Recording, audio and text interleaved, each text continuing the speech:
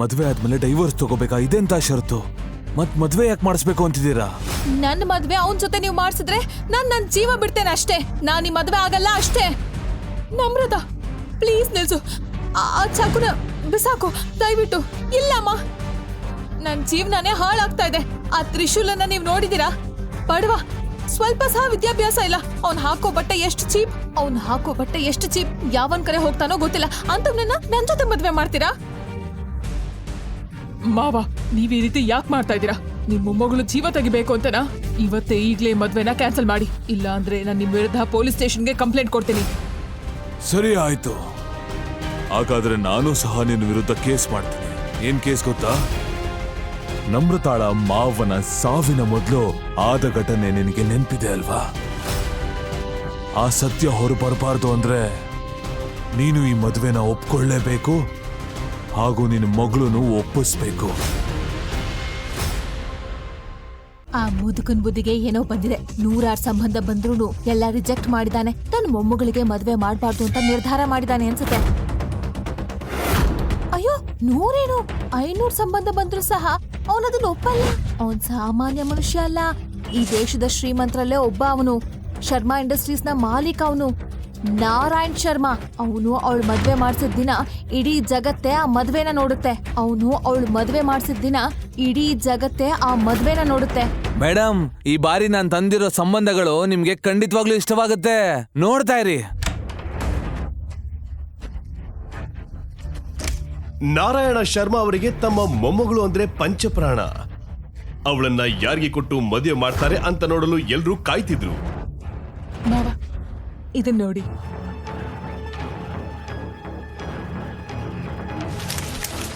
ನನ್ನ ಮೊಮ್ಮಗಳಿಗೆ ಇಂಥ ಹುಡುಗರನ್ನ ತಂದಿದ್ದೀರಾ? Get out! ಮಾವ, ನನ್ ಮಗಳು ಜೀವನ ಪೂರ್ತಿ ಮದುವೆ ಆಗ್ಬಾರ್ದು ಅಂತ ನೀವು ಡಿಸೈಡ್ ಮಾಡಿದೀರಾ. ಇಷ್ಟೊಂದು ಒಳ್ಳೆ ಸಂಬಂಧಗಳು ಬರ್ತಾ ಇದಾವೆ, ಅದನ್ನೆಲ್ಲ ಯಾಕೆ ಬೇಡ ಅಂತಿದ್ದೀರಾ? What is the problem? ಈ ಹುಡುಗರಲ್ಲಿ ಯಾರು ನಮ್ ನಮ್ರತಾಗಿ ಯೋಗ್ಯರಲ್ಲ. ನಮ್ರತಾಗಿ ಯೋಗ್ಯವಾದ ಹುಡುಗ ಸಿಕ್ಕಾಗ್ಲೇ ಅವಳು ಮದ್ವೆ ಮಾಡ್ತೀನಿ. ಹೌದಾ? ಒಳ್ಳೆ ಸಂಬಂಧ ಅಲ್ವಾ? ಕಿರಣ್ ಶೆಟ್ಟಿ, ಅಷ್ಟು ದೊಡ್ಡ ಶೆಟ್ಟಿ ಇಂಡಸ್ಟ್ರಿಯ ಏಕೈಕ ವಾರಸ್ದಾರ ಅವನು.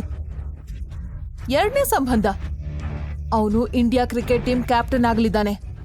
3ನೇ ಸಂಬಂಧ, ಪ್ರಧಾನಮಂತ್ರಿಯವರ ಸಂಬಂಧಿಕರು. ಹಾಯ್ ತಾತ. ಹಲೋ ಮಗಳೇ. ಡ್ಯಾನ್.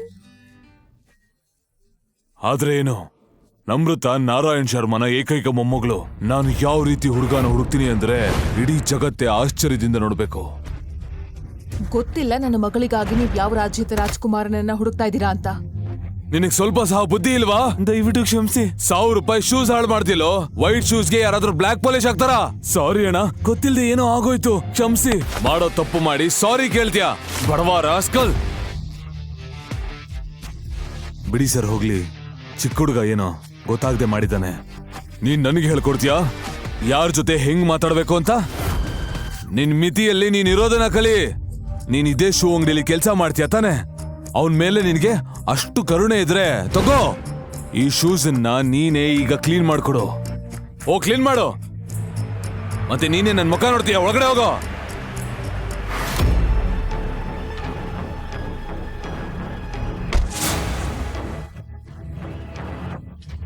ನಾರಾಯಣ್ ಶರ್ಮಾ ಅವರೇ, ನೀವಿಲ್ಲಿ? ನಾನು ಏನ್ ಮಾಡ್ಬೋದು? ತ್ರಿಶೂಲ್, ನಾನು ನಾರಾಯಣ್ ಶರ್ಮಾ, ಈ ನಗರದ ಅತಿ ದೊಡ್ಡ ಕನ್ಸ್ಟ್ರಕ್ಷನ್ ಕಂಪನಿ ಶರ್ಮಾ ಕನ್ಸ್ಟ್ರಕ್ಷನ್ಸ್ ಮಾಲೀಕ. ದಯವಿಟ್ಟು ನೀವು ನನ್ನ ಮೊಮ್ಮಗಳಾದ ನಮ್ರತಾನ ಮದುವೆ ಆಗಿ. ಸರ್, ಏನು ಹೇಳ್ತಿದ್ದೀರಾ ನೀವು? ನಿಮ್ಮ ಮೊಮ್ಮಗಳು ನನ್ನಂತ ಶೂ ಪಾಲಿಶ್ ಮಾಡೋರನ್ನ ಏನಕ್ಕೆ ಮದುವೆ ಆಗ್ಬೇಕು? ಎಲ್ಲರ ಮುಂದೆ ಇದನ್ನ ಹೇಳೋಕ್ಕಾಗಲ್ಲ. ನೀವು ದಯವಿಟ್ಟು ನನ್ನ ಜೊತೆ ಬನ್ನಿ. ತ್ರಿಶೂಲ್, ನೀನು ನಿಜವಾಗ್ಲೂ ಯಾರು ಅಂತ ನನಗೆ ಗೊತ್ತು. ಮತ್ತೆ ನೀನು ಶೂ ಪಾಲಿಶ್ ಮಾಡೋನಂತೆ ಬದುಕ್ತಿರುವ ಕಾರಣನೂ ಗೊತ್ತು. ಏನು, ಆದ್ರೆ ನಿಮ್ಗಿದೆಲ್ಲ ಹೇಗೆ ಗೊತ್ತು? ಉಳಿದಿರೋದೆಲ್ಲ ಇದರಲ್ಲಿ ಬರೆಯಲಾಗಿದೆ.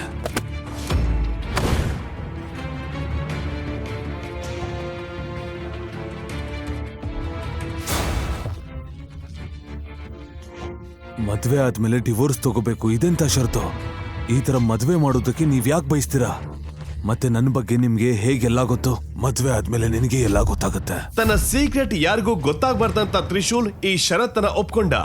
ಮದ್ವೆ ನಿಶ್ಚಯವಾದ ಮಾತು ನಮ್ರತಾಳ ತಾಯಿ ಗಿರಿಜಾಗಿ ತಿಳಿದಾಗ ಶರ್ಮಾ ಮ್ಯಾನ್ಷನ್ ನಲ್ಲಿ ದೊಡ್ಡ ಜಗಳವೇ ಆಯ್ತು.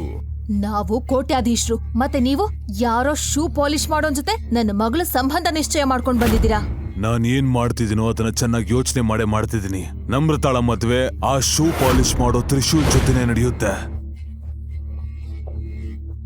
ಇದರಿಂದ ನಮ್ರತಾಳ ಜೀವನ ಒಂದೇ ಒಂದು ರಾತ್ರಿಯಲ್ಲಿ ಚೇಂಜ್ ಆಗುತ್ತೆ. ಅದು ಚೇಂಜ್ ಆಗಲ್ಲ, ಹಾಳಾಗತ್ತೆ, ಸರ್ವನಾಶ ಆಗತ್ತೆ. ಮಾವ ನಿಮಗ್ ಯಾಕೆ ಅರ್ಥ ಆಗ್ತಾ ಇಲ್ಲ? ಸರಿ, ನೀವು ನನ್ನ ಮಾತು ಕೇಳಿದ್ರೆ ನಾನು ಅತ್ತೆಗೆ ಹೇಳ್ತೀನಿ. ಅತ್ತೆ ನೋಡಿ ಮಾವ ಏನ್ ಹೇಳ್ತಾ ಇದಾರೆ ಅಂತ. ಅವ್ರಿಗೆ ನೀವೇ ಅರ್ಥ ಮಾಡಿಸಿ. ಅವ್ರ ಮದ್ವೆ ಆಗ್ಲೇಬೇಕು. ನಾನು ಹೋಗಿ ದೊಡ್ಡ ಶಾಸ್ತ್ರಿಗಳೊಂದಿಗೆ ಜಾತಕ ಕೇಳ್ಕೊಂಡ್ ಬಂದಿದ್ದೀನಿ. ಆ ಹುಡುಗ ನಮ್ರತಾಳ ಜೀವನಕ್ಕೆ ಬರೋದು ದೈವ ಇಚ್ಛೆ. ಅದನ್ನ ಆ ದೇವ್ರೇ ನಿಶ್ಚಯಿಸಿದಾನೆ. ಅತ್ತೆ, ನೀವ್ ಏನ್ ಹೇಳ್ತಾ ಇದ್ದೀರಾ? ಜಾತಕ ಒಂದಾದ್ರೆ ಸಾಕಾ? ಅದನ್ನ ನಾವು ಒಪ್ಕೊಳ್ಬೇಕಾ? ಸರಿ, ನೀವ್ಯಾರು ನನಗೆ ಸಪೋರ್ಟ್ ಮಾಡಿಲ್ಲ ಅಂದ್ರೂ ಪರವಾಗಿಲ್ಲ. ನನ್ನ ಮಗಳ ಜೀವನ ಹಾಳಾಗೋಕೆ ನಾನಂತೂ ಬಿಡಲ್ಲ. ನೋಡ್ತಾ ಇರಿ, ನನ್ನ ಮದ್ವೆ ಅವನ ಜೊತೆ ನೀವು ಮಾಡಿಸಿದ್ರೆ ನಾನು ನನ್ನ ಜೀವ ಬಿಡ್ತೇನೆ ಅಷ್ಟೇ. ನಾನು ಈ ಮದ್ವೆ ಆಗಲ್ಲ ಅಷ್ಟೇ. ನಮ್ರತ, ಪ್ಲೀಸ್ ನಿಲ್ಸು, ಪ್ಲೀಸ್. ಆ ಚಾಕುನ ಬಿಸಾಕು ದಯವಿಟ್ಟು. ಇಲ್ಲಮ್ಮ, ನನ್ನ ಜೀವನನೇ ಹಾಳಾಗ್ತದೆ. ಆ ತ್ರಿಶೂಲನ ನೀವು ನೋಡಿದಿರಾ? ಬಡವ, ಸ್ವಲ್ಪ ಸಹ ವಿದ್ಯಾಭ್ಯಾಸ ಇಲ್ಲ. ಅವ್ನು ಹಾಕೋ ಬಟ್ಟೆ ಎಷ್ಟು ಚೀಪು. ಯಾವನ್ ಕರೆ ಹೋಗ್ತಾನೋ ಗೊತ್ತಿಲ್ಲ. ಅಂಥವ್ನನ್ನ ನನ್ ಜೊತೆ ಮದ್ವೆ ಮಾಡ್ತೀರಾ? ಇಲ್ಲ ನಮ್ರತ, ನೀನ್ ಎಲ್ಲಿಗೂ ಹೋಗ್ಬೇಕಾಗಿಲ್ಲ. ಮದ್ವೆ ನಂತರ ತ್ರಿಶೂಲ್ ನಮ್ ಜೊತೆ ಇಲ್ಲಿರ್ತಾನೆ. ನಿನ್ ಲೈಫಲ್ಲಿ ಏನೂ ಚೇಂಜ್ ಆಗಲ್ಲ. ಇಲ್ಲ, ನೀವ್ ಏನೇ ಹೇಳಿದ್ರು ನಾನು ಅವನನ್ನ ಮದ್ವೆ ಆಗಲ್ಲ. ಮತ್ತೆ ತಾತ ಏನಾದ್ರೂ ನನಗೆ ಫೋರ್ಸ್ ಮಾಡಿದ್ರೆ ನನ್ನ ಜೀವವನ್ನೇ ಬಿಡ್ತೇನೆ ಅಷ್ಟೇ. Stop it. ಒಂದ್ ನಿಮಿಷ, ನಾನು ಅವರಿಗೆ ಅರ್ಥ ಮಾಡಿಸ್ತೇನೆ. ಮಾವ, ನೀವ್ ಈ ರೀತಿ ಯಾಕೆ ಮಾಡ್ತಾ ಇದ್ದೀರಾ? ನಿಮ್ಮ ಮೊಮ್ಮಗಳು ಜೀವ ತೆಗಿಬೇಕು ಅಂತನಾ? ಇವತ್ತೇ ಈಗ್ಲೇ ಈ ಮದುವೆನ ಕ್ಯಾನ್ಸಲ್ ಮಾಡಿ. ಇಲ್ಲ ಅಂದ್ರೆ ನಾನು ನಿಮ್ ವಿರುದ್ಧ ಪೊಲೀಸ್ ಸ್ಟೇಷನ್ಗೆ ಕಂಪ್ಲೇಂಟ್ ಕೊಡ್ತೀನಿ. ಸರಿ ಆಯ್ತು, ನಾನು ಒಂದ್ ಕೇಸ್ ಫೈಲ್ ಮಾಡ್ತೀನಿ ನಿನ್ನ ವಿರುದ್ಧ. ನಮ್ರತಾಳ ಅಪ್ಪನ ಸಾವಿನ ಮೊದಲು ಬಯಲಾದ ಸತ್ಯ ನಿನಗೆ ನೆನಪಿದೆ ಅಲ್ವಾ? ಆ ಸತ್ಯ ಹೊರಬರಬಾರದು ಅಂದ್ರೆ ನೀನು ಈ ಮದುವೆಗೆ ಒಪ್ಪಲೇಬೇಕು, ಹಾಗೂ ನಿನ್ನ ಮಗಳನ್ನು ಸಹ ಒಪ್ಪಬೇಕು. ನಾರಾಯಣ ಶರ್ಮಾ ಅವರ ಒಂದು ಮಾತು ಅವರ ಬಾಯನ್ನ ಮುಚ್ಚಿಸಿತು. ಗಿರಿಜಾ ನಮ್ರತಾಳನ್ನ ತನ್ನ ರೂಮ್ಗೆ ಕರ್ಕೊಂಡು ಹೋದ್ಲು. ಈಗ ಈ ಮದುವೆಯನ್ನ ತಡೆಯಲು ಯಾರಿಗೂ ಸಾಧ್ಯವಿರಲಿಲ್ಲ. ಇಲ್ಲೇನ್ ನಡೀತಾ ಇದೆ? ಸರಿಯಾದ ಸಮಯ ಬಂದಾಗ ಗಿರಿಜಾಗೆ ಎಲ್ಲ ಹೇಳ್ತೀನಿ. ಮೊದಲು ಈ ಮದುವೆ ಆಗ್ಲಿ. ಗಿರಿಜಾ ಮತ್ತು ನಮ್ರತಾಗೂ ಬೇರೆ ದಾರಿ ಸಿಗ್ಲಿಲ್ಲ.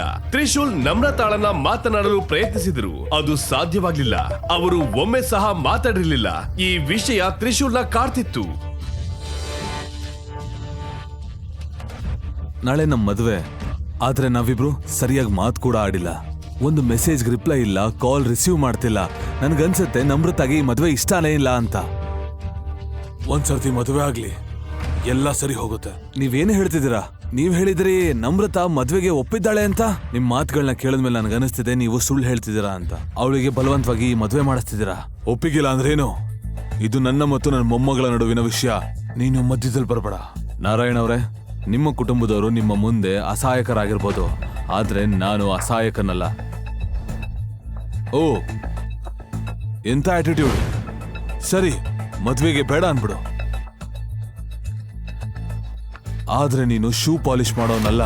ನೀನ್ ಯಾರು ಅಂತ ನಾನು ಇಡೀ ಜಗತ್ಗೆ ಹೇಳ್ತೀನಿ. ಇದನ್ನ ನೆನ್ಪಿಟ್ಕೋ, ನೀನು ಬೇರೆಯವನು. ನಾರಾಯಣ್ ಶರ್ಮಾ ಎಂತಹ ಜಾಲವನ್ನ ಬೀಸಿದ್ದ ಅಂದ್ರೆ ಅದರಿಂದ ಯಾರು ತಪ್ಪಿಸಿಕೊಳ್ಳಲು ಆಗ್ತಿರ್ಲಿಲ್ಲ. ಮರುದಿನ ಬೆಳಗ್ಗೆ ಶರ್ಮಾ ಫ್ಯಾಮಿಲಿಯ ಏಕೈಕ ಮಗಳಾದ ನಮ್ರತಾಳ ಮದುವೆ ಶೂ ಪಾಲಿಶ್ ಮಾಡುವ ತ್ರಿಶೂಲ್ನ ಜೊತೆ ನಡೆಯಿತು.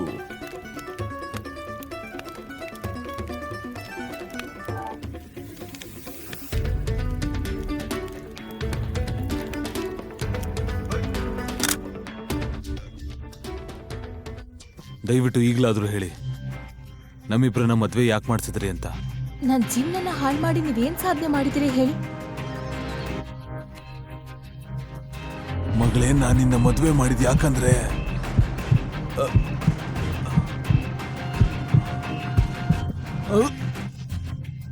ತಾತ ಏನಾಗ್ತದೆ ತಾತ ತಾತ ಏನಾಗ್ತದೆ ತಾತ ಏನಾಗ್ತಾ ಇದೆ? ತ್ರಿಶೂಲ್ ಏನಾದ್ರೂ ಮಾಡು. ತ್ರಿಶೂಲ್ ಏನಾದ್ರೂ ಮಾಡು. ಏನಾಗ್ತಾ ಇದೆ? ಎದ್ದೇಳಿ ತಾತ, ದಯವಿಟ್ಟು ಎದ್ದೇಳಿ. ನಮ್ರತ, ನಿನ್ ತಾತ ಇನ್ನಿಲ್ಲ.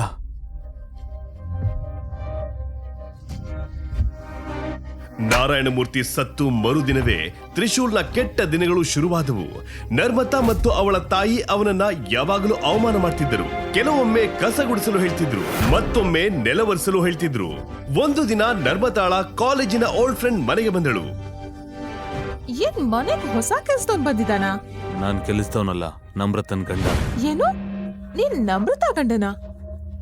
ಏನ್ ನಮ್ರತ ಸೀಕ್ರೆಟ್ ಆಗಿ ಮನೆ ಕೆಲ್ಸದವನ ಮದ್ವೆ ಅದ? ವೆರಿ ಫನಿ. ನಾನ್ ಹಣೆ ಬರ ನೋಡಿ ನಕ್ಕಿದ್ ಸಾಕು. ಮತ್ತೆ ಇನ್ನೇನ್ ಇವನಿಗೆ ಡೈವರ್ಸ್ ಯಾಕೆ ಕೊಡ್ತಿಲ್ಲ? ಅಯ್ಯೋ, ಏನ್ ಮಾಡೋದು? ತಾತ ಹಾಕಿದಿ ಷರತ್ತು, ಅವನಿಗೆ ಡೈವರ್ಸ್ ಕೊಡಬಾರ್ದು ಅಂತ. ಇವನ್ ಬಂದ್ಮೇಲೆ ತಾತನೂ ಹೋದ್ರು. ಮತ್ತೆ ಕಂಪನಿ ಎಷ್ಟು ಲಾಸ್ ಅಲ್ಲಿದೆ. ನನಗ್ ತಕ್ಷಣ 5 ಕೋಟಿ ರೂಪಾಯಿ ಬೇಕು. ಹಾಗಿದ್ರೆ ಕಿರಣ್ ಜೊತೆ ಮಾತಾಡ್ಬೇಕಲ್ವಾ? ಅದೇ ನಮ್ ಕ್ಲಾಸ್ಮೇಟ್, ಅವ್ನ್ ದೊಡ್ಡ ಶ್ರೀಮಂತ. ಮತ್ತೆ ನಿನಗ್ ಗೊತ್ತಲ್ವಾ, ಅವನಿಗೆ ಕಾಲೇಜ್ ದಿನದಿಂದಲೇ ನಿನ್ ಮೇಲೆ ಕ್ರಶ್ ಇತ್ತು ಅಂತ. ಹೌದು,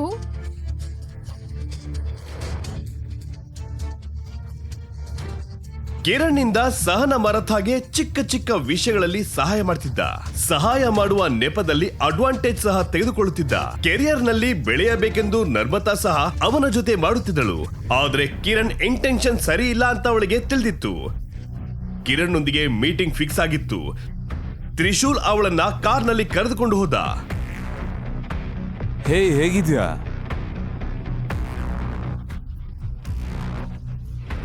ಯಾಕೆ ಇಷ್ಟೊಂದು ಲೇಟ್ ಆಯ್ತು? ಎಲ್ಲ ಆರಾಮಾಗಿದೆ ತಾನೆ? ಎಲ್ಲ ಓಕೆನಾ? ಯಾ, ಎಲ್ಲ ಸರಿಯಾಗಿದೆ. I am so sorry, traffic ನಲ್ಲಿ ಸಿಕ್ಕಾಕೊಂಡಿದ್ದೆ. ಪರವಾಗಿಲ್ಲ ಬಿಡು, ಒಳಗ್ ಬಾ.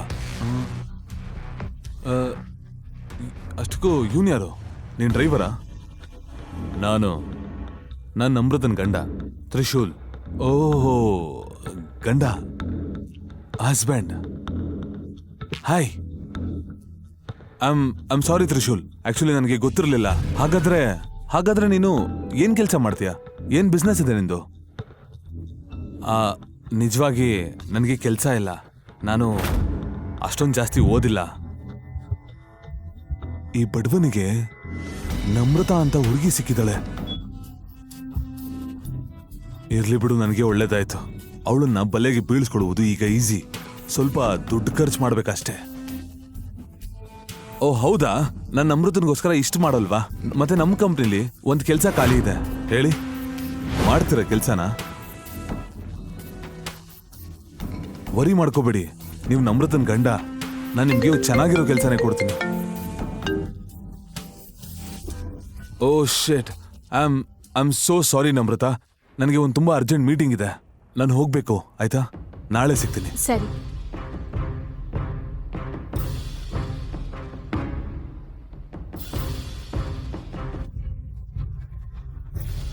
ಅವನಿಗೆ ನೀನ್ ನನ್ ಗಂಡ ಅಂತ ಹೇಳೋದ್ರಲ್ಲಿ ಅವಶ್ಯಕತೆ ಏನಿತ್ತು? ನಿನಗೆ ಕೆಲಸ ಸಹ ಇಲ್ಲ ಅಂತ ಹೇಳಿದ್ಯಾ. ಅದೆಲ್ಲ ಹೋಗ್ಲಿ, ಅವ್ನ್ ಕೆಲಸ ಆಫರ್ ಮಾಡಿದಾಗ ಯಾಕೆ ಸುಮ್ಮನೆ ಇದ್ದೆ? ಎಷ್ಟು ದಿನ ಅಂತ ಕೂರ್ಸ್ಕೊಂಡು ಊಟ ಹಾಕ್ಲಿ ನಾನು?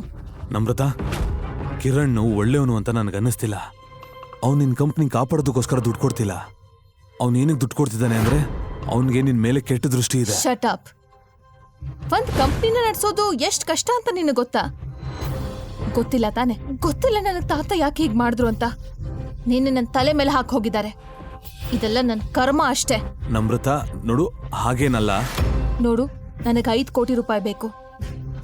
ಅದ್ ಸಿಕ್ತಿದ್ರೆ ನಾನು ಸಹ ನಿಂತರ ಪಾತ್ರೆ ತೊಳ್ಕೊಂಡಿರ್ಬೇಕು. ಅದೆಲ್ಲ ನನ್ನ ಕೈಲಾಗಲ್ಲ. ಕಿರಣ್ ನಿನಗೆ ಕೆಲಸ ಕೊಡ್ತಾನೆ, ಅದನ್ನ ತಗೋ ಅಷ್ಟೇ. ತಾತ ಈ ಷರತ್ತನ್ನ ಹಾಕ್ತಿದ್ರೆ ನಾನು ನಿನಗೆ ಈಗಾಗ್ಲೇ ಡೈವರ್ಸ್ ಕೊಡ್ತಾ ಇದ್ದೆ. ಸರಿ ನಮ್ರತಾ, ನೀನ್ ಹೇಳ್ದಾಗೆ ಮಾಡ್ತೀನಿ. ಈ ಕೆಲಸ ನನಗೆ ಒಪ್ಪಿಗೆ ಇದೆ. ಗುಡ್. ಇದನ್ನ ಕೇಳಿ ನಮ್ರತಾ ಖುಷಿ ಪಟ್ಟಳು. ಮತ್ತೆ ಕಿರಣ್ಗೆ ತಕ್ಷಣ ಫೋನ್ ಮಾಡಿ ತ್ರಿಶೂಲ್ನ ನಿರ್ಧಾರ ತಿಳಿಸಿದಳು. ಓಕೆ, ನಾಳೆ ಅವನನ್ನ ಆಫೀಸಿಗೆ ಕರ್ಕೊಂಡ್ ಬಾ, ಇಂಟರ್ವ್ಯೂಗೆ. ಬಾಯ್. ಏನ್ ಸರ್, ನಮ್ರತಾ ಗಂಡನ್ಗೆ ನಮ್ ಕಂಪ್ನಿಲಿ ಕೆಲಸ ಕೊಡ್ತಿದ್ದೀರಾ? ನಮ್ ಕಂಪ್ನಿ ರೆಪ್ಯುಟೇಷನ್ ಏನಾಗುತ್ತೆ ಸರ್? ಏನನ್ಸುತ್ತೆ ನಿನಗೆ? ರೋಡ್ ನಲ್ಲಿರೋರ್ನ ಕರ್ಕೊಂಡ್ ಬಂದು ನನ್ನ ಆಫೀಸ್ ನಲ್ಲಿ ಕೂಡಿಸ್ತೀನಿ ಅನ್ಕೊಂಡಿದ್ಯಾ? ಇದೇನ್ ದೊಡ್ಡ ಧರ್ಮಶಾಲಾನ? ಅಷ್ಟಕ್ಕೂ ನಮ್ ಕಂಪ್ನಿಲಿ ಟಾಯ್ಲೆಟ್ ಕ್ಲೀನ್ ಮಾಡೋನ್ ಕೆಲ್ಸ ಖಾಲಿ ಇತ್ತಲ್ಲ. ಅರ್ಥ ಆಯ್ತು ಸರ್. ಮರುದಿನ ಬೆಳಗ್ಗೆ ನರ್ಮತಾ ತ್ರಿಶೂಲ್ ನನ್ನ ಕರ್ಕೊಂಡು ಆಫೀಸ್ಗೆ ಬಂದಳು. ದಾರಿಯಲ್ಲಿ ಇಂಟರ್ವ್ಯೂ ಪ್ರಶ್ನೆಗಳಿಗೆ ಹೇಗೆ ಉತ್ತರ ಕೊಡ್ಬೇಕಂತ ಹೇಳಿಕೊಡ್ತಾ ಬಂದಳು. Okay okay sir. Hi Namrata, ಹೇಗಿದ್ಯಾ? ನಾನ್ ಚೆನ್ನಾಗಿದ್ದೀನಿ. ಒಳಗ್ ಬಾ, ಕೂತ್ಕೋ. ಹೇ ವೇಟ್, ಮೆನಕ ಕೇಳು. Yes sir. ತ್ರಿಶೂಲ್ನ ಹೊರಗಡೆ ಕರ್ಕೊಂಡೋಗಿ ಫಾರ್ಮ್ ಫಿಲ್ ಮಾಡಿಸು. ಹಾ ಸರ್. ಅಂಡ್ ಲಿಸನ್, ಹೊರಗಡೆ ಹೋಗಿ ಎಲ್ಲರಿಗೂ ಹೇಳ್ಬಿಡು ನನಗೆ ಡಿಸ್ಟರ್ಬ್ ಮಾಡಬಾರ್ದು ಅಂತ. ನಾನು ನಮ್ರತಾ ಜೊತೆ ಪರ್ಸನಲ್ ಆಗಿ ಏನೋ ಮಾತಾಡ್ಬೇಕು. Got it? ಇದೆಲ್ಲ ನೋಡಿ ತ್ರಿಶೂಲ್ಗೆ ಕೋಪ ಬಂದರು. ನರ್ಮತಾಗಾಗಿ ಅವನು ಮೌನವಾಗಿಯೇ ಇದ್ದನು.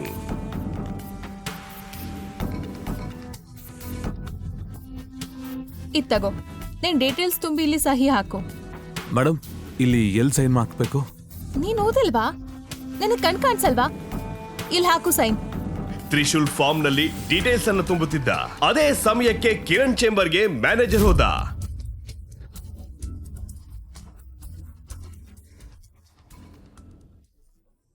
ಸರ್, ಸಂಜೀವ್ ಸರ್ ಬಂದಿದ್ದಾರೆ. ಕಿರಣ್ ಅಣ್ಣ ಚಿಕ್ಕಪ್ಪ ಸಂಜೀವ್ ಒಬ್ಬ ಎಕ್ಸ್ ಆರ್ಮಿ ಮ್ಯಾನ್ ಮತ್ತು ಮಂಗಳೂರಿನ ಅತಿ ದೊಡ್ಡ ಬಿಸಿನೆಸ್ ಮ್ಯಾನ್ ಗಳಲ್ಲಿ ಒಬ್ಬ. ಕಿರಣ್ ಇವರ ದುಡ್ಡಿನಲ್ಲಿ ಶೋಕಿ ಮಾಡ್ತಿದ್ದ.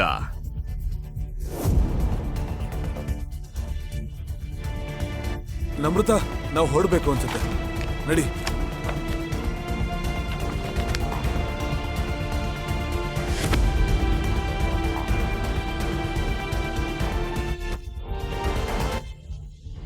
ಇಡಿಯಟ್, ಕಣ್ ಕಾಣಿಸ್ತಿಲ್ವಾ?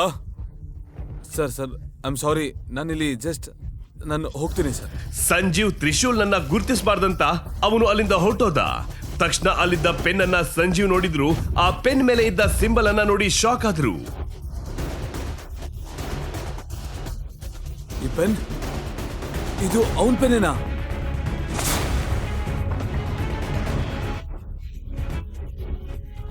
ಮಿಸ್ಟರ್ ತ್ರಿಶೂಲ್ ಮಹಾದೇವ್ 3 ವರ್ಷಗಳಿಂದ ಎಲ್ಲಿದ್ರು? ನಮ್ ಕಂಪ್ನಿನ ಖರೀದಿಸೋಕ್ ಬಂದಿದ್ರಾ? ಏನು ಕಂಪ್ನಿ ಖರೀದಿ ಮಾಡ್ತಾನ? ಅವನ್ ಕೈಯಲ್ಲಿ ಒಂದು ಸಮೋಸ ಕೂಡ ತಗೊಳಕ್ಕಾಗಲ್ಲ. ನಿಜ ಹೇಳ್ಬೇಕು ಅಂದ್ರೆ ಅವ್ನ್ ನನ್ನ ಫ್ರೆಂಡ್ ನಮ್ರತನ್ ಗಂಡ. ಅವನಿಗೆ ಕೆಲ್ಸ ಕೂಡ ಇಲ್ಲ. ನಾನು ಅನ್ಕೊಂಡೆ ಅವ್ನಿಗೆ ಏನಾದ್ರು ಕೆಲ್ಸ ಕೊಡೋಣ ಅಂತ. ಅಷ್ಟರಲ್ಲೇ ನೀವು ಬೈದು ಬಿಟ್ರೆ ಅವನು ಹೊರಟೋದ. ನೀನು ಹುಚ್ಚಿಡ್ದಿದ್ಯಾ ಕಿರಣ್? ಈ ಪೆನ್ ನೋಡು, ಈ ಪೆನ್ನಲ್ಲಿರೋ ಸಿಂಬಲ್ ನೋಡು. ಈ ಸಿಂಬಲ್ ಕೆಲವ್ರ ಹತ್ರ ಮಾತ್ರ ಇರೋದು. ಸಂಜೀವ್ ಮಧ್ಯದಲ್ಲಿ ಮಾತನ್ನ ನಿಲ್ಲಿಸಿದರು. ಇದನ್ನು ನೋಡಿ ಕಿರಣ್ಗೆ ಶಾಕ್ ಆಯ್ತು. ಅವರ ಚಿಕ್ಕಪ್ಪನ ಮುಖದಲ್ಲಿ ಇಷ್ಟು ಭಯ ಯಾವತ್ತೂ ಅವನು ನೋಡಿರ್ಲಿಲ್ಲ. ಸರ್, ನೀವ್ ಯಾರ ಬಗ್ಗೆ ಮಾತಾಡ್ತಾ ಇದ್ದೀರಾ? ತ್ರಿಶೂಲನ್ನ ನೀವ್ ಯಾರಂತ ಅನ್ಕೊಂಡಿದ್ದೀರಾ? ಮೇಡಮ್, ನಿಮ್ಗೆ ನಿಜವಾಗ್ಲೂ ನಿಮ್ ಗಂಡ ಯಾರು ಅಂತ ಗೊತ್ತಿಲ್ವಾ? ನನಗೆ ಗೊತ್ತಾಗ್ತಿಲ್ಲ ಈ ವಿಚಾರ ನಿಮ್ಗೆ ಹೇಳ್ಬೇಕೋ ಬೇಡವೋ ಅಂತ. ಇದರ ಅರ್ಥ ತ್ರಿಶೂಲ್ ಸರು ಉಜ್ಜಯಿನಲ್ಲಿದ್ದಾರೆ. ಏನೋ ದೊಡ್ಡದಾಗ ಆಗ್ತಿದೆ. ನನ್ನ ಟೀಮ್ನ ಅಲರ್ಟ್ ಮಾಡಬೇಕು. ಮೇಡಮ್, ತಗೊಳ್ಳಿ ತ್ರಿಶೂಲ್ ಸರ್ ಪೆನ್.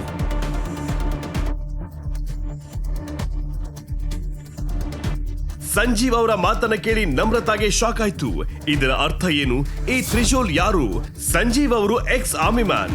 ಇವನನ್ನು ನೋಡಿ ಭಯ ಯಾಕೆ ಪಡ್ತಿದ್ದಾರೆ ಅಂತ ಅನಿಸ್ತು. ಆತಂಕದಿಂದ ನಮ್ರತಾ ಮನೆಗೆ ಕೋಪದಿಂದ ಬಂದಳು. ತ್ರಿಶೂಲ್, ಯಾರ್ ನೀನು? ನಾನು ನಿನ್ ಗಂಡ ತ್ರಿಶೂಲ್ ಮಹಾವಂಶಿ. ಸುಮ್ನೆ ಏನೇನೋ ಹೇಳೋದನ್ನ ನಿಲ್ಸು. ಈ ಪೆನ್ನು ಮತ್ತೆ ಅದ್ರ ಮೇಲಿರೋ ಮಾರ್ಕ್ ಏನು?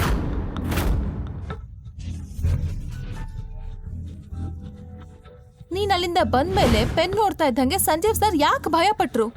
ನಿಜ ಹೇಳು, ನೀನ್ ಯಾರು ಅಂತ. ಈ ಪೆನ್ನು ನನಗೆ ಯಾವ್ದೋ ವಸ್ತು ಜೊತೆ ಫ್ರೀ ಆಗಿ ಬಂದಿದ್ದು. ಈ ಪೆನ್ನ ನಾನು ಇವತ್ತೇ ಯೂಸ್ ಮಾಡಿದ್ದು. ಮೋಸ್ಟ್ಲಿ ಸಂಜೀವ್ ಸರ್ ಯಾವ್ದನ್ನು ನೋಡಿ ಏನೋ ಅನ್ಕೊಂಡಿದ್ದಾರೆ. ನೀನೇ ಹೇಳು, ಇವಾಗ ನೀನೇ ಹೇಳು ನಮ್ರತಾ. ಈ ಪೆನ್ನು ನನಗೆ ಅಷ್ಟೊಂದು ಇಂಪಾರ್ಟೆಂಟ್ ಆಗಿದ್ದಿದ್ರೆ ನಾನು ಅಲ್ಲೇ ಬಿಟ್ಟು ಬರ್ತಿದ್ನಾ?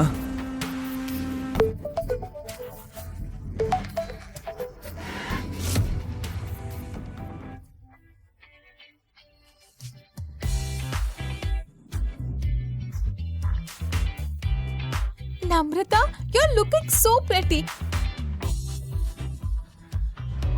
ಆದ್ರೆ ಇಷ್ಟ ಅರ್ಜೆಂಟ್ ಆಗಿ ಜ್ಯುವೆಲರಿ ಸಹ ಹಾಕೋದನ್ನ ಮರ್ತ್ ಹೋದ? ಸಾರಿ, ನಿನ್ ಗಂಡನಿಗೆ ಒಂದು ಚಪ್ಲಿ ಸಹ ಕೊಡ್ಸೋದಕ್ಕಾಗಲ್ಲ, ಇನ್ನು ನೆಕ್ಲೆಸ್ ಹೇಗೆ ಕೊಡಿಸ್ತಾನೆ? ಹೋಗ್ಲಿ ಬಿಡು. ನನ್ ನೆಕ್ಲೆಸ್ ನೋಡು. ನಿನ್ನೆ ರಾತ್ರಿ ನನ್ ಗಂಡ ಈ ನೆಕ್ಲೆಸ್ ಕೊಡ್ಸಿದ. ಇದ್ರ ಬೆಲೆ 3 ಕೋಟಿ ರೂಪಾಯಿ. ಹೇಗಿದೆ? ಚೆನ್ನಾಗಿದ್ಯಾ? ಅಷ್ಟರಲ್ಲಿ ನಮ್ರತಾಗೆ ಒಂದು ಫೋನ್ ಕಾಲ್ ಬಂತು. ಮರುದಿನ ಸಂಜೆ ನಮ್ರತಾಗೆ ಕಾಲೇಜ್ ಇತ್ತು. ಕೆಲವು ದಿನಗಳಿಂದ ಅವಳ ಕಂಪನಿ ಭಾರಿ ನಷ್ಟದಲ್ಲಿತ್ತು ಮತ್ತು ಅವಳು ಒಬ್ಬ ಇನ್ವೆಸ್ಟರ್ಗಾಗಿ ಹುಡುಕ್ತಿದ್ಲು. ಅದೇ ಸಮಯಕ್ಕೆ ಅಲ್ಲಿ ಅವಳ ಶ್ರೀಮಂತ ಕ್ಲಾಸ್ಮೇಟ್ ವಂಶಿ ಪಾಟೀಲ್ ಕಾಣಿಸಿದ. ಹಾಯ್ ವಂಶಿ. ಅವನಿಗೆ ಅವಳ ಮೇಲೆ ಕಾಲೇಜ್ ಟೈಮ್ ಅಲ್ಲಿ ಕ್ರಶ್ ಇತ್ತು. ಅವಳಿಗೆ ಅನಿಸ್ತು ಅವನಿಂದ ಯಾಕೆ ಸಹಾಯ ಪಡಿಬಾರ್ದಂತ. ಅದೇ ಸಮಯಕ್ಕೆ ಅವಳ ಗಂಡ ತ್ರಿಶೂಲ್ ಒಂದು ರೋಸ್ ಬೊಕ್ಕೆಯೊಂದಿಗೆ ಅಲ್ಲಿ ಬಂದ. ಪಾರ್ಟಿ ಜನರ ಮಧ್ಯೆ ತ್ರಿಶೂಲ್ ಕಣ್ಣುಗಳು ನಮ್ರತಾಳನ್ನ ಹುಡುಕ್ತಿತ್ತು. ನಮ್ರತಾ ವಂಶಿ ಜೊತೆ ವೈನ್ ಕುಡಿಯುತ್ತಿದ್ದಳು. ತ್ರಿಶೂಲ್ನ ನೋಡಿ ಅವಳಿಗೆ ಕೋಪ ಬಂದಿತ್ತು. ನೀನ್ ಇಲ್ಲೇನ್ ಮಾಡ್ತಿದ್ಯಾ? ಎಂತ ಚೀಪಟ್ಟೆ ಹಾಕೊಂಡ್ ಬಂದಿದ್ಯಾ ನೋಡು. ಚಪ್ಲಿ ಹಾಕೊಂಡ್ ಬಂದಿದ್ಯಾ. ಹೋಟೆಲ್ ಅವರು ನಿನ್ನ ಒಳಗಡೆ ಹೇಗ್ಬಿಟ್ರು? ನಮ್ರತಾ, ನೀನು ನಿನ್ ಫೋನ್ ಮರ್ತು ಬಂದಿದೆ ಮನೇಲೆ. ಇದನ್ ಕೊಡೋದಕ್ಕೆ ನಾನು ಬಂದಿತ್ತು. ಮತ್ತೆ ಈ ಬೊಕ್ಕೆ ಇದ್ಯಾಕೆ? ಇದನ್ನ ಏನಕ್ಕೆ ತಂದೆ? ನೀನ್ ಮರ್ತಿದ್ಯಾ ಅನ್ಸುತ್ತೆ. ಇವತ್ತು ನಾವು ಮದುವೆ ಆಗಿ 3 ವರ್ಷ ಆಯ್ತು. ಅದಕ್ಕೆ ನಾನು ನನ್ ಬಗ್ಗೆ ಏನು ಹೇಳೋದಕ್ಕೆ ಬಂದಿದ್ದೀನಿ.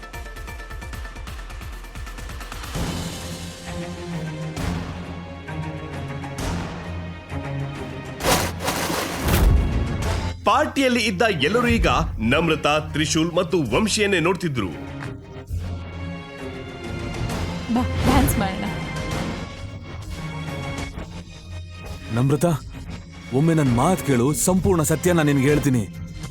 ಈ ಹೂಗಳನ್ನ ನೋಡ್ತಾ ಇದೆಯಲ್ವಾ, ನಿನ್ ಲೆವೆಲ್ ಅದು.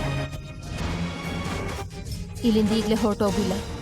ಇಲ್ಲ ಅಂದ್ರೆ ನಮ್ರತಾ, ನನ್ ಜೊತೆ ಬಾ. ಏನ್ ಗಲಾಟೆ ನಡೀತಿದೆ ಇಲ್ಲಿ? Namrata baby, relax. ನಿನ್ ಗಂಡ ವೇಸ್ಟ್ ಬಾಡಿ, ನಾನಲ್ಲ. ಹೇಳಿ, ಎಷ್ಟು ಹಣ ಬೇಕು ಅಂತ? 1 ಕೋಟಿ, 2 ಕೋಟಿ, 10 ಕೋಟಿ? ವಂಶಿ, ನೀನ್ ನನಗ್ ಸಹಾಯ ಮಾಡ್ತೀಯಾ? ಖಂಡಿತ ನಾನ್ ಮಾಡ್ತೀನಿ. ಎಷ್ಟೇ ಆದ್ರೂ ನೀನ್ ನನ್ನ ಫ್ರೆಂಡ್ ಅಲ್ವಾ? ಆದ್ರೆ ನಂದೊಂದು ಶರ್ತ್ ಇದೆ. 2 ಕೋಟಿಗೆ ನೀನ್ ಇಡೀ ಸಂಜೆ ನನ್ ತೊಡೆ ಮೇಲೆ ಕುತ್ಕೋಬೇಕು. 10 ಕೋಟಿಗೆ ನೀನು ಒಂದು ರಾತ್ರಿ ನನ್ ಜೊತೆ ಮಲಗ್ಬೇಕು. ಹೇಳು, ಒಪ್ಪಿಗೆ ಇದೆಯಾ?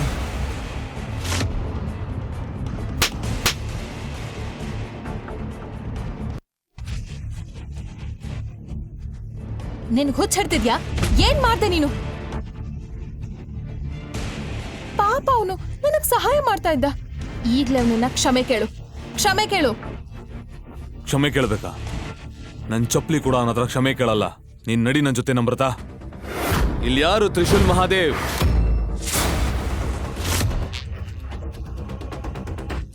ನಾನೇ ತ್ರಿಶೂಲ್ ಮಹಾದೇವ್. ನಿಮ್ ಜೀವ ಉಳಿಬೇಕು ಅಂದ್ರೆ ಈಗ್ಲೇ ಇಲ್ಲಿಂದ ಹೊರಟೋಗಿ.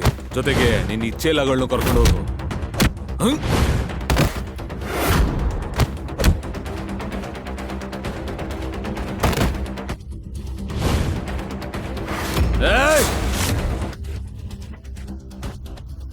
ನನ್ ಮಕ್ಳ ಆಟ ನಿಲ್ಸಿ.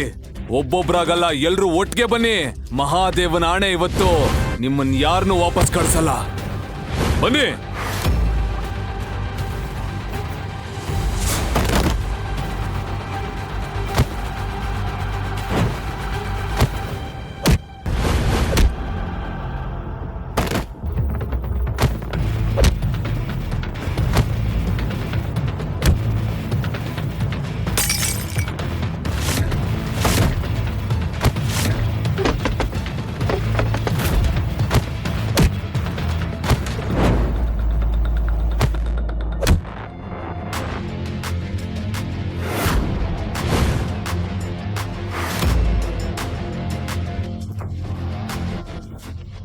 ಗುಣ, ಯಾವ ತರ ತಂಡನ್ ಕಳಿಸಿದ್ಯಾ ನೀನು? ಎಲ್ರೂ ಒಂದೊಂದ್ ಕಡೆ ಬಿದ್ದಿದ್ದಾರೆ. ಏನೋ, ಇವರು ನನ್ನ ಬೆಸ್ಟ್ ಹುಡುಗರಾಗಿದ್ರು. ನಾನೇ ಅಲ್ಲಿಗೆ ಬರ್ತಿದ್ದೀನಿ. ಏನು ಗುಣಾನ? ಓ ಮೈ ಗಾಡ್, ಅವನು ಅಂಡರ್ ವರ್ಲ್ಡಿನ ಅತಿ ದೊಡ್ಡ ಗೂಂಡ. ಅವನ್ ಕಣ್ಣು ಯಾರ ಮೇಲೆ ಬಿದ್ರು ಅವ್ರ ದಿನಗಳು ಮುಗ್ದಂತೆ. ನೀನು ಇನ್ನೊಂದ್ ಸ್ವಲ್ಪ ಕಾಯಿ, ಇವ್ರುಗಳಪ್ಪ ಬರ್ತಿದ್ದಾನೆ. ಸ್ವಲ್ಪ ಸಮಯದಲ್ಲೇ 10 ಜೀಪ್ಗಳ ಪಾರ್ಟಿ ಹೊರಗೆ ನಿಂತಿತ್ತು. ಒಳಗಿದ್ದವರ ಉಸಿರೇ ನಿಂತಂತಾಯ್ತು. ಗುನ್ನ ಕ್ಲಬ್ಗೆ ಬಂದನು. ವಂಶಿ ತನ್ನ ಕಣ್ಣುಗಳಿಂದ ತ್ರಿಶೂಲ್ನ ಕಡೆ ತೋರಿಸಿದ. ಗುನ್ನ ತಕ್ಷಣ ಗನ್ ತೆಗೆದು ತ್ರಿಶೂಲ್ ಮೇಲೆ ಗುರಿ ಇಟ್ಟನು. ಅಳ್ಳಾಡ್ಬೇಡ, ನನ್ನ ಹೆಸರು ಗುಣ ಅಂತ. ಇಲ್ಲಿವರೆಗೂ ನನ್ನ ಗುರಿ ಯಾವತ್ತೂ ತಪ್ಪಿಲ್ಲ. ನೀವೆಲ್ರೂ ಪಾರ್ಟಿನ ಎಂಜಾಯ್ ಮಾಡ್ಕೊಳ್ಳಿ. ನಾನ್ ಇವನ್ ಮೂಳೆಗಳನ್ನ ಮುರಿದು ಬಿಸಾಕ್ತೀನಿ. ಇವನು ಒಂದೊಂದು ಮೂಳೆಗಳು ಕೂಡ ಪುಡಿ ಪುಡಿ ಆಗೋಗ್ಬಿಡ್ಬೇಕು. ಸ್ವಲ್ಪ ಸಮಯದ ಹಿಂದೆ ಅಷ್ಟೇ ತ್ರಿಶೂಲ್ ಗುಂಡುಗಳನ್ನ ಚೆನ್ನಾಗಿ ಹೊಡಿತಿದ್ದ. ಆದ್ರೆ ಈಗ ನಿಶ್ಶಬ್ದವಾಗಿ ನಿಂತಿದ್ದ. ರೌಡಿಗಳು ತ್ರಿಶೂಲ್ನನ್ನ ಕರ್ಕೊಂಡು ಹೋದ್ರು. ನಮ್ರತಾ ಮತ್ತು ವಂಶಿ ಸಹ ಅವರನ್ನ ಹಿಂಬಾಲಿಸಿದರು. ಒಂದು ಕಾರಣ, ಡಿಕ್ಕಿಯಲ್ಲಿ ತ್ರಿಶೂಲ್ನನ್ನ ಕಟ್ಟಿ ಹಾಕಿ ಎಲ್ಲಿಗೋ ಕರೆದುಕೊಂಡು ಹೋದರು. ಡಿಕ್ಕಿಯನ್ನು ಓಪನ್ ಮಾಡಿದಾಗ ಎಲ್ಲರಿಗೂ ದೊಡ್ಡ ಶಾಕ್ ಆಯ್ತು. ಅಲ್ಲಿ ತ್ರಿಶೂಲ್ ಇರ್ಲೇ ಇಲ್ಲ.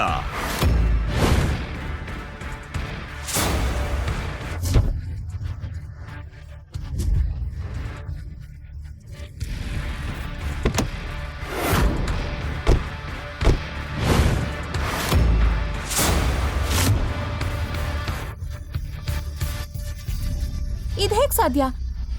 ಕಾರನ್ನ ನಾವ್ ಎಲ್ಲೂ ನಿಲ್ಸ್ಲಿಲ್ಲ. ಕಟ್ ಹಾಕ್ದವನು ಹೇಗ್ ತಪ್ಪಿಸ್ಕೊಳ್ಳೋದಕ್ ಸಾಧ್ಯ? ಅಷ್ಟರಲ್ಲಿ ಗುನ್ನಾನ ಕಣ್ಣು ಅಲ್ಲಿಗೆ ಬಿದ್ದಿದ್ದ ಒಂದು ಪೆನ್ ಮೇಲ್ ಬಿತ್ತು. ಅದನ್ನು ನೋಡಿ ಅವನ ಬಾಡಿ ನಡುಗಲು ಆರಂಭವಾಯಿತು. ಈ ಪೆನ್ ಅವ್ರದೇನಾ? ಹೌದು, ಅದು ಅವನ್ ಪೆನ್ನು. ಅದರಿಂದಾನೇ ಅವ್ನ್ ಯಾವಾಗ್ಲೂ ಸೈನ್ ಮಾಡೋದು. ನೀವೇನ್ ಮಾಡಿದಿರ ಅಂತಾನೂ ನಿಮಗ್ ಗೊತ್ತಿಲ್ಲ. ನನ್ನನ್ನ ಸಾಯಿಸ್ಬೇಕು ಅಂತ ಅನ್ಕೊಂಡಿದ್ರಾ? ನನ್ನ ದಂಧೆ ಮತ್ತೆ ನನ್ನ ಕತೆ ಇವತ್ತಿಗೆ ಮುಗೀತು ಅಷ್ಟೇ. ನೀವು ನಿಮ್ ಜೀವ ಉಳಿಸ್ಕೋಬೇಕು ಅಂದ್ರೆ ಇಲ್ಲಿಂದ ಹೊರಟೋಗಿ. ಇಲ್ಲ ಅಂದ್ರೆ ನಿಮ್ಗೂ ಸಹ ದೊಡ್ಡ ಆಪತ್ ಬರ್ತಿದೆ.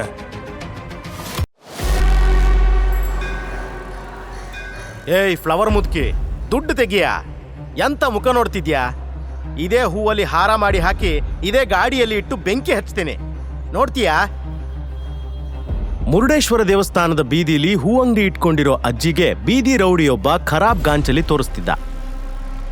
ಈ ಸಣ್ಣ ಗಾಡಿಯಲ್ಲಿ 10-50 ದುಡಿತೀನಿ, ನನ್ನ ಹತ್ರ ಸಹ ದುಡ್ಡು ಕೇಳ್ತೀಯಲ್ಲ, ನಾನು ಎಲ್ಲಿಂದ ಕೊಡ್ಲಿ? ಅಜ್ಜಿ ಮಾತಿಗೆ ದಡಿಯ ಸಿಟ್ಟಾಗ್ಬಿಟ್ಟು ಜೊತೆಗೆ ಬಂದಿರೋ ಚೇಲಂಗೆ ಸನ್ನೆ ಮಾಡ್ತಾ, ಆ ಮುದುಕಿ ಗಾಡಿನ ಪಲ್ಟಿ ಮಾಡು ಮಾರಾಯ. ಬೇಡ ಮಗ, ಗಾಡಿ ಏನು ಮಾಡಬೇಡ, ಬಿಡು. ಆ ಗೂಂಡ ಅಜ್ಜಿನ ಸೈಡಿಗೆ ತಳ್ಳಿ ಗಾಡಿನ ಎತ್ತಿ ಬಿಸಾಡೋಕ್ ಹೊರಟ. ಎತ್ತಿದ ಫೋರ್ಸ್ಗೆ ತಲೆ ಮೇಲೆ ಬೀಳುತ್ತೆ ಅಂತ ಹೆದರಿ ಅಜ್ಜಿ ಜೋರಾಗಿ, ಅಪ್ಪ ಶಿವಪ್ಪ ಕಾಪಾಡಪ್ಪ ಅಂತ ಕಣ್ಮುಚ್ಚಿ ಕೂಗಿದ್ಲು. ಕರೆಕ್ಟ್ ಅದೇ ಟೈಮ್ಗೆ ಒಬ್ಬ ಹುಡುಗ ಶಂಭೋ ಶಂಕರ ಅಂತ ಜೋರಾಗಿ ಕೂಗಿ ಓಡ್ ಬಂದು ಅಜ್ಜಿ ಮೇಲೆ ಬೀಳ್ತಾ ಇರೋ ಹೂವಿನ ಗಾಡಿನ ಹಿಡ್ಕೊಂಡು ಪಕ್ಕಕ್ಕೆ ತಿರುಗಿಸಿ ರೋಡ್ ಮೇಲೆ ನಿಲ್ಲಿಸ್ದ. ಆಮೇಲೆ ಅಜ್ಜಿ ಕೈ ಹಿಡ್ಕೊಂಡು ಬೆನ್ ಹಿಂದೆ ಕರ್ಕೊಂಡ. ಆ ಹುಡುಗನೇ ತ್ರಿಶೂಲ್ ಮಹಾದೇವ್ ನಾಯಕ್. ಅಚಾನಕ್ ಆಗಿ ಬಂದಿರೋ ಹುಡುಗನ್ ಕಾರ್ಬಾರ್ ನೋಡಿ ದಡಿಯ ಶಾಕ್ ಆದ. ಆದ್ರೆ ತ್ರಿಶೂಲ್ ಬಂದಿದ್ದು ಅಜ್ಜಿನ ಸಮಾಧಾನ ಮಾಡ್ತು. ಈ ಮುರುಡೇಶ್ವರ ಬೀಚಲ್ಲಿ ಒಬ್ನೇ ಒಬ್ಬ ದೌಲತ್ತಲ್ಲಿ ಮೆರೆಯೋಕ್ ಸಾಧ್ಯ, ಅದು ಆ ಶಿವ ಮಾತ್ರ. ಬೇರೆ ಯಾರು ಇಲ್ಲಿ ಬಾಲ ಬಿಚ್ಚಬಾರ್ದು. ಎಂತ ಸಾವನಿಂದ ಸೂಪರ್ ಆಗಿ ಡೈಲಾಗ್ ಹೊಡಿತಿ ಮಾರಾಯ. ಆದ್ರೆ ನಿನ್ನಾಟ ನನ್ನ ಹತ್ರ ಬೇಡ, ಗೊತ್ತುಂಟಲ್ಲ. ದಡಿಯ ಹೆದರ್ಸೋಕ್ ನೋಡ್ದ. ತ್ರಿಶೂಲ್ ವ್ಯಂಗ್ಯ ಮಾಡ್ತಾ, ನಿನ್ನಂತ ಹಲ್ಕ ಕೆಲಸ ಮಾಡೋರೆ ತಿಂದು ಗೋಡೋಂತರ ಹೊಟ್ಟೆ ಬೆಳೆಸ್ಕೊಂಡು 100 ವರ್ಷ ಚೆನ್ನಾಗಿರ್ತಾರೆ ಅಂದಮೇಲೆ ಶಿವಭಕ್ತ ನಾನು, ಅಷ್ಟು ಬೇಗ ಏನೂ ಆಗಲ್ಲ, ತಲೆ ಕೆಡಿಸ್ಕೋಬೇಡ. ಆ ಮಾತು ದಡಿಯನ್ ಈಗೋ ಕೆಣಕ್ತು. ಪಕ್ಕ ನಿಂತಿದ್ದ ಚೇಲಂಗೆ ಅಟ್ಯಾಕ್ ಮಾಡೋಕೆ ಸಿಗ್ನಲ್ ಮಾಡ್ದ. ಆ ಚೇಲ ಗಂಟ್ಲು ಹರ್ಕೊಂಡು ತ್ರಿಶೂಲ್ ಮೇಲೆ ಓಡ್ ಬಂದ. ತ್ರಿಶೂಲ್ ಆ ಕಡೆ ಈ ಕಡೆ ನೋಡಿ ಹೂಗಾಡಿಯಿಂದ ಕೆಳಕ್ ಬಿದ್ದಿದ್ದ ಕತ್ರಿ ಎತ್ಕೊಂಡು ಓಡ್ ಬಂದ್ ಸಡೆ ನನ್ನ ಮಗನ್ ತೊಡೆಗ್ ಚುಚ್ಬಿಟ್ಟ. ಆ ಸೀನ್ ನೋಡಿ ಪುಟ್ಕೋಸಿ ರೌಡಿಗಳೆಲ್ಲ ಸಿಟ್ಟಾಗ್ಬಿಟ್ಟು ತ್ರಿಶೂಲ್ ಮೇಲೆ ಅಟ್ಯಾಕ್ ಮಾಡಿದ್ರು. ತ್ರಿಶೂಲ್ ಅವ್ರನ್ನೆಲ್ಲ ಹಿಡಿದು ಮುಖ ಮೂತಿ ನೋಡದೆ ಚೆನ್ನಾಗಿ ತದಕಿ ಮಕ್ಕಡೆ ಮಲಗಿಸ್ಬಿಟ್ಟ. ನಂತರ ಕೈಗುಡುಕ್ತಾ ಅಜ್ಜಿ ಹತ್ರ ಹೋಗಿ ನಿಂತ. ಲೇ ಬೇಕೂಫ್ ನನ್ ಮಕ್ಕಳ, ಇನ್ಮೇಲೆ ಈ ಮುರುಡೇಶ್ವರ ಬೀದಿಲ್ ನಿಮ್ಮನ್ ಕಂಡ್ರೆ ಆ ಶಿವನ ಮೇಲೆ ಆಣೆ, ಇದೇ ನಿಮಗೆ ತ್ರಿಶೂಲ ತಾಂಡವ ಅಂತ ಆವಾಜ್ ಹಾಕ್ತಿದ್ದಂಗೆ ಆ ಗೂಂಡಾ ಲೀಡರ್ ಮತ್ತು ಅವನ ಚೇಲಾಗಳು ತ್ರಿಶೂಲ್ ಕಾಲಿಗೆ ಬಿದ್ದು ತಪ್ಪಾಯ್ತು ಅಂತ ಹೇಳಿ ಅಲ್ಲಿಂದ ಪರಾರಿಯಾದ್ರು. ನೀನ್ ಹೊಡೆದಿದ್ದು ಒಳ್ಳೇದಾಯ್ತು ಮಗ, ದಿನ ಇಲ್ಲಿ ಬಂದು ಉಪದ್ರ ಮಾಡ್ತಿದ್ದ. ನಾನೇ ಕಷ್ಟದಲ್ಲಿ ಕೆಲಸ ಮಾಡೋದು, ಇನ್ನು ಅವನಿಗೆ ಎಲ್ಲಿಂದ ಕೊಡೋದು ಸಾವು. ಅಜ್ಜಿ ಡಾರ್ಲಿಂಗ್, ಆ ನಮ್ಮಪ್ಪ ಶಿವ ಮುಂದೆನೆ ಕೂತಿರೋವಾಗ ನೀನ್ ಯಾಕೆ ಚಿಂತೆ ಮಾಡ್ತೀಯಾ? ನಮ್ಮನ್ನೆಲ್ಲ ಕಾಪಾಡೋಕೆ ಅಂತ ಅವನಿದ್ದಾನೆ. ಈಗ ಸ್ಮೈಲ್ ಮಾಡ್ತಾ ನನಗೆ 100 ರೋಸ್ ಬೊಕ್ಕೆ ಮಾಡಿಕೊಡು ಬೇಗ. ಏನಾ ಇವತ್ತೆಂತ ಪೆಸಲ್ ಹೊಂಟಾ? ಅಜ್ಜಿ ನಮ್ರತಂಗೆ ನನ್ನ ಮನ್ಸಲ್ಲಿರೋದೆಲ್ಲ ಹೇಳ್ಬಿಡ್ಬೇಕು ಅಂತಿದ್ದೀನಿ. ತ್ರಿಶೂಲ್ ಸ್ವಲ್ಪ ನಾಚಿಕೆಯಿಂದಲೇ ಹೇಳ್ದ. ಸಾಕ್ ಸುಮ್ನಿರ, ನೀನು ಎಷ್ಟು ವರ್ಷದಿಂದ ನೋಡ್ತಾ ಇದ್ದೀನಿ ನಿನ್ನ ಪ್ರೀತಿ. ನದಿ ನೀರಿನ ಥರ ಒಂದೇ ಕಡೆ ಹರಿದ್ರೆ ಚಂದನಾ? ಒಂದ್ ಸೈಡ್ ಲವ್ನಲ್ಲೂ ಏನೋ ಒಂದು ಮಜಾ ಇದೆ ಅಜ್ಜಿ. ನಾವು ಪ್ರೀತಿ ಮಾಡೋ ಹುಡುಗಿಗೆ ಪ್ರಪಂಚದಲ್ಲಿರೋ ಎಲ್ರ ಥರ ನಾವು ಒಬ್ರು ಅನ್ಸಿದ್ರೆ ನಮಗೆ ಹಾಗಲ್ಲ. ಆ ಹುಡುಗಿ ಇಡೀ ಪ್ರಪಂಚ ಆಗಿರ್ತಾಳೆ. ಏನೋ ಮರಯ್ಯ, ನಂಬಿರೋ ಮಂಜುನಾಥ ಕಣ್ಬಿಟ್ಟು ಆ ಹುಡುಗಿ ನಿನ್ನ ಪ್ರೀತಿ ಮಾಡೋ ಹಾಗಾಗ್ಲಿ ಅಂತ ಹೇಳಿ ಗುಲಾಬಿ ಹೂವಿನ ಬೊಕ್ಕೆ ಅವನ ಕೈಗಿಟ್ಲು. ಯಾಕೆ ಮಾಡಲ್ಲ ಅಜ್ಜಿ, ನಿನ್ನ ಹೂವಿನ ತಾಕತ್ತು ಅವಳನ್ನ ನನ್ನ ಪ್ರೀತಿಲಿ ಬೀಳ್ಸುತ್ತೆ ಅಂತ ಪಾಕೆಟಿಂದ ದುಡ್ಡು ತೆಗೆದು ಅಜ್ಜಿ ಕೊಡಕ್ಕೆ ಹೋದ. ಹೇ ಬೇಡ ಮರಯ್ಯ, ಇವತ್ತು ನನ್ನ ಜೀವ ಉಳಿಸಿದ್ಯಾ, ನಾನು ದುಡ್ಡು ತಗೊಳ್ಳಲ್ಲ. ನೋಡಜ್ಜಿ, ದುಡ್ಡು ತಗೊಳ್ಳಿಲ್ಲ ಅಂದರೆ ನಾನು ನಾಳೆಯಿಂದ ಬೇರೆ ಅಂಗಡಿ ನೋಡ್ಕೋತೀನಿ. ತ್ರಿಶೂಲ್ನ ಪ್ರೀತಿ ಬೆದರಿಕೆ ನೋಡಿ ಅಜ್ಜಿಗೆ ಮಾತೇ ಬರಲಿಲ್ಲ. ಸುಮ್ಮನೆ ದುಡ್ಡು ತಗೊಂಡು ಅವನಿಗೆ ಆಶೀರ್ವಾದ ಮಾಡಿ ಕಳಿಸ್ಕೊಟ್ಲು. ಚಿಕ್ಕೋನಾಗಿದ್ದಾಗಲೇ ತ್ರಿಶೂಲ್ಗೆ ನಮ್ರತಾ ಮೇಲೆ ಲವ್ ಆಗ್ಬಿಟ್ಟಿತ್ತು. ಕಳೆದ 3 ವರ್ಷದಿಂದ ಅವಳನ್ನ ಮೆಚ್ಚೋಕೆ ಟ್ರೈ ಮಾಡ್ತಾನೇ ಇದ್ದ. ಬಟ್ ನಮ್ರತಾ ಮಾತ್ರ ಡೇ 1 ಇವತ್ತಿನವರೆಗೂ ಅವನನ್ನು ಕ್ಯಾರೆ ಅಂದಿಲ್ಲ. ಯಾಕಂದ್ರೆ ಒಬ್ಬ ರಿಚ್ ಅಂಡ್ ಹ್ಯಾಂಡ್ಸಮ್ ಹುಡುಗನ ಮದುವೆ ಆಗಿ ಕೈ ಕಾಲ್ಗೆಲ್ಲ ಆಳ್ನಿಟ್ಕೊಂಡು ದರ್ಬಾರ್ ಮಾಡಬೇಕು ಅನ್ನೋದು ಅವಳ ಕನಸಾಗಿತ್ತು. ಆದರೆ ತ್ರಿಶೂಲ್ ಹತ್ರ ಅವೆಲ್ಲ ಆಗಲ್ಲ ಅಂತ ಅವನನ್ನು ತುಂಬಾನೇ ಹೇಟ್ ಮಾಡ್ತಿದ್ಲು. ಅಕ್ಕಪಕ್ಕ ಇದ್ರೂ ತುಂಬಾನೇ ಡಿಸ್ಟೆನ್ಸ್ ಮೇಂಟೈನ್ ಮಾಡ್ತಿದ್ಲು. ಆದರೆ ತ್ರಿಶೂಲ್ ಯಾಕೋ ಈ ಫಸ್ಟ್ ಲವ್ನ ಬಿಟ್ಕೊಡೋಕೆ ರೆಡಿ ಇರಲಿಲ್ಲ. ಒಂದಲ್ಲ ಒಂದಿನ ಅವಳು ಒಪ್ತಾಳೆ ಅನ್ನೋ ಹೋಪ್ ಇಟ್ಕೊಂಡೆ 3 ವರ್ಷ ಕಳೆದಿದ್ದ. ಸಾಕು, ಇನ್ನು ನಾನು ನಾಟಕ ಮಾಡಲ್ಲ. ಇರೋ ಎಲ್ಲ ಸತ್ಯನೂ ನಮ್ರತಾಗಿ ಹೇಳ್ತೀನಿ. ಗ್ಯಾರಂಟಿ ನನ್ನ ಪ್ರೀತಿ ಒಪ್ಕೋತಾಳೆ. ಮನ್ಸನ್ನ ಸಮಾಧಾನ ಮಾಡ್ಕೊಳ್ತಾ ನಮ್ರತಾ ಕಾಲೇಜ್ ರಿಯೂನಿಯನ್ ಪಾರ್ಟಿಗೆ ಅಂತ ಹೋಗಿರೋ ಬೀಚ್ ಸೈಡ್ 5 ಸ್ಟಾರ್ ರೆಸ್ಟೋರೆಂಟ್ ಕಡೆಗೆ ರೋಸ್ ಬೊಕ್ಕೆ ತಗೊಂಡು ಹೊರಟ. ದಿವಾಳಿ ಎದ್ದಿರೋ ಅವಳ ಕಂಪ್ನಿಗೆ ಯಾರಾದರೂ ಹೆಲ್ಪ್ ಮಾಡ್ತಾರಾ ಅನ್ನೋ ಆಸೆ ಇಟ್ಕೊಂಡು ನಮ್ರತಾ ಕಾಲೇಜ್ ರಿಯೂನಿಯನ್ ಪಾರ್ಟಿಗೆ ಹೋಗಿದ್ಲು. ನಮ್ರತಾ ನೋಡಿ ಅವಳ ಫ್ರೆಂಡ್ ರಿಯಾ ಬಳುಕ್ತಾ, hey Nimmi, you are looking so gorgeous, but jewellery ಯಾಕೆ ಮರ್ತ್ಬಿಟ್ಟೆ? Oh sorry, I forgot. ನಿನ್ನ ಸ್ವೀಟ್ ಹಾರ್ಟ್ಗೆ ಅದನ್ನೆಲ್ಲ ಅಫೋರ್ಡ್ ಮಾಡೋಕ್ಕಾಗತ್ತಾ? ಒಂದು ಚಪ್ಪಲ್ ಕೊಡಿಸೋ ಯೋಗ್ಯತೆ ಕೂಡ ಅವನಿಗಿಲ್ಲ ಅಂತ ನಕ್ಕದ್ಲು. ತ್ರಿಶೂಲ್ ರೆಸ್ಟೋರೆಂಟ್ಗೆ ತಲುಪ್ದ. ಸ್ಕೂಟರ್ನ ಪಾರ್ಕಿಂಗಲ್ಲಿ ಬಿಟ್ಟು ಮಿರರ್ ನೋಡ್ಕೊಂಡು ಹೇರ್ ಸ್ಟೈಲ್ ಸರಿ ಮಾಡ್ಕೊಂಡ. ಡ್ರೆಸ್ನ ಕೂಡ ಆಚೀಚೆ ಅಡ್ಜಸ್ಟ್ ಮಾಡ್ದ. ರೋಸ್ ಬೊಕ್ಕೆ ಕೈಲಿ ಹಿಡ್ಕೊಂಡು ಖುಷಿಯಿಂದ ಸಣ್ಣದಾಗಿ ಹೂವಿನ ಬಾಣದಂತೆ ಯಾರಿಗೂ ಕಾಣದಂತೆ ಅಂತ ಗುನುಕ್ತಾ ಹೊರಟ. ಸಡನ್ ಆಗಿ ಒಂದು ಬ್ಲ್ಯಾಕ್ SUV ಕಾರ್ ಅಡ್ಡ ಬಂದು ತಡೀತು. ಆ SUV ತುಂಬಾ ದಿನದಿಂದ ಅವನನ್ನ ಫಾಲೋ ಮಾಡ್ತಿತ್ತು. ಕಾರಿಂದ ಕಟ್ಮಸ್ತಾಗಿರೋ ಒಬ್ಬ ಇಳಿದು ತ್ರಿಶೂಲ್ ಮುಂದೆ ಬಂದು ನಿಂತು ಸೆಲ್ಯೂಟ್ ಮಾಡ್ತಾ, major Trishul Mahadev, finally we found you. ಕಳೆದ 3 ವರ್ಷಗಳಿಂದ ನಿಮ್ಮನ್ನ ಹುಡುಕ್ದೇ ಇರೋ ಜಾಗನೇ ಇಲ್ಲ. We need you, please come back ಅಂತ ರಿಕ್ವೆಸ್ಟ್ ಮಾಡ್ಕೊಂಡ. ಯಾವುದನ್ನ ಬೇಡ ಅಂತ ತ್ರಿಶೂಲ್ ಬಿಟ್ಟು ಬಂದಿದ್ನೋ ಅದೀಗ ಅವನನ್ನ ಟ್ರೇಸ್ ಮಾಡಿಕೊಂಡು ಬಂದಿತ್ತು. ಬಟ್ ತ್ರಿಶೂಲ್ ಮಾತ್ರ ಸ್ಟಿಫ್ ಆಗಿ, no, this is not the right time. ಈಗ ನನಗೆ ನನ್ನ ಪ್ರೀತಿನ ಉಳಿಸ್ಕೋಬೇಕು. Please go away from here. Trishul ನಂತರ 1 ಸೆಕೆಂಡ್ ಕೂಡ ನಿಲ್ದೆ ಸ್ಟ್ರೇಟ್ ಲಿಫ್ಟ್ ಕಡೆ ಹೋದ. SUVಯಿಂದ ಇಳಿದವ ಯಾರಿಗೋ ಕಾಲ್ ಮಾಡಿ, ನಮಗೆ ಮೇಜರ್ ಸಿಕ್ಕಿದ್ದಾರೆ, ನಮ್ಮ 3 ವರ್ಷದ ಹುಡುಕಾಟಕ್ಕೆ ಫೈನಲಿ ಇವತ್ತು ರಿಸಲ್ಟ್ ಸಿಕ್ಕಿದೆ ಅಂದ. ರೆಸ್ಟೋರೆಂಟ್ ಲಿಫ್ಟಿಂದ ಹೊರಗೆ ಬಂದ ತ್ರಿಶೂಲ್ ಸೀದಾ ಪಾರ್ಟಿ ನಡೀತಿರೋ ಹಾಲ್ಗೆ ಹೋದ. ಹಾಲ್ ಡೋರ್ ಓಪನ್ ಮಾಡ್ತಿದ್ದ ಹಾಗೆ ಅಲ್ಲೇ ನಿಂತಿದ್ದ 2 ಗರ್ಲ್ಸ್ನಲ್ಲಿ ಒಬ್ಳು, ವಾವ್ ಎಷ್ಟು ಹ್ಯಾಂಡ್ಸಮ್ ಆಗಿದ್ದಾನೆ, ಆ ಲುಕ್ಕು, ಆ ಬಾಡಿ, ಆ ಇಂಟೆನ್ಸ್ ಐಸ್, ಓ ಮೈ ಗಾಡ್, ಹಾಟಿ. ಹಾಟ್ನೆಸ್ ತಗೊಂಡು ಉಪ್ಪಿನಕಾಯಿ ಹಾಕಿ ನೆಕ್ತೀಯ? ಅಷ್ಟು ಹಾಟ್ ಇದ್ದೇನು ಯೂಸು? ಜೇಬಲ್ಲಿ ಕಾಸಿರ್ಬೇಕಮ್ಮ. ಅದು ನಿಜಾನೇ. ಆ ಹುಡುಗಿರ ಮಾತು ಕಿವಿಗೆ ಬಿದ್ದರೂ ತ್ರಿಶೂಲ್ ಕೇರ್ ಮಾಡಲಿಲ್ಲ. ನಮ್ರತಾ ಎಲ್ಲಿದ್ದಾಳೆ ಅಂತ ಕಣ್ಣಾಡಿಸ್ತಾ ಇದ್ದ. ಆ ರಶ್ನಲ್ಲಿ ನಮ್ರತಾನ ಹುಡ್ಕೋಕೆ ಚೂರು ಟೈಮ್ ತಾಕ್ತು. ನಮ್ರತಾ ಒಂದು ಮೂಲೆಯಲ್ಲಿ ವೈನ್ ಗ್ಲಾಸ್ ಹಿಡ್ಕೊಂಡು ನಿಂತಿದ್ದು ಕಾಣಿಸ್ತು. ಕುಶಿಲ್ ಹತ್ರ ಹೋಗಿ ನಮ್ರತಾ ಕೈ ಹಿಡ್ಕೊಂಡು ಮಂಡಿಯೂರಿ ಕೂತು ಇನ್ನೇನು ಮಾತಾಡಬೇಕು ಅನ್ನೋವಾಗ, ವಾಟ್ ದ ಹೆಲ್ ತ್ರಿಶೂಲ್, ನೀನು ಇಲ್ಲೇನು ಮಾಡ್ತಿದ್ಯಾ? ಲೀವ್ ಮೈ ಹ್ಯಾಂಡ್ ಅಂತ ಕೈ ಕೊಡುವಿದ್ಲು. ಅವಳು ಕೂಗಾಟ ಕೇಳಿ ಎಲ್ಲರೂ ಇವ್ರ ಕಡೆನೆ ತಿರುಗಿದ್ರು. ನಿಮ್ಮಿ ಪ್ಲೀಸ್, ಬೇರೆ ಎಲ್ಲಾದ್ರೂ ಹೋಗಿ ಮಾತಾಡೋಣವಾ? ನಾನೇನೋ ಹೇಳಬೇಕು. ನಮ್ರತಾ ವ್ಯಂಗ್ಯವಾಗಿ, 3 ಇಯರ್ಸಿಂದ ಇಂಥ ಬೇಕಾರ್ ಮಾತನ್ನ ಕೇಳ್ತಾ ಬಂದಿಲ್ವಾ ನಾನು? ಸೈಲೆಂಟ್ ಆಗಿ ಇಲ್ಲಿಂದ ಹೊರಟೋಗು ತ್ರಿಶೂಲ್, ಇರಿಟೇಟ್ ಮಾಡಬೇಡ. ಎಷ್ಟು ಸಲ ಹೇಳಬೇಕು ನಿಂಗೆ? ನಂತರ ತ್ರಿಶೂಲ್ನ ಕಂಪ್ಲೀಟ್ ಆಗಿ ಅವಾಯ್ಡ್ ಮಾಡಿ ಅಲ್ಲೇ ನಿಂತಿದ್ದ ಕ್ಲಾಸ್ಮೇಟ್ ವಂಶಿ ಕೈನ ಸೊಂಟದ ಮೇಲೆ ಹಾಕ್ಕೊಂಡು ಅವನ ಜೊತೆ ಡ್ಯಾನ್ಸ್ ಫ್ಲೋರ್ಗೆ ಹೋದ್ಲು. ಪಾಪದ ತ್ರಿಶೂಲ್ಗೆ ಅವಳಂದ್ರೆ ಜೀವ. ಸೊ ಡ್ಯಾನ್ಸ್ ಫ್ಲೋರ್ಗೆ ಹೋಗಿ, ಪ್ಲೀಸ್ ನಿಮ್ಮಿ ಇಲ್ಲಿ ಕೇಳು, ಇವತ್ತು ನಾನು ಎಲ್ಲ ನಿಜ ಹೇಳ್ತೀನಿ ಅಂತ ಅವಳ ಕೈ ಹಿಡ್ಕೊಂಡ. ಕೋಪದಲ್ಲಿ ಕೈ ಕೊಸುರ್ಕೊಂಡು ಅವನ ಕೈಯಿಂದ ರೋಸ್ ಬೊಕ್ಕೆನ ಕಿತ್ಕೊಂಡು ಕಾಲ್ ಕೆಳಗೆ ಎಸ್ದು ಹೊಸ್ಕಾಕಿದ್ಲು. ನೋಡ್ ತ್ರಿಶೂಲ್, ಈ ಬೊಕ್ಕೆ ತರಾನೇ ನನ್ನ ಲೈಫ್ನಲ್ಲಿ ನಿನ್ ಪ್ಲೇಸ್ ಕೂಡ. Just get out from here. Trishul ಏನಾದರೂ ಮಾತಾಡೋಕ್ ಮೊದಲೇ ವಂಶಿ ಅವಳ ಹೆಗಲ್ ಸುತ್ತ ಕೈ ಹಾಕಿ, ಹೇ ಬೇಬಿ, ಯಾಕೆ ಸೀನ್ ಕ್ರಿಯೇಟ್ ಮಾಡ್ತಿದ್ಯಾ? You want money? ಎಷ್ಟು ಬೇಕು ನಿಂಗೆ? 1 crore, 2 crore ಆರ್ 10 crore? ನೀನ್ ಕೇಳು ಬೇಬಿ. ವಾವ್ ವಂಶಿ, ನೀನ್ ನಂಗೆ ಹೆಲ್ಪ್ ಮಾಡ್ತೀಯಾ? So sweet of you. Vamshi ದುಡ್ಡು ಕೊಡ್ತೀನಿ ಅಂದಿದ್ದೆ ನುಲಿತಾ ಇನ್ನೂ ಹತ್ರ ಹೋದ್ಲು. Of course baby, money is not a matter, but one condition. ನಿಂಗೆ 2 ಕೋಟಿ ಬೇಕು ಅಂದ್ರೆ ಸ್ವಲ್ಪ ಹೊತ್ತು ನನ್ನ ಕಾಲ್ ಮೇಲೆ ಕೂರಬೇಕು. ಅದೇ 10 ಕೋಟಿ ಬೇಕು ಅಂದ್ರೆ ನನ್ನ ಜೊತೆ ಒಂದು ನೈಟ್ ಇರಬೇಕು ಅಂತ ವಂಶಿ ಕಣ್ಣು ಹೊಡೆದ. ನಮ್ರತಾಗೆ ವಂಶಿ ಮಾತು ಅಸಹ್ಯ ಅಂತ ಅನ್ನಿಸ್ಲೇ ಇಲ್ಲ. ದುಡ್ಡುಗೋಸ್ಕರ ಅವನ ಜೊತೆ ಒಂದು ನೈಟ್ ಕಳೆಯೋಕೆ ರೆಡಿ ಇದ್ಲು. ಬಟ್ ವಂಶಿ ಮಾತು ಮುಗಿಸೋದ್ರೊಳಗೆ ಅವನ ಮುಸುಡಿಗೆ ತ್ರಿಶೂಲ್ನ ಟೆರಿಬಲ್ ಪಂಚ್ ಬಂದು ಬಿತ್ತು. ಬ್ಯಾಲೆನ್ಸ್ ಕಳ್ಕೊಂಡು ಡ್ಯಾನ್ಸ್ ಫ್ಲೋರ್ ಮೇಲೆ ಬಿದ್ದ ವಂಶಿ ಹಣೆಯಿಂದ ರಕ್ತ ಸುರಿಯೋಕೆ ಸ್ಟಾರ್ಟ್ ಆಯ್ತು.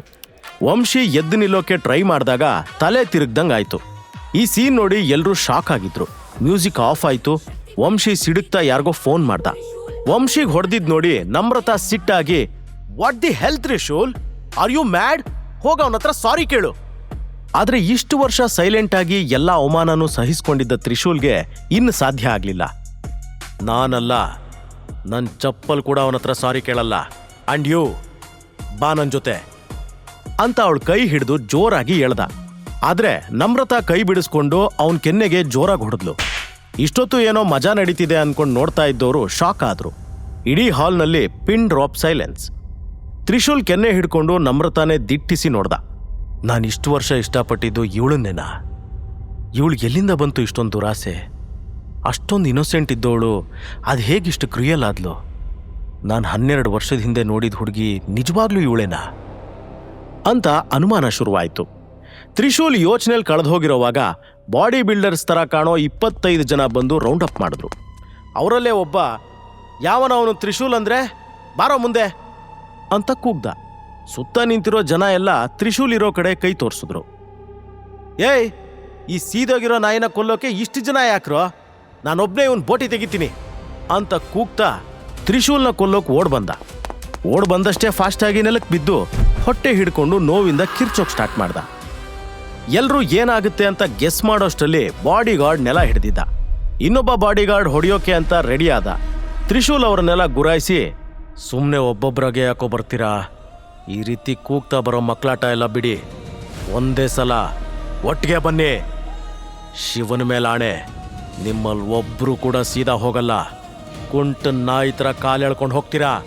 ಲೇ ಬರ್ರೋ, ಕುಂಟ್ಕೊಂಡು ಹೋಗೋದು ನಾವೋ ಅವನೋ ನೋಡೇ ಬಿಡೋಣ ಅಂತ ಹೇಳಿ 24 ಬಾಡಿ ಗಾರ್ಡ್ಸ್ ಒಟ್ಟಿಗೆ ತ್ರಿಶೂಲ್ ಕಡೆ ನುಗ್ಗಿದ್ರು. ಪಾರ್ಟಿ ಹಾಲ್ ನಿಂತಿದ್ದ ಜನ ಕೂಡ ಈ ತ್ರಿಶೂಲ್ಗೆ ಹುಚ್ಚಿಡ್ದಿರ್ಬೇಕು, ಅಷ್ಟೊಂದು ಜನರನ್ನ ಅವನೊಬ್ನೇ ಹೆಂಗ್ ಹೊಡೆಯೋಕ್ಕಾಗತ್ತೆ ಅಂತ ಮಾತಾಡ್ಕೊಳ್ತಾ ಇದ್ರು.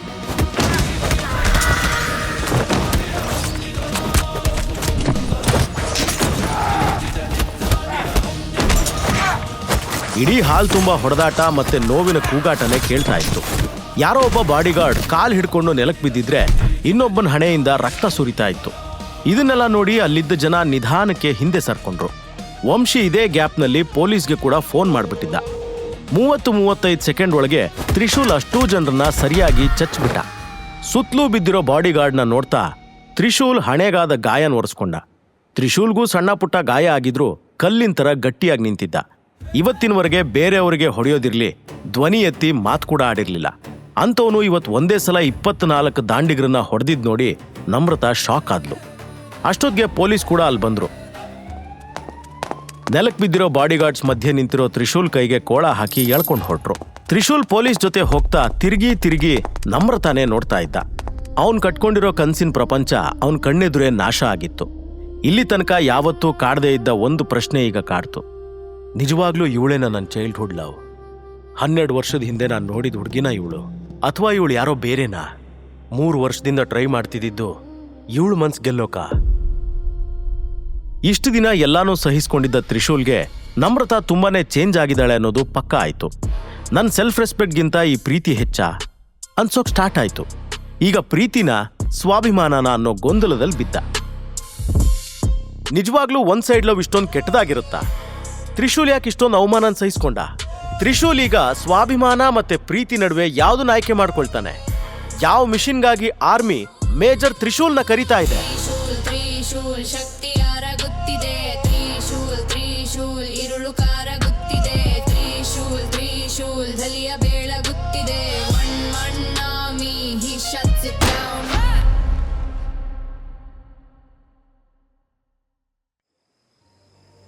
ಲವ್ ಮಾಡಿದ್ರೆ ಹೀಗಾಗತ್ತಾ? ಇಷ್ಟೊಂದು ಮೋಸ ಆಗುತ್ತೆ ಅಂತ ನಂಗೆ ಗೊತ್ತಿರಲಿಲ್ಲ. ಈ 3 ವರ್ಷ ಅವಳು ಗುಲಾಮನ್ ಥರ ಬದುಕಿದ್ದೀನಿ. ನನ್ನ ಮರ್ಯಾದೆ ಕೂಡ ಹೋಯ್ತು. ಇಷ್ಟೆಲ್ಲ ಆದ್ಮೇಲೂ ಅವಳು ಮನಸ್ಸು ಕರಗಲೇ ಇಲ್ವಾ? ಬರೀ ದುಡ್ಡು ದುಡ್ಡು ಅಂತ ಸಾಯ್ತಿದ್ದಾಳೆ. ಪ್ರೀತಿಗಿಂತ ದುಡ್ಡೇ ಇಂಪಾರ್ಟೆಂಟ್ ಆಗೋಯ್ತಾ? ನಾವಿಬ್ರು 12 ವರ್ಷದಿಂದ ಮೀಟ್ ಆಗಿದ್ದು, ಪ್ರಾಮಿಸ್ ಮಾಡಿದ್ದೆಲ್ಲ ಮರ್ತ್ಬಿಟ್ಟಿದ್ದಾಳ. ನಮ್ರತಾ, ಯಾಕಿಷ್ಟು ಚೇಂಜ್ ಆಗಿದೆಯಾ? Why are you doing this to me? Shivappa, ಈಗ ನೀನೇ ನನಗೆ ದಾರಿ ತೋರಿಸ್ಬೇಕು. ವಂಶಿಯಿಂದ ಜೈಲ್ ಪಾಲಾಗಿರೋ ತ್ರಿಶೂಲ್ಗೆ ಆ ಒಂದು ರಾತ್ರಿ ಒಂದು ಜನ್ಮ ಕಳೆದಷ್ಟು ಹಿಂಸೆ ಆಗ್ತಾ ಇತ್ತು. ಕಂಬಿ ಹಿಂದೆ ಕೂತ್ಕೊಂಡು ನಮ್ರತಾ ಬಗ್ಗೆನೇ ಥಿಂಕ್ ಮಾಡ್ತಿದ್ದ. ಇಬ್ರಿಗೂ ಮದುವೆ ಆಗಿ ನಿನ್ನೆಗೆ 3 ವರ್ಷ ಕಂಪ್ಲೀಟ್ ಆಯ್ತು. ಆದ್ರೆ ಇವತ್ತಿಗೂ ಗಂಡ ಹೆಂಡತಿ ಒಂದೇ ರೂಮಲ್ಲಿ ಕೂಡ ಮಲಗ್ತಾ ಇರಲಿಲ್ಲ. ಸ್ಟಾರ್ಟಿಂಗ್ ಇಂದಾನೇ ಅವಳು ತ್ರಿಶೂಲ್ನ ಅವಾಯ್ಡ್ ಮಾಡ್ತಾ ಬಂದಿದ್ಲು. ಇವತ್ತಿ ಆನಿವರ್ಸರಿ ದಿನ ಅವಳಿಗೆ ತಾನು ಯಾರು, ಕಳೆದ 12 ವರ್ಷದಲ್ಲಿ ಏನೆಲ್ಲ ಆಯ್ತು ಎಲ್ಲ ಹೇಳ್ಬಿಡ್ಬೇಕು ಅನ್ಕೊಂಡಿದ್ದ. ಆದ್ರೆ ಅವಳು ಕಾರವಾರ ಬಂದರಲ್ಲಿ ನಾಯಿಗೆ ಹಾಕೋ ಮೀನಿನ ವ್ಯಾಲ್ಯೂನು ತೋರಿಸ್ಲಿಲ್ಲ. ಈಗ ಜೈಲಲ್ಲಿ ಸೆಲ್ಫ್ ರೆಸ್ಪೆಕ್ಟ್ ಮತ್ತೆ ಲವ್ ಮಧ್ಯೆ ಸಿಕ್ಕು ಒದ್ದಾಡ್ತಾ ಆ ಪರಶಿವನ ಬೇಡ್ಕೊಂಡ. ಕೇಳಿದ ಕೂಡ್ಲೆ ಶಿವ ಕೆಳಗಿಳಿದ್ ಬರೋ ಹಾಗಿದ್ರೆ ಚೆನ್ನಾಗಿರೋದಲ್ವಾ? ತ್ರಿಶೂಲ್ ಕೋಪದಿಂದ ಮುಷ್ಟಿ ಗಟ್ಟಿ ಹಿಡ್ಕೊಂಡು ಕೂತಿದ್ದ. ನರಗಳೆಲ್ಲ ಬಿಗಿಯಾದ್ವು. ಮುಖ ನೋಡಿದ್ರೇನೆ ಅವನ ಮನಸ್ಸಿಗೆ ಎಷ್ಟು ಹರ್ಟ್ ಆಗಿದೆ ಅನ್ನೋದು ಗೊತ್ತಾಗ್ತಿತ್ತು. ತ್ರಿಶೂಲ್ ಕಂಬಿ ಎಣಿಸ್ತಾ ಇರೋ ಟೈಮ್ನಲ್ಲೇ ನಮ್ರತಾ ಪಾರ್ಟಿಯಿಂದ ಎರ್ರಾ ಬಿರ್ರಿ ಗಾಡಿ ಹೊಡ್ಕೊಂಡು ಮನೆಗೆ ಹೋಗಿ ಬಾಗ್ಲನ್ನ ಮುರಿದು ಹಾಕೋ ರೇಂಜ್ಗೆ ಬಡಿತಾ ಇದ್ಲು. ಮಮ್ಮಿ ಮಮ್ಮಿ, ನನ್ನ ನಿದ್ದೆ ಕಂಪ್ಲೀಟ್ ಹಾಳಾಗೋಯ್ತು. ನೀನು ಬಾಗ್ಲ ಹಾಕೊಂಡು ಗೊರ್ಕೆ ಹೊಡಿತಾ ಇದ್ಯಾ? Open the damn door mummy. ನಮ್ರತಾ ಕಿರುಚಾಟ ಕೇಳಿ ಅವಳಮ್ಮ ಗಿರಿಜಾ ಎದ್ದು, ಏನಾಯ್ತೆ? ಈ ಮಧ್ಯರಾತ್ರಿ ಯಾಕೆ ಮೈಮೇಲೆ ಭೂತ ಬಂದಿರೋ ಥರ ಕಿರ್ಚಾಡ್ತಿದ್ಯಾ? ಪಾರ್ಟಿಗೆ ಹೋಗಿ ಬಂದ್ಯಾ ಇಲ್ಲ ಮಾಟ ಮಂತ್ರ ಮಾಡೋ ಮಸಣಿ ಕಟ್ಟೆಗ? ಸುಡ್ಗಾಡ್ ಪಾರ್ಟಿಗೆ ಹೋಗಿದ್ದೆ, ಆದರೆ ಅಲ್ಲೂ ನನ್ನ ಬಿಕಾರಿ ಗಂಡ ಬಂದು ಎಲ್ಲ ಹಾಳು ಮಾಡ್ದ. ತೂಕಡಿಸ್ತಾನೆ ಇದ್ದ ಗಿರಿಜಾ ನಿದ್ದೆ ಸರ್ರ್ ಅಂತ ಹಾರ್ಹೋಯ್ತು. ಏನೇ ಹೇಳ್ತಿದ್ಯಾ? ಅವನು ಅಲ್ಲಿಗೂ ಬಂದಿದ್ನಾ? ಏನಕ್ಕಂತೆ? ನನಗೆ ಗೊತ್ತಿಲ್ಲ ಮಮ್ಮಿ. ಹಳೆ ಸಿನಿಮಾ ಹೀರೋ ಥರ ಹೂ ಹಿಡ್ಕೊಂಡು ಬಂದಿದ್ದ. ಅದು ಸಾಯ್ಲಿ, ನಮ್ಮ ಕಂಪ್ನಿಗೆ ನಿನ್ನ ಫ್ರೆಂಡ್ಸ್ ಯಾರಾದರೂ ಹೆಲ್ಪ್ ಮಾಡ್ತೀನಿ ಅಂದ್ರಾ? ಹಾಂ, ಮಾಡ್ತಾರೆ. ಆ ನಿನ್ನ ಅಳಿಯ ಮನೆ ತೊಳಿಯ ಎಲ್ಲಾನು ತೊಳೆದು ಹಾಕ್ದ. ವಂಶಿ ಹೆಲ್ಪ್ ಮಾಡ್ತೀನಿ ಅಂತ ಬಂದಿದ್ದ. ಈ ರಾಸ್ಕಲ್ ತ್ರಿಶೂಲ್ ಅವನಿಗೆ ಹೊಡೆದು ದೊಡ್ಡ ಡ್ರಾಮಾ ಕ್ರಿಯೇಟ್ ಮಾಡಿದ್ದಾನೆ. ನಮ್ರತಾ ಬೀಚ್ ರೆಸಾರ್ಟ್ನಲ್ಲಿ ನಡೆದಿರೋ ಎಲ್ಲದನ್ನೂ ಗಿರಿಜಾ ಹತ್ರ ಹೇಳಿದ್ಲು.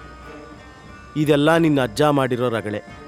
ಏನಂತ ಆ ಬಿಕಾರಿ ಜೊತೆ ನಿನ್ನ ಮದುವೆ ಮಾಡಿಸಿದ್ರು, ಆಗಿಂದ ನಿನ್ನ ಲೈಫ್ ಬರ್ಬಾದಾಗ್ಬಿಟ್ಟಿದೆ. ಅವತ್ತೇ ಈ ಮದುವೆ ಸ್ಟಾಪ್ ಮಾಡಿದ್ರೆ ಇಷ್ಟೆಲ್ಲ ಆಗ್ತಾನೇ ಇರಲಿಲ್ಲ. ಮಮ್ಮಿ, ಇನ್ನು ನನ್ನ ಹತ್ರ ಅವನ ಜೊತೆ ಲೈಫ್ ಲೀಡ್ ಮಾಡೋಕ್ಕೆ ಸಾಧ್ಯನೇ ಇಲ್ಲ. I want divorce. Girija shock ಆಗ್ಬಿಟ್ಲು. ಅಯ್ಯೋ ಮಗ, ಹಾಗೆಲ್ಲಾದರೂ ಮಾಡಿಬಿಟ್ಯಾ? ನಿನ್ನ ಅಜ್ಜ ಮಾಡಿಟ್ಟಿರೋ ವಿಲ್ ನೆನಪಿಲ್ವಾ ನಿನಗೆ? ನೀನು ಅವನಿಗೆ ಡಿವೋರ್ಸ್ ಕೊಟ್ಟರೆ ಆಸ್ತಿಲಿ ಅರ್ಧ ಅವನಿಗೆ ಕೊಡಬೇಕಾಗತ್ತೆ. ಆ ಬೆಗ್ಗರ್ ತ್ರಿಶೂಲ್ ಅದಕ್ಕೆ ಅಲ್ವಾ ಕಾಯ್ತಾ ಇರೋದು? ಇದೆಲ್ಲ ಅವನು ಪ್ಲ್ಯಾನ್ ಮಾಡಿನೇ ಮಾಡ್ತಿರ್ಬೇಕು. ಪ್ಲೀಸ್ ಮಮ್ಮಿ, ಇನ್ನು ನನ್ನ ಕೈಲಾಗಲ್ಲ. This is the right time ಅಂತ ಹೇಳ್ತಾ ನಮ್ರತಾ ಮನ್ಸಲ್ಲೇ ಏನೋ ಸ್ಕೆಚ್ ಹಾಕ್ಕೊಂಡು ತುಟಿ ಸೊಟ್ಟ ಮಾಡಿ ನಕ್ಲು. ಗಿರಿಜಾ ಮತ್ತೆ ನಮ್ರತಾ ತ್ರಿಶೂಲ್ಗೆ ಹೇಗೆ ಗುಡ್ ಬೈ ಹೇಳೋದು ಅಂತ ಪ್ಲಾನಿಂಗ್ ಮಾಡ್ತಾ ಇದ್ರು. ಜೈಲಲ್ಲಿರೋ ತ್ರಿಶೂಲ್ಗೆ ಮಾತ್ರ ಪ್ರೀತಿನ ಸೆಲ್ಫ್ ರೆಸ್ಪೆಕ್ಟ ಅನ್ನೋ ಕನ್ಫ್ಯೂಷನ್ ಇನ್ನೂ ಮುಗ್ದಿರ್ಲಿಲ್ಲ. ಆ ಪ್ರಶ್ನೆ ಅವನ ಮನಸ್ಸನ್ನ ಹಿಂಡಿ ಹಿಪ್ಪೆ ಮಾಡಿತ್ತು. ಈಗ ನಾನು ಯಾರಿಗಾಗಿ ಫೈಟ್ ಮಾಡಬೇಕು? ನಂಗೋಸ್ಕರನಾ? ಇಲ್ಲ ಇನ್ನೂ ಚೈಲ್ಡ್ಹುಡ್ ಲವ್ ಅಂತ ಹೇಳ್ಕೊಂಡು ಅವಳ ಪ್ರೀತಿಗ? 12 ವರ್ಷದ ಹಿಂದಿನ ಆ ಭಯಂಕರ ರಾತ್ರಿಲಿ ಅವನಿಗೆ ಮಾತು ಕೊಟ್ಟಿರೋ ಆ ಮುಗ್ಧವಾದ ಮುದ್ದು ಮುಖ, ದುಂಡು ಕಣ್ಗಳು, ಸ್ವೀಟ್ ವಾಯ್ಸ್ ಎಲ್ಲ ಒಂದ್ಸಲ ತ್ರಿಶೂಲ್ ಮನ್ಸಲ್ಲಿ ಬಂದು ಹೋದ್ವು. ನಮ್ರತಾ ನನ್ನ ಚೈಲ್ಡ್ಹುಡ್ ಪ್ರೀತಿ ಅಲ್ವೇ ಅಲ್ಲ ಅಂತ ಈಗ ಅನ್ನಿಸ್ತಾ ಇದೆ. ಆದರೆ ಅವಳೇ ನನ್ನ ಪ್ರೀತಿ ಆಗಿದ್ರೆ ಆ ಪ್ರೀತಿನ ಮರೆತು ಬದುಕೋಕ್ ನನ್ನ ಹತ್ರ ಆಗತ್ತಾ? ಬಟ್ ಸೆಲ್ಫ್ ರೆಸ್ಪೆಕ್ಟ್ ಅದನ್ನೂ ಕಳ್ಕೊಂಡು ಬದುಕಕ್ಕಾಗಲ್ಲ. ಏನ್ ಮಾಡ್ಲಿ? ಪ್ರಶ್ನೆಗಳು ಅಲೆಗಳ ಥರ ಎಷ್ಟೇ ಸಲ ದಡಕ್ ಬಂದ್ರೂ ಉತ್ತರ ಮಾತ್ರ ದೊಡ್ಡ ಮರಳುಗಾಡಿನ ಥರ ಖಾಲಿಯಾಗಿತ್ತು. ನೆಕ್ಸ್ಟ್ ಡೇ ಬೇಗ ಎದ್ದ ನಮ್ರತಾ ಫುಲ್ ಖುಷಿಯಾಗಿದ್ಲು. ಯೂಸ್ಲೆಸ್ ಗಂಡನಿಂದ ಫೈನಲಿ ಚಾಪ್ಟರ್ ಕ್ಲೋಸ್ ಮಾಡ್ಕೊಳ್ಳೋಕೆ ಒಂದು ಐಡಿಯಾ ಕಂಡ್ಕೊಂಡಿದ್ಲು. ನಾನು ಬಂದು ನಿನ್ನ ಜೈಲಿಂದ ಬಿಡಿಸ್ಕೊಂಡು ಹೋಗ್ತೀನಿ ಅಂತ ಕಾಯ್ತಾ ಇರ್ತೀಯಲ್ವಾ ತ್ರಿಶೂಲ್? So sad. ನಿನಗೆ ಬೇಲ್ ಕೊಟ್ಟು ನಾನು ಬಿಡಿಸ್ತೀನಿ ಅನ್ನೋ ಹಗಲ್ಗಂಡ್ಸ್ ಕಾಣ್ತಾ ಇರು. ನಾನು ನಿನಗೆ ಡಿವೋರ್ಸ್ ನೋಟಿಸ್ ಕೊಡ್ತೀನಿ. ಇದಕ್ಕೆ ಅಲ್ವಾ ಚಮಕ್ ಕೊಡೋದು ಅನ್ನೋದು. ರೆಡಿ ಆಗೋಕೆ ಅಂತ ಫೇವ್ರೆಟ್ ಪರ್ಪಲ್ ಡ್ರೆಸ್ ತಗೊಂಡು ಬಾತ್ರೂಮ್ಗೆ ಹೋದ್ಲು. ಸ್ವಲ್ಪ ಹೆಚ್ಚೆ ಅನ್ನೋಷ್ಟು ಮೇಕಪ್ ಮಾಡಿಕೊಂಡು ರೂಮಿಂದ ಹೊರಗೆ ಬರ್ತಿದ್ದಂಗೆ ಅವಳ ಸ್ಕೂಲ್ ಫ್ರೆಂಡ್ ಕಿರಣ್ ಹಾಲಲ್ಲಿ ಕೂತು ಟೀ ಕುಡಿತಾ ಇದ್ದ. ನಮ್ರತಾ ಅಂದರೆ ಅವನು ಸ್ಕೂಲ್ ಟೈಮಿಂದನೇ ಸಾಯ್ತಿದ್ದ. ನಮ್ರತಾ ಡಿವೋರ್ಸ್ ತಗೋತಿದ್ದಾಳೆ ಅನ್ನೋ ವಿಷಯ ಗಿರಿಜಾ ಇನ್ಫಾರ್ಮ್ ಮಾಡ್ತಿದ್ದಂಗೆ ಹೈ ಆ್ಯಂಡ್ ಕಾರ್ ತಗೊಂಡು ಮೀಟ್ ಮಾಡೋಕೆ ಬಂದೇ ಬಿಟ್ಟಿದ್ದ. ಕಿರಣ್, ಎಷ್ಟು ದಿನ ಆಯಿತು ನೀನು ನೋಡಿ? ಜಾಬ್ ಮಾಡ್ತಾ ಇದೆಯಾ? ಯಾವುದೋ ಹೊಸ ಕಾರ್ ತಂದಿರೋ ಹಾಗಿದೆ. ಆ್ಯಕ್ಚುಲಿ ಆಂಟಿ, ನಂಗೆ ಪ್ರಮೋಷನ್ ಆಗಿದೆ. ಈಗ ನನ್ನ ಪ್ಯಾಕೇಜ್ 5 crore ಇದೆ. ದುಡ್ಡಿನ ದೊಡ್ಡತನ ಕೇಳ್ತಿದ್ದಂಗೆ ಗಿರಿಜಾ ಅವನ ಹಿಂದೆ ಮುಂದೆನೇ ಸುತ್ತಾಡ್ತಾ, ವಾವ್ ಕಿರಣ್, ನಿನಗೆ ನೋಡು ಎಷ್ಟು ಜವಾಬ್ದಾರಿ ಇದೆ. ನನ್ನಳಿಯನೂ ಇದ್ದಾನೆ. ಛೇ, ನಮ್ಮ ಫ್ಯಾಮಿಲಿಗೆ ಬ್ಲ್ಯಾಕ್ ಮಾರ್ಕ್. ಇದೊಂದು ಮದುವೆ ಆಗಿದ್ದು ನಮ್ಮ ಫ್ಯಾಮಿಲಿನ ಕುಣಿಕೆಗೆ ಹಾಕ್ಬಿಡ್ತು. ನಿಂಗೊಂದು ಗುಟ್ಟಿನ ವಿಷಯ ಹೇಳ, ಅವರಿಬ್ಬರು ಇವತ್ತಿನ ತನಕ ಒಂದೇ ರೂಮ್ನಲ್ಲಿ ಮಲಗಲೇ ಇಲ್ಲ. ಇದನ್ನು ಕೇಳಿ ಕಿರಣ್ ಮನಸ್ಸಲ್ಲಿ ಲಡ್ಡು ಬ್ಲಾಸ್ಟ್ ಆಯಿತು. ಆಸೆಗಣ್ಣಲ್ಲಿ ಗಿರಿಜನ್ನೇ ನೋಡ್ತಾ ಕೂತಿದ್ದ. ಇನ್ನೊಂದು ಕಡೆ ವಂಶಿ ಸಿಟ್ಟಲ್ಲಿ ಸುಡ್ತಿದ್ದ. ಮರ್ಯಾದೆ ತೆಗೆದಿರೋ ತ್ರಿಶೂಲ್ಗೆ ಸರಿಯಾಗಿ ಬುದ್ಧಿ ಕಲಿಸ್ಬೇಕು ಅಂದ್ಕೊಂಡು ಪೊಲೀಸ್ ಸ್ಟೇಷನ್ಗೆ ಕಾಲ್ ಮಾಡಿ ಇನ್ಸ್ಪೆಕ್ಟರ್ಗೆ ಲಂಚದ ಆಸೆ ತೋರಿಸಿ 3rd ಡಿಗ್ರಿ ಟ್ರೀಟ್ಮೆಂಟ್ ಕೊಡೋಕೆ ಹೇಳಿದ್ದ. ತ್ರಿಶೂಲ್ ಮಹಾದೇವ್, ಯಾಕೆ ಬೇಕಿತ್ತು ನಿನಗೆ ಈ ದೊಡ್ಡ ಜನರ ಜೊತೆ ಅದಕ್ಕೆ ಪ್ರಸಂಗ? ಏಯ್ ಪಿ ಸಿ, ಅವನ್ನೆಲ್ಲ ಬಟ್ಟೆ ಬಿಚ್ಚಿ ಉಲ್ಟಾ ನೇತು ಹಾಕ್ರಿ. ಇವತ್ತು ಅವನ ಚರ್ಬಿ ಇಳಿಸ್ತೀನಿ. ಹತ್ರ ನಿಂತಿದ್ದ ಪಿ ಸಿ ಕಡೆ ನೋಡಿ ಇನ್ಸ್ಪೆಕ್ಟರ್ ಆರ್ಡರ್ ಮಾಡ್ದ. ತ್ರಿಶೂಲ್ ಪರಶಿವನ ದೊಡ್ಡ ಭಕ್ತ. ಅವನಿಗೆ ಯಾವತ್ತೇ ಯಾವುದೇ ಪ್ರಾಬ್ಲಮ್ ಬರಲಿ, 2ರಲ್ಲಿ ಒಂದು ದಾರಿ ಚೂಸ್ ಮಾಡಬೇಕು ಅನ್ನೋ ಸಂದರ್ಭ ಬಂದಾಗ ಕೂಡ ಆ ಶಿವನಲ್ಲೇ ಬೇಡ್ಕೋತಿದ್ದ. ಈಗಲೂ ಜೈಲಿನ ಒಂದು ಮೂಲೆಯಲ್ಲಿ ಕೂತು ಓಂ ನಮಃ ಶಿವಾಯ ಅಂತ ಜಪ ಮಾಡ್ತಿದ್ದ. ಅದೇ ಟೈಮ್ಗೆ ಇಬ್ರು ಪಿ ಸಿ ಸೆಲ್ ಒಳಗೆ ಬಂದು ಅವನನ್ನು ಹಿಡ್ಕೊಂಡ್ರು. ಶಿವ ಒಂದು ಸಲ ವಿನಾಶಕ ರೂಪ ತಾಳ್ದ ಅಂದರೆ ಅವನನ್ನು ಸ್ಟಾಪ್ ಮಾಡೋಕೆ ಯಾರಿಗೂ ಸಾಧ್ಯ ಇಲ್ಲ. ನಿಮ್ಮಂಥ ಅಧರ್ಮಿಗಳು ಲಿಮಿಟ್ ಕ್ರಾಸ್ ಮಾಡೋವಾಗ ಶುರುವಾಗೋ ಶಿವತಾಂಡವನ ನಿಮ್ಮ ಹತ್ರ ಖಂಡಿತ ತಡೆಯೋಕ್ಕಾಗಲ್ಲ. ಅದೇ ಪರಶಿವನ ಆಯುಧ ನಾನು. ಈ ತ್ರಿಶೂಲ್ ಮಹಾದೇವನ ತಾಂಡವ ನೀವೀಗ ನೋಡ್ತೀರಾ. ತ್ರಿಶೂಲ್ ಜಪ ಮಾಡ್ತಾ ಇರೋವಾಗ ದುಡ್ಡಿನ ಚಪಲಕ್ಕೆ ನಾಲ್ಗೆ ಚಾಚಿ ಅವನನ್ನು ಬಂದು ತಡೆದಿರೋದಕ್ಕೆ ಕೋಪ ಬಂದಿತ್ತು. ಅದೇ ರೋಷದಲ್ಲಿ ಕೈ ಹಿಡ್ಕೊಂಡಿರೋ ಪಿ ಸಿಯ ಕಾಲರ್ ಹಿಡಿದು ಎಳೆದು ನೆಲಕ್ಕೆ ಬೀಳಿಸ್ದ. ಇನ್ನೊಬ್ಬ ಪಿ ಸಿಗೆ ಮುಖಕ್ಕೆ ಒಂದು ಡಿಚ್ಚಿ ಬಿತ್ತು. ಅಚಾನಕ್ಕಾಗಿ ತ್ರಿಶೂಲ್ ಅಟ್ಯಾಕ್ ಮಾಡಿದ್ ನೋಡಿ ಹೆದರಿ ಹಿಂದಕ್ಕೆ ಸರ್ಕೊಂಡ್ರು. ತ್ರಿಶೂಲ್ ಕಣ್ಣಲ್ಲಿ ಆ ತೀಕ್ಷ್ಣ ಪ್ರಕಾಶ ಬೆಳಗ್ತಾ ಇರೋದು ನೋಡಿ ಅವರಿಬ್ರು ಹತ್ರ ಬರೋಕ್ಕೂ ಧೈರ್ಯ ಮಾಡಲಿಲ್ಲ. ಶಂಭೋ ಶಂಕರ, ಶಂಭೋ ಶಂಕರ ಅಂತ ಅವನು ಕೂಗಿರೋ ಧ್ವನಿ ಪೊಲೀಸ್ ಸ್ಟೇಷನ್ ತುಂಬಾ ಎಕೋ ಆಯಿತು. ಸಿಚುವೇಶನ್ ನೋಡಿ ಇನ್ಸ್ಪೆಕ್ಟರ್ ಪಿತ್ತದಲ್ಲಿ ರೇಗಾಡ್ತಾ ತ್ರಿಶೂಲ್ ಹತ್ರ ಬಂದು ಲಾಠಿ ಚಾರ್ಜ್ ಶುರು ಮಾಡಿದ್ರು. 10 ನಿಮಿಷದಲ್ಲಿ ಪಿ ಸಿಗಳು ಸೇರಿಕೊಂಡು ಕತ್ತಲ ಕೋಣೆಯಲ್ಲಿ ತ್ರಿಶೂಲ್ನ ಉಲ್ಟಾ ನೇತ್ ಹಾಕಿ ಲಾಠಿ ಬೂಟಿಂದ ಅವನನ್ನ ಜಪ್ಪೋಕೆ ಶುರು ಮಾಡಿದ್ರು.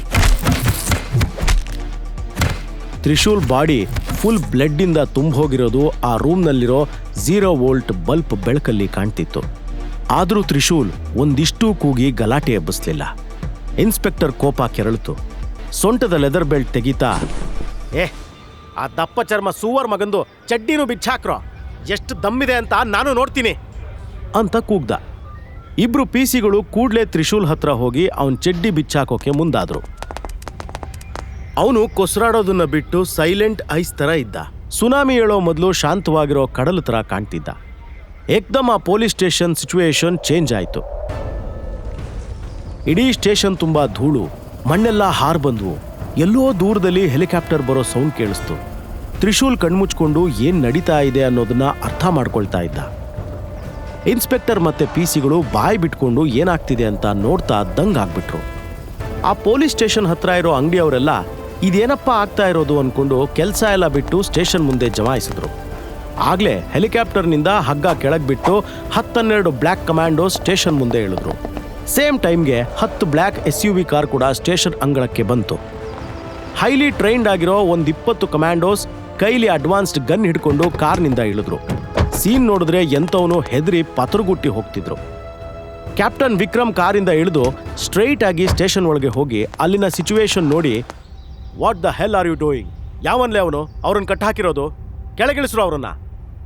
ಹೇಳ್ದೆ ಕೇಳದೆ ಸ್ಟೇಷನ್ ಒಳಗೆ ಬಂದು ಧಮ್ಕಿ ಹಾಕ್ತಿರೋ ಆಸಾಮಿನ ನೋಡಿ ಇನ್ಸ್ಪೆಕ್ಟರ್ ಎದೆ ತಿಕ್ತಾ, ನೀನ್ ಯಾವನು ಅನ್ನೋದನ್ನ ಮೊದಲು ಹೇಳಲೇ, ಸ್ಟೇಷನ್ ಏನ್ ನಿಮ್ಮಪ್ಪನ ಮನೆ ಅನ್ಕೊಂಡ್ಯಾ ಏಕಾಏಕಿ ನುಗ್ಗೋಕೆ? ಇನ್ಸ್ಪೆಕ್ಟರ್ ಸೊಕ್ಕಿನ ಮಾತು ಕೇಳಿ ಕ್ಯಾಪ್ಟನ್ ವಿಕ್ರಮ್ಗೆ ಸಿಟ್ಟು ಬಂತು. ಕೆನ್ನೆಗೆ 4 ಬಾರಿಸಿ, ತ್ರಿಶೂಲ್ ಮಹಾದೇವ್ ಯಾರಂತ ಗೊತ್ತಾ ನಿಂಗೆ? 3 ವರ್ಷದ ಹಿಂದೆ ಈ ಕಾರವಾರ ಸಿಟಿನ ಕಾಪಾಡಿರೋ ಸೈನಿಕ, 700ರಿಂದ 800 ಜನರನ್ನ ಏಕಾಂಗಿಯಾಗಿ ಕೊಂದಿರೋ ಒಬ್ಬ ಮಹಾಯೋಧ, ಇಂಡಿಯಾದ ದೊಡ್ಡ ಸೀಕ್ರೆಟ್ ಏಜೆನ್ಸಿಯ ಚೀಫ್ ಮೇಜರ್ ತ್ರಿಶೂಲ್ ಮಹಾದೇವ್. ಈ ವಿಷಯ ನಿನ್ನಲ್ಲೇ ಇಟ್ಕೋ ಇನ್ಸ್ಪೆಕ್ಟರ್. ಆ ಹೆಸರು ಕೇಳಿ ಇನ್ಸ್ಪೆಕ್ಟರ್ ಪ್ಯಾಂಟ್ ಒದ್ದೆ ಆಗೋ ಎಲ್ಲ ಲಕ್ಷಣನೂ ಕಾಣಿಸ್ತು. ಎಲ್ಲಾದರೂ ಜಾಬ್ಗೆ ಕೂತು ಬರ್ಬೋದು ಅಂದ್ಕೊಂಡು ಬೇಗ ಓಡ್ ಹೋಗಿ ತ್ರಿಶೂಲ್ ಕಟ್ಟೆಲ್ಲ ಬಿಚ್ಚಿ 1 ಗ್ಲಾಸ್ ನೀರು ಕೊಟ್ಟು ಹೊರಗೆ ಕುರ್ಚಿ ಮೇಲೆ ಕೂರಿಸ್ದ. ತ್ರಿಶೂಲ್ ಬಟ್ಟೆ ಪೂರ ಹರಿದೋಗಿತ್ತು. ಕ್ಯಾಪ್ಟನ್ ವಿಕ್ರಮ್ ಅವನಿಗೊಂದು ಜೊತೆ ಬಟ್ಟೆ ತರಿಸಿ ಹಾಕ್ಕೊಳಕ್ ಕೊಟ್ಟ.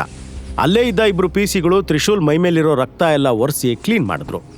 3 ವರ್ಷದ ನಂತರ ಎಲ್ಲ ಕಮಾಂಡೋಸ್ ತ್ರಿಶೂಲ್ನ ನೋಡ್ತಾ ಇದ್ರು. ಸೊ ಅವರೆಲ್ಲ ಪ್ರೌಡ್ ಫೀಲ್ ಆಗಿ ಎದೆ ಉಬ್ಬಿಸಿ ಸೆಲ್ಯೂಟ್ ಮಾಡಿದ್ರು. ತ್ರಿಶೂಲ್ ಕೂಡ ಕಷ್ಟಪಟ್ಟು ಎದ್ದು ನಿಂತು ಅವರಿಗೆಲ್ಲ ಸೆಲ್ಯೂಟ್ ಮಾಡ್ದ. ಕ್ಯಾಪ್ಟನ್ ವಿಕ್ರಮ್ ಮುಂದೆ ಬಂದು, ಮೇಜರ್ ಸರ್, ನಾವು ನಿಮ್ಮನ್ನು ಎಲ್ಲೆಲ್ಲಿ ಸರ್ಚ್ ಮಾಡಿಲ್ಲ, ನೀವು ನೋಡಿದ್ರೆ ಇಲ್ಲಿದ್ದೀರಾ. ನೀವಿರೋ ಸಿಚುಯೇಷನ್ ಬಗ್ಗೆ ನಿನ್ನೆ ನಂಗೆ ಗೊತ್ತಾಗಿದೆ. ಕಾರವಾರ ನೇವಲ್ ಕ್ಯಾಂಪ್ ಜೊತೆ ಕಮ್ಯುನಿಕೇಟ್ ಮಾಡಿ ಪೂರ್ತಿ ಬೆಟಾಲಿಯನ್ ಕರ್ಕೊಂಡು ಬಂದ್ಬಿಟ್ಟೆ. Sorry sir, I am late. No captain, your on time. ಮೊದಲು ಇಲ್ಲಿಂದ ಹೊರಗೆ ಹೋಗೋಣ. ಪ್ಲೀಸ್ ನನ್ನ ಶರ್ಮಾ ಮ್ಯಾನ್ಷನ್ಗೆ ಡ್ರಾಪ್ ಮಾಡಿ ಅಂತ ಹೇಳ್ದ. ಇಷ್ಟೆಲ್ಲ ಆದ್ಮೇಲೆ ಕೂಡ ತ್ರಿಶೂಲ್ ಇನ್ನೂ ನಮ್ರತಾ ಬಗ್ಗೆನೇ ಯೋಚನೆ ಮಾಡ್ತಿದ್ದ. ಅವಳು ಹಚ್ಚಿರೋ ಬೆಂಕಿ ಅವನ ಹೃದಯನ ಇನ್ನೂ ಸುಡ್ತಾನೇ ಇತ್ತು. ಅದನ್ನ ಹೇಗಾದರೂ ನಂದಿಸ್ಬೇಕು. ನಮ್ರತಾನ ಮೀಟ್ ಆದ್ರೆ ಮಾತ್ರ ಅದು ಸಾಧ್ಯ. Platoon fall back. Trishul order ಮಾಡ್ತಿದ್ದ ಹಾಗೆ ಕಮಾಂಡೋಗಳು ಅವನಿಗೆ ಸೆಲ್ಯೂಟ್ ಮಾಡ್ತಾ ಅಂದ್ರು. ಇದನ್ನ ನೋಡಿ ಸ್ಟೇಷನ್ನಲ್ಲಿರೋ ಪೊಲೀಸರು ಸೆಲ್ಯೂಟ್ ಮಾಡದೇ ಇರೋಕೆ ಆಗ್ಲಿಲ್ಲ. ನಂತರ ತ್ರಿಶೂಲ್ ಕಾರ್ ಹತ್ತಿ ಕೂರ್ತಿದ್ದಂಗೆ ಕಾರ್ ಹೊರಟ್ಬಿಡ್ತು. ಪಕ್ಕದಲ್ಲಿ ಕೂತಿರೋ ಕ್ಯಾಪ್ಟನ್ ವಿಕ್ರಮ್, ಮೇಜರ್, ನೀವ್ಯಾಕೆ ಫುಲ್ ನೈಟ್ ಸ್ಟೇಷನಲ್ಲಿದ್ರಿ? ನಮಗೊಂದು ಕಾಲ್ ಮಾಡೋದಲ್ವಾ? ನನಗೆ ಸೆಲ್ಫ್ ರೆಸ್ಪೆಕ್ಟ್ ಬಗ್ಗೆ ಒಂದು ಲೆಸನ್ ಕಲಿಬೇಕಿತ್ತು ಕ್ಯಾಪ್ಟನ್. ಸೆಲ್ನಲ್ಲಿ ಒಂದು ನೈಟ್ ಕಳೀದೇ ಇದ್ರೆ ನಾನು ನನ್ನ ಬಗ್ಗೆ ಥಿಂಕ್ ಮಾಡೋಷ್ಟು ಬುದ್ಧಿ ಕಲಿತಿರ್ಲಿಲ್ಲ. ಅವನಿಗೆ ನಮ್ರತಾ ಮೇಲೆ ಈಗ ಯಾವ ಫೀಲಿಂಗ್ ಕೂಡ ಇರಲಿಲ್ಲ. ಬಟ್ ಅವಳು ಆಡಿರೋ ಮಾತೆಲ್ಲ ಹಿಂಸೆ ಕೊಡ್ತಾ ಇದ್ವು. ಮೇಜರ್, ನಿಮಗೆ J&K ರೀಸನ್ನಲ್ಲಿ ನಾವು ಕೆಲವು ಕಂಡೀಷನ್ಸ್ ಹಾಕಿ ಕ್ಲೋಸ್ ಮಾಡಿಸಿ ಬಂದಿರೋ ಇಲ್ಲೀಗಲ್ ಆ್ಯಕ್ಟಿವಿಟೀಸ್ ಬಗ್ಗೆ ನೆನಪಿದೆಯಾ? ಆ ಸ್ಲೀಪಿಂಗ್ ಸೆಲ್ ಮತ್ತೆ ಆ್ಯಕ್ಟಿವ್ ಆಗಿದೆ. ಅವ್ರು ಕೆಲವೊಂದು ಕಂಡೀಷನ್ಸ್ ನಮ್ಮ ಹತ್ರ ಫುಲ್ಫಿಲ್ ಮಾಡೋಕ್ಕಾಗಲಿಲ್ಲ. ಸೊ ಯಾವತ್ತು ಬೇಕಿದ್ರೂ ನಮ್ಮ ಮೇಲೆ ಅಟ್ಯಾಕ್ ಆಗ್ಬೋದು. ಕ್ಯಾಪ್ಟನ್, 3 ವರ್ಷದ ಹಿಂದೆ ಅದೆಲ್ಲ ಬೇಡ ಅಂತ ಬಿಟ್ಟು ಬಂದಿದ್ದೀನಿ. Now I don't belong there. ಈಗ ನಾನೊಬ್ಬ ಕಾಮನ್ ಮ್ಯಾನ್ ಮಾತ್ರ. ತ್ರಿಶೂಲ್ನ ಡ್ರಾಪ್ ಮಾಡೋಕೆ ಆ ಪೂರ್ತಿ ಬೆಟಾಲಿಯನ್ ಗಾಯತ್ರಿ ನಗರಕ್ಕೆ ಹೊರಟಿತ್ತು. 2 ಹೆಲಿಕಾಪ್ಟರ್ ಕೂಡ ಅವ್ರ ಹಿಂದೆನೇ ಬರ್ತಾ ಇತ್ತು. ಒಬ್ಬ ರಾಜನ ಸೈನ್ಯ ಶರ್ಮಾ ಮ್ಯಾನ್ಷನ್ ಕಡೆ ಹೊರಟಿರೋ ಥರ ಆ ಸೀನ್ ಇತ್ತು. ನಮ್ರತಾ ಮನೆಯಿಂದ ಹೊರಗೆ ಬಂದು ಪೊಲೀಸ್ ಸ್ಟೇಷನ್ ಕಡೆ ಹೊರಟಿದ್ಲು. ಅವಳ ಮನೆ ಮುಂದೆ ಸಾಲು ಸಾಲು SUV ಕಾರ್ಗಳು ಬಂದು ನಿಂತು. ಮುಂದಿರೋ ಕಾರಿಂದ ತ್ರಿಶೂಲ್ ಇಳಿದ. ಇದನ್ನ ನೋಡಿ ಕಿರಣ್ ಮತ್ತೆ ನಮ್ರತಾ ಶಾಕ್ ಆದ್ರು. ತ್ರಿಶೂಲ್ನ ಡ್ರಾಪ್ ಮಾಡಿ ಆ ಬೆಟಾಲಿಯನ್ ಹೊರಟೋಯ್ತು. ನಮ್ರತಾನ ನೋಡ್ತಾ ತ್ರಿಶೂಲ್ ಹತ್ರ ಹೋಗಿ, ನಿಮ್ಮಿ, ಸೀರಿಯಸ್ಲಿ ನಿಂಗೆ 12 ಇಯರ್ಸ್ ಬ್ಯಾಕ್ ಏನಾಗಿದೆ ಅನ್ನೋದು ನೆನಪಿಲ್ವಾ? ಆ ಟಾಗೋರ್ ಬೀಚ್ನಲ್ಲಾಗಿರೋ ಅಟ್ಯಾಕ್, ಕಿಡ್ನ್ಯಾಪ್, ಬರ್ತ್ಡೇ ಯಾವುದೂ ನೆನಪಿಲ್ವಾ? R you mad? ಅಲ್ಲ, ನೀನು ಜೈಲಿಂದ ಹೊರಗೆ ಹೇಗೆ ಬಂದೆ? ಹೇಗೆ, ಏನು, ಎತ್ತ ಅಂತ ನೀನು ಕೇಳೋ ಕ್ವಶನ್ಸ್ಗೆ ನನ್ನ ಹತ್ರ ಆನ್ಸರ್ ಇಲ್ಲ. ಬಟ್ ಲಾಸ್ಟ್ ನೈಟ್ ಪಾರ್ಟಿಲಿ ನನ್ನ ಜೊತೆ ತುಂಬ ಕೆಟ್ಟದಾಗಿ ನಡ್ಕೊಂಡೆ. ಅದರಿಂದಾಗಿ ನಾನು ನನ್ನ ಬಗ್ಗೆ ಥಿಂಕ್ ಮಾಡಬೇಕಾಯ್ತು. ಇಲ್ಲದೆ ಇದ್ದರೆ ನಾನು ಈ ಲೈನಲ್ಲಿ ಯೋಚನೆ ಮಾಡ್ತಿರ್ಲಿಲ್ವೇನೋ. ಏನು ರಬ್ಬಿಷ್ ಮಾತಾಡ್ತಾ ಇದೆಯಾ? ಮಿಸ್ಬಿಹೇವ್ ಮಾಡಿದ್ದು ನಾನಾ? ಡ್ರಾಮಾ ಕ್ರಿಯೇಟ್ ಮಾಡಿದ್ದು ನೀನು. ಪೊಲೀಸರು ಎಳ್ಕೊಂಡು ಹೋಗಿರೋದು ನಿನ್ನ. ಏನೋ ಬಡವ ಅಂತ ನಿಂಗೆ ಬೇಲ್ ಕೊಟ್ಟು ಬಿಡಿಸೋಣ ಅನ್ಕೊಂಡಿದ್ದು ನಾನು ಅಂತ ಹೇಳ್ತಾ ಇರೋವಾಗಲೇ ತ್ರಿಶೂಲ್ ಅವಳನ್ನು ತಡೆದು, ನನಗೆ ಡಿವೋರ್ಸ್ ಬೇಕು ನಮ್ರತಾ. ನಾನು ಲವ್ ಮಾಡಿರೋ ಹುಡುಗಿ ನೀನಂತೂ ಅಲ್ಲ. ತ್ರಿಶೂಲ್ ಡಿವೋರ್ಸ್ ಕೇಳಿದ್ ನೋಡಿ ಎಲ್ಲರೂ ಶಾಕ್ ಆದ್ರು. ನಮ್ರತಾ ಈಗೋ ಹರ್ಟ್ ಆಯ್ತು. ನೀನ್ ನಂಗೆ ಡಿವೋರ್ಸ್ ಕೊಡ್ತೀಯಾ ತ್ರಿಶೂಲ್? ಆಕ್ಚುಲಿ ನೀನ್ ನಂಗೆ ಮ್ಯಾಚೇ ಅಲ್ಲ. ತ್ರಿಶೂಲ್ ಏನೂ ರಿಯಾಕ್ಟ್ ಮಾಡದೆ ಸ್ಮೈಲ್ ಮಾಡ್ದ.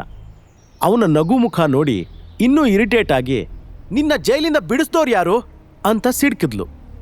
ಕಿರಣ್ ನಗ್ತಾ, ಯಾರೋ ದೊಡ್ಡ ಜನರ ಕಾಲಿಗೆ ಬಿದ್ದು ಬಿಡಿಸ್ಕೊಂಡು ಬಂದಿರಬೇಕು, ಲಿವಿಟ್ ನಿಮ್ಮಿ.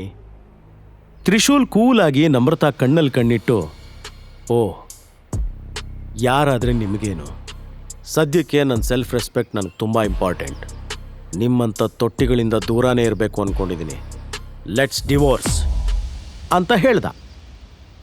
ತ್ರಿಶೂಲ್ ಈಗ ಸೆಲ್ಫ್ ರೆಸ್ಪೆಕ್ಟ್ ಉಳಿಸ್ಕೊಳ್ಳೋಕೆ ಇಡೀ ಜಗತ್ತಿನ ಜೊತೆ ಹೋರಾಡ್ತಾನ. 12 ವರ್ಷದ ಪ್ರೀತಿ ಡಿವೋರ್ಸ್ನಲ್ಲಿ ಎಂಡ್ ಆಗುತ್ತಾ? ಈ ತ್ರಿಶೂಲ್ ಯಾರು? ಅವನ ಸೀಕ್ರೆಟ್ಸ್ ಏನು? ತ್ರಿಶೂಲ್ ಆರ್ಮಿ ಬಿಟ್ಟು ಯಾಕೆ ಬಂದಿದ್ದಾನೆ?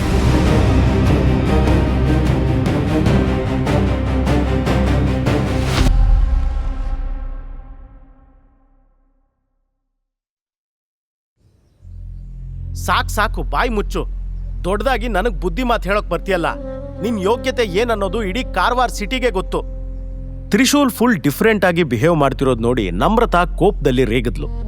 ಈಗ ಯಾರೇ ಹೀಗೆ ಕೆಟ್ಟದಾಗ ಮಾತಾಡಿದ್ರು ಸಹಿಸ್ಕೊಳ್ಳೋ ಸ್ಟೇಜ್ನಿಂದ ತ್ರಿಶೂಲ್ ಆಚೆ ಬಂದಿದ್ದ. ಹಾ ನಾನು ನನ್ನ ಯೋಗ್ಯತೆ ಕಳ್ಕೊಂಡಿದ್ದೀನಿ. ನಿನ್ನೆದ್ರು ನಿನ್ನ ಫ್ಯಾಮಿಲಿ ಎದುರು ಅಷ್ಟೇ ಅಲ್ಲ, ಈ ಇಡೀ ಸಿಟಿ ಮುಂದೆ ನನ್ನ ಮರ್ಯಾದೆ ಹೋಗಿದೆ.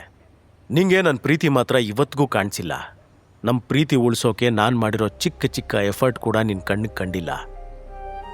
ನಿನ್ನ ಮಮ್ಮಿ ಮತ್ತೆ ಸುತ್ತ ಇರೋ ಜನ ಹೇಳೋದನ್ನೇ ಸತ್ಯ ಅನ್ಕೊಂಡಿದ್ಯಾ? ನನ್ನ ಮರ್ಯಾದೆ ಕಳ್ಕೊಳ್ಳೋದ್ರಲ್ಲಿ ನಂಗೆ ಮಜಾ ಸಿಗುತ್ತೆ ಅನ್ಕೊಂಡಿದ್ಯಾ ನಮ್ರತಾ? ಆ ಶಿವನ ಮೇಲೆ ಆಣೆ, ನನ್ನ ಯೋಗ್ಯತೆ ಏನು ಅಂತ ನಿನಗೆ ತಿಳಿಯೋ ದಿನ ಇದೆಯಲ್ಲ ನಮ್ರತಾ, ಆ ದಿನಕ್ಕೋಸ್ಕರ ಕಾಯ್ತಾ ಇದ್ದೀನಿ. ಆ ದಿನ ನನ್ನ ಮುಂದೆ ನೀನು ಬಂದು ನಿಂತಾಗ ಬಿಡು, ನೀನು ಯಾವುದಕ್ಕೂ ಲಾಯಕ್ಕಿರಲ್ಲ. ಅಷ್ಟು ಹೇಳ್ತಾ ತ್ರಿಶೂಲ್ ಕಣ್ಣಲ್ಲಿ ನೀರು ತುಂಬ್ಕೋತು. ಲಾಸ್ಟ್ 2 ದಿನದಿಂದ ಅವನ ಮನಸ್ಸು ಎಷ್ಟು ನೋವು ಅನುಭವಿಸ್ತಿತ್ತು ಅಂದ್ರೆ ದೇಹಕ್ಕಾಗಿರೋ ಗಾಯದ ನೋವೇ ಅವನಿಗೆ ಫೀಲ್ ಆಗ್ತಾ ಇರಲಿಲ್ಲ. ಆದ್ರೆ ಕೆಟ್ಟ ಮನಸ್ಸಿನ ಮಾಲೀಕರಾಗಿರೋ ಮಂದಿಗೆ ಅದೆಲ್ಲ ಎಲ್ಲಿಂದ ಅರ್ಥ ಆಗ್ಬೇಕು? ತಮ್ಮ ಬೇಳೆ ಎಲ್ಲಿ ಬೇಯುತ್ತೋ ಅಲ್ಲಿ ಹೋಗ್ತಾರೆ ಇವರೆಲ್ಲ. ಏನ್ ಜನಗಳು, ಯಾಕೆ ಹಿಂಗೆ ಆಡ್ತಾರೋ?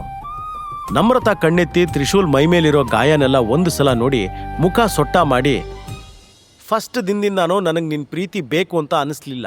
ನಾನು ಕೇಳಲೂ ಇಲ್ಲ. ನನ್ನ ಅಜ್ಜ ಒಬ್ರು ಫೋರ್ಸ್ ಮಾಡದೇ ಇದ್ದಿದ್ರೆ ನಾನು ಯಾವತ್ತೂ ನಿನ್ನ ಮದುವೆನೇ ಆಗ್ತಿರ್ಲಿಲ್ಲ. ಚಿಕ್ಕ ಎಫರ್ಟ್ಸ್ ಮಾಡಿದ್ಯಾ ಪ್ರೀತಿ ಉಳಿಸ್ಕೊಳ್ಳೋಕ್ಕೆ? ಯಾವುದದು ರಿಯಲಿ ತ್ರಿಶೂಲ್?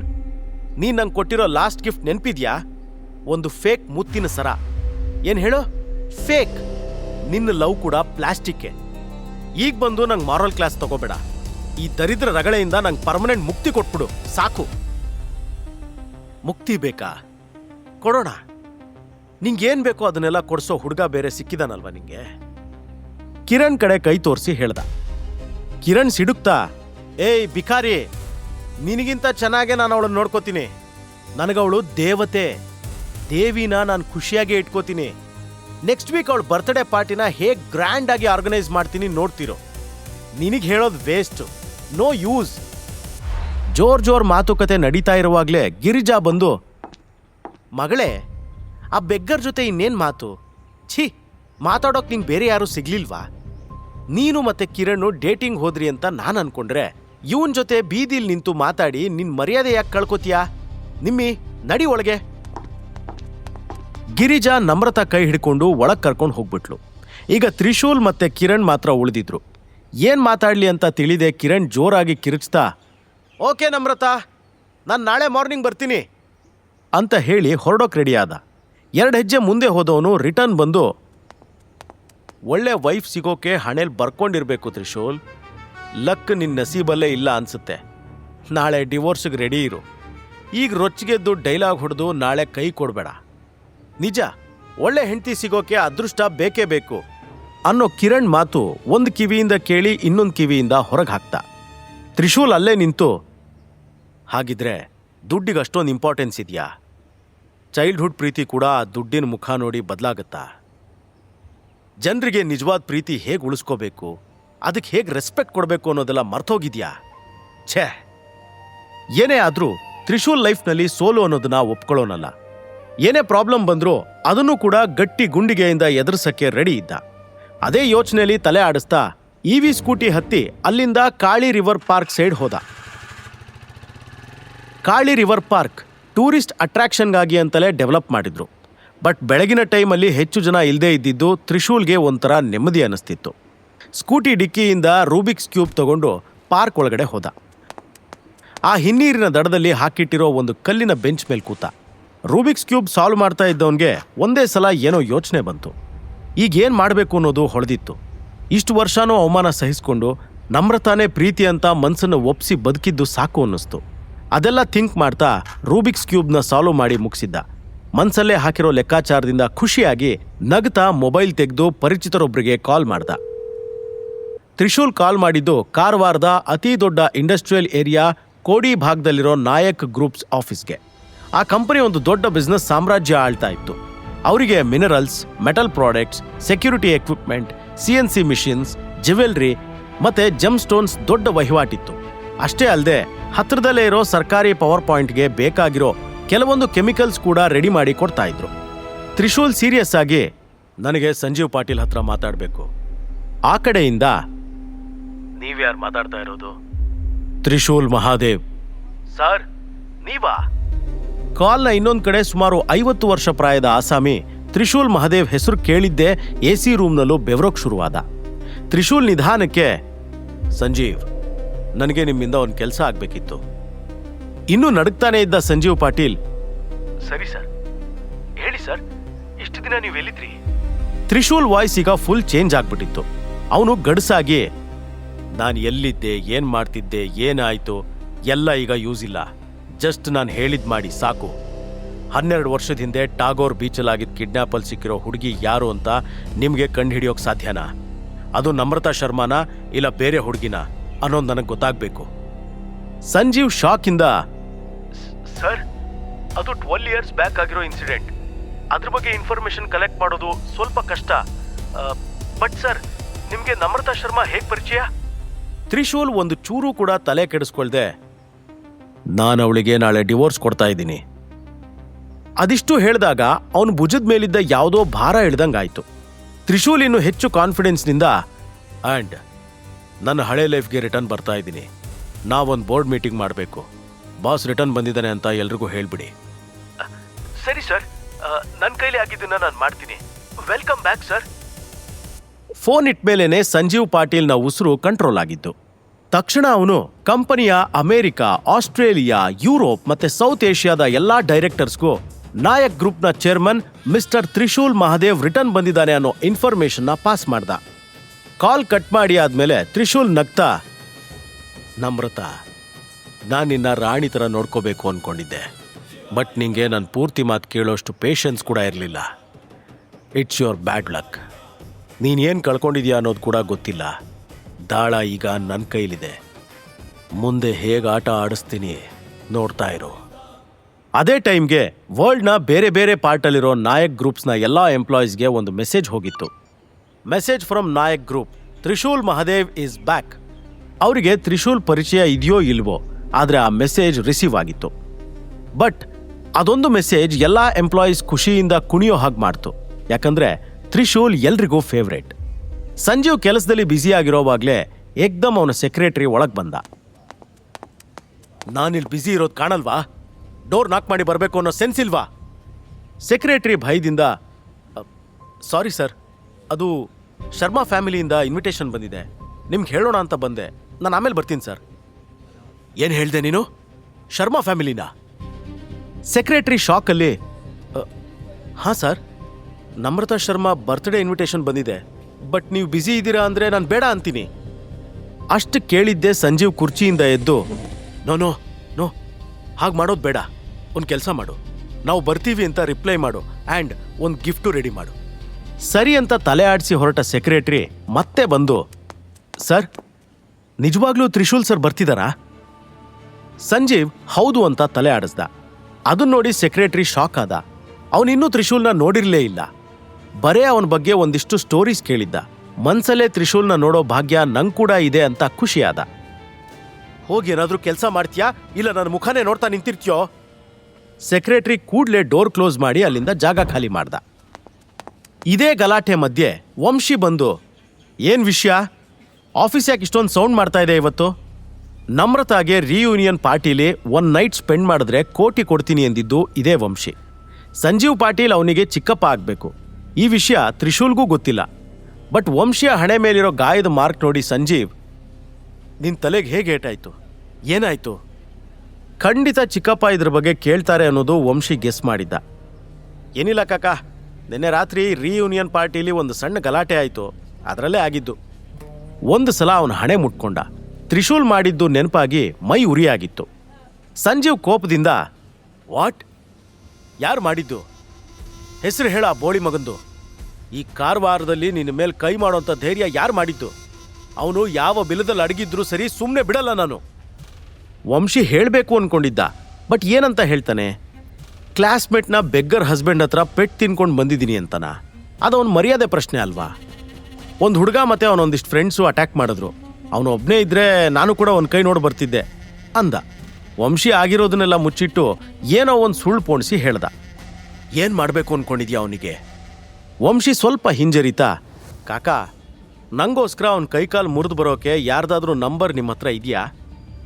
ಸಂಜೀವ್ ಸಣ್ಣ ಧ್ವನಿಯಲ್ಲಿ, ನೋಡು ವಂಶಿ, ನೀನು ನನ್ನ ಮಗಂತರ, ಅದಕ್ಕೆ ಈ ಮಾತು ಹೇಳ್ತೀನಿ ಕೇಳು. ಮೊದಲೇ ಟೈಮ್ ಸರಿ ಇಲ್ಲ.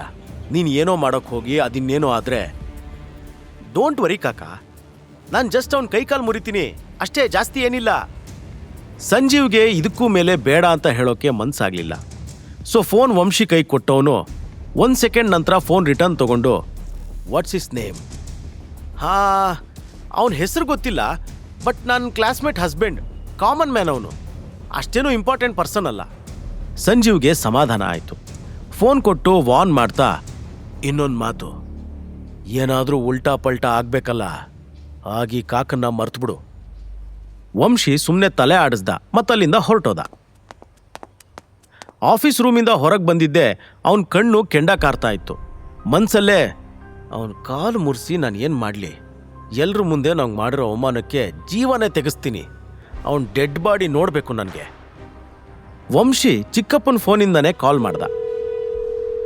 ಹಲೋ, ನನಗೆ ಒಬ್ಬನ ಡೆಡ್ ಬಾಡಿ ನೋಡಬೇಕು, ಆ ಬಾಡಿಗೆ 25 ಲಕ್ಷ ಕೊಡ್ತೀನಿ ಅಂತ ಯಾರಿಗೋ ಸುಪಾರಿ ಕೊಟ್ಟ. ಸಂಜೀವ್ಗೆ ಫೋನ್ ರಿಟರ್ನ್ ಮಾಡಿ ವಂಶಿ ಒಳಗೊಳಗೆ ನಗ್ತಾ, ಪೊಲೀಸ್ನಿಂದ ಹೇಗೋ ಸೇಫ್ ಆದೆ ರಾಸ್ಕಲ್, ಈಗ ಈ ಗುನ್ನ ಕೈಯಿಂದ ಬಚಾವಾಗಿ ತೋರ್ಸು. ವಜ್ರಮುನಿ ತರ ಜೋರಾಗಿ ವಿಲನ್ನಗೆ ನಕ್ದ. ಈ ವಂಶಿನ್ ನೋಡಿದ್ರೆ ಪಾಪ ಅನ್ಸುತ್ತೆ. ಹಗಲು ಕಂಡಿರೋ ಬಾವಿಗೆ ನೈಟ್ ಹಾರೋಕ್ ರೆಡಿ ಆಗಿದ್ದಾನೆ. ಇದೇ ಸಮಯ ಶಿವಮೊಗ್ಗದ ಕೆಳದಿ ಸಂಸ್ಥಾನಕ್ಕೆ ಸೇರಿದ ಒಂದು ದೊಡ್ಡ ಮಹಲ್ನಲ್ಲಿ 20 ಲಕ್ಸುರಿ ಕಾರ್ಗಳು, 30 ಬಾಡಿಗಾರ್ಡ್ಸ್ ನೆಕ್ಸ್ಟ್ ಡೇ ಎಲ್ಲೋ ಹೊರಡೋಕೆ ರೆಡಿ ಆಗ್ತಾ ಇದ್ರು. ಇಷ್ಟೆಲ್ಲ ಗಾರ್ಡ್ಸ್ ಮತ್ತೆ ಫೆಸಿಲಿಟೀಸ್ ರಾಜಗುರು ರಕ್ಷಣೆಗೆ ಸಜ್ಜಾಗಿದ್ವು. ಸೆಕ್ಯೂರಿಟಿ ಟೀಮ್ ಹೆಡ್ ಹತ್ರ ಹೋಗಿ, ಗುರೂಜಿ, ನಾಳೆ ಹೊರಡೋದಕ್ಕೆ ಎಲ್ಲ ರೆಡಿ ಆಗಿದೆ, ನಾವೆಲ್ಲ ನಾಳೆ ಬೆಳಿಗ್ಗೆ 9 ಗಂಟೆಗೆ ಹೊರಡ್ತಿದ್ದೀವಿ. ರಾಜಗುರು ಕಣ್ಣಲ್ಲಿ ನೀರು ನೋಡಿ, ಗುರೂಜಿ, ಏನಾದರೂ ಪ್ರಾಬ್ಲಮ್ ಆಗಿದೆಯಾ? ನಿಮ್ಮ ಕಣ್ಣಲ್ಲಿ ನೀರು ಯಾಕೆ? ರಾಜಗುರು ಕಣ್ಣು ಒರೆಸ್ಕೊಂಡು ನಗ್ತಾ, ತ್ರಿಶೂಲ್ ಬಗ್ಗೆ ನ್ಯೂಸ್ ಕೇಳ್ದಾಗ್ಲಿಂದ ನನಗೆ ಸಂತೋಷದ ಕಣ್ಣೀರು ನಿಲ್ತಾನೇ ಇಲ್ಲ. ಅವನನ್ನು ನೋಡದೆ 3 ವರ್ಷ ಕಳೀತು. ನಾಳೆ ಅವನನ್ನ ಈ ಕಣ್ಣಾರೆ ನೋಡೋ ಭಾಗ್ಯ ನಂದಾಗತ್ತೆ. ಏನೂ ಸಮಸ್ಯೆ ಆಗದೆ ಅವನು ಸರಿ ಇದ್ದಾನೆ ಅನ್ನೋದೇ ನಂಗೆ ಸಂತೋಷ. ಎಲ್ಲ ಶಂಕರನ ದಯೆ. ಗುರುಜಿ, ನೀವೊಂದು ಸ್ವಲ್ಪ ಹೊತ್ತು ರೆಸ್ಟ್ ಮಾಡಿ, ನಾಳೆ ತುಂಬ ದೀರ್ಘ ಯಾತ್ರೆ ಇದೆ. ರಾಜಗುರು ಕಣ್ಣು ಒರೆಸ್ಕೊಳ್ತಾ ಮಹಲ್ ಒಳಗಡೆ ಹೋದ್ರು. ಕಾರವಾರದಲ್ಲಿ ಬೀಚ್ ಸೈಡ್ ಒಂದು ರೆಸಾರ್ಟ್ನಲ್ಲಿ ತ್ರಿಶೂಲ್ ಚೆಕ್ ಇನ್ ಆದ. ರೂಮ್ ಒಳಗೆ ಹೋಗಿ ಬಾಲ್ಕನಿ ಡೋರ್ ಓಪನ್ ಮಾಡಿ ಬೀಚ್ ನೋಡ್ತಾ ಇದ್ದ. ಈಗ ಕೂಡ ಅಕಸ್ಮಾತ್ ನಮ್ರತಾ ಅದೇ ಹುಡುಗಿ ಆಗಿದ್ರೆ ನಾನೇನು ಮಾಡಲಿ? ಅಲ್ಲ, ನಮ್ರತಾ ಅದೇ ಹುಡುಗಿನೇ ಆಗಿದ್ರೆ ನಾನು ಹೇಗೆ ಅವಳನ್ನ ಕನ್ವಿನ್ಸ್ ಮಾಡಲಿ? ನಂಗೊಂದು ಚೂರು ಕೂಡ ರೆಸ್ಪೆಕ್ಟ್ ಕೊಡದೇ ಇರೋ ಆ ಹುಡುಗಿ ಮುಂದೆ ಮತ್ತೆ ಹೋಗಿ ಲವ್ ಮಾಡುವಂತ ಬೇಡ್ಕೋಬೇಕಾ? ಛೇ, ಈ ಯೋಚನೆಗಳು ಕೊಲ್ತಿದೆ ನನ್ನನ್ನು. ತ್ರಿಶೂಲ್ಗೆ ಅವನ ನಿರ್ಧಾರಗಳೆಲ್ಲ ಸರಿನಾ ತಪ್ಪಾ ಅನ್ನೋದು ಕೂಡ ಅರ್ಥ ಆಗ್ತಾ ಇರಲಿಲ್ಲ. ಅವನು ಕಣ್ಣು ಮುಚ್ಚಿ ಕೈ ಮುಗಿದು, ಶಿವಪ್ಪ, ಈಗೆಲ್ಲಾನು ನಿನ್ಮೇಲೆ ಬಿಡ್ತಾ ಇದ್ದೀನಿ ನಾನು. ನೀನು ತೋರಿಸಿರೋ ದಾರಿಲಿ ನಡೀತೀನಿ. ಫೋನ್ ತೆಗೆದು ನಮ್ರತಾ ಫೋಟೋ ನೋಡ್ತಾ, ನಾನು ಇಷ್ಟಪಟ್ಟಿರೋ ಹುಡುಗಿ ಅಲ್ಲ ಅಂದಮೇಲೆ ಇನ್ನೇನು ಮಾಡೋದು ನಮ್ರತಾ? ನಾಳೆ ಕೋರ್ಟಲ್ಲಿ ಮೀಟ್ ಆಗೋಣ. ಎಲ್ಲ ಭಾರ ಆ ಪರಶಿವನ ಮೇಲೆ ಹಾಕಿದ್ದೇ ಮನಸ್ಸು ಹಗುರ ಅನ್ಸಿತ್ತು. ಪಾಪ ನಮ್ಮ ಶಿವಪ್ಪ ಇನ್ನೂ ಯಾರ್ಯಾರ ಭಾರ ಹೊರಬೇಕೋ ಏನೋ. ತ್ರಿಶೂಲ್ ಕೂಡ ವಿಷ್ಣುವಿನ ತರ 10 ಅವತಾರ ಎತ್ತಿದನ. ನಿಜವಾಗ್ಲೂ ತ್ರಿಶೂಲ್ ಮಹದೇವ್ ಯಾರು? ಕೆಳದಿ ಸಂಸ್ಥಾನದ ರಾಜಗುರುಗೂ ತ್ರಿಶೂಲ್ಗೂ ಏನ್ ಸಂಬಂಧ? ವಂಶಿ ಸುಪಾರಿ ಕೊಟ್ಟಿರೋ ಗುನ್ನ ಯಾರು?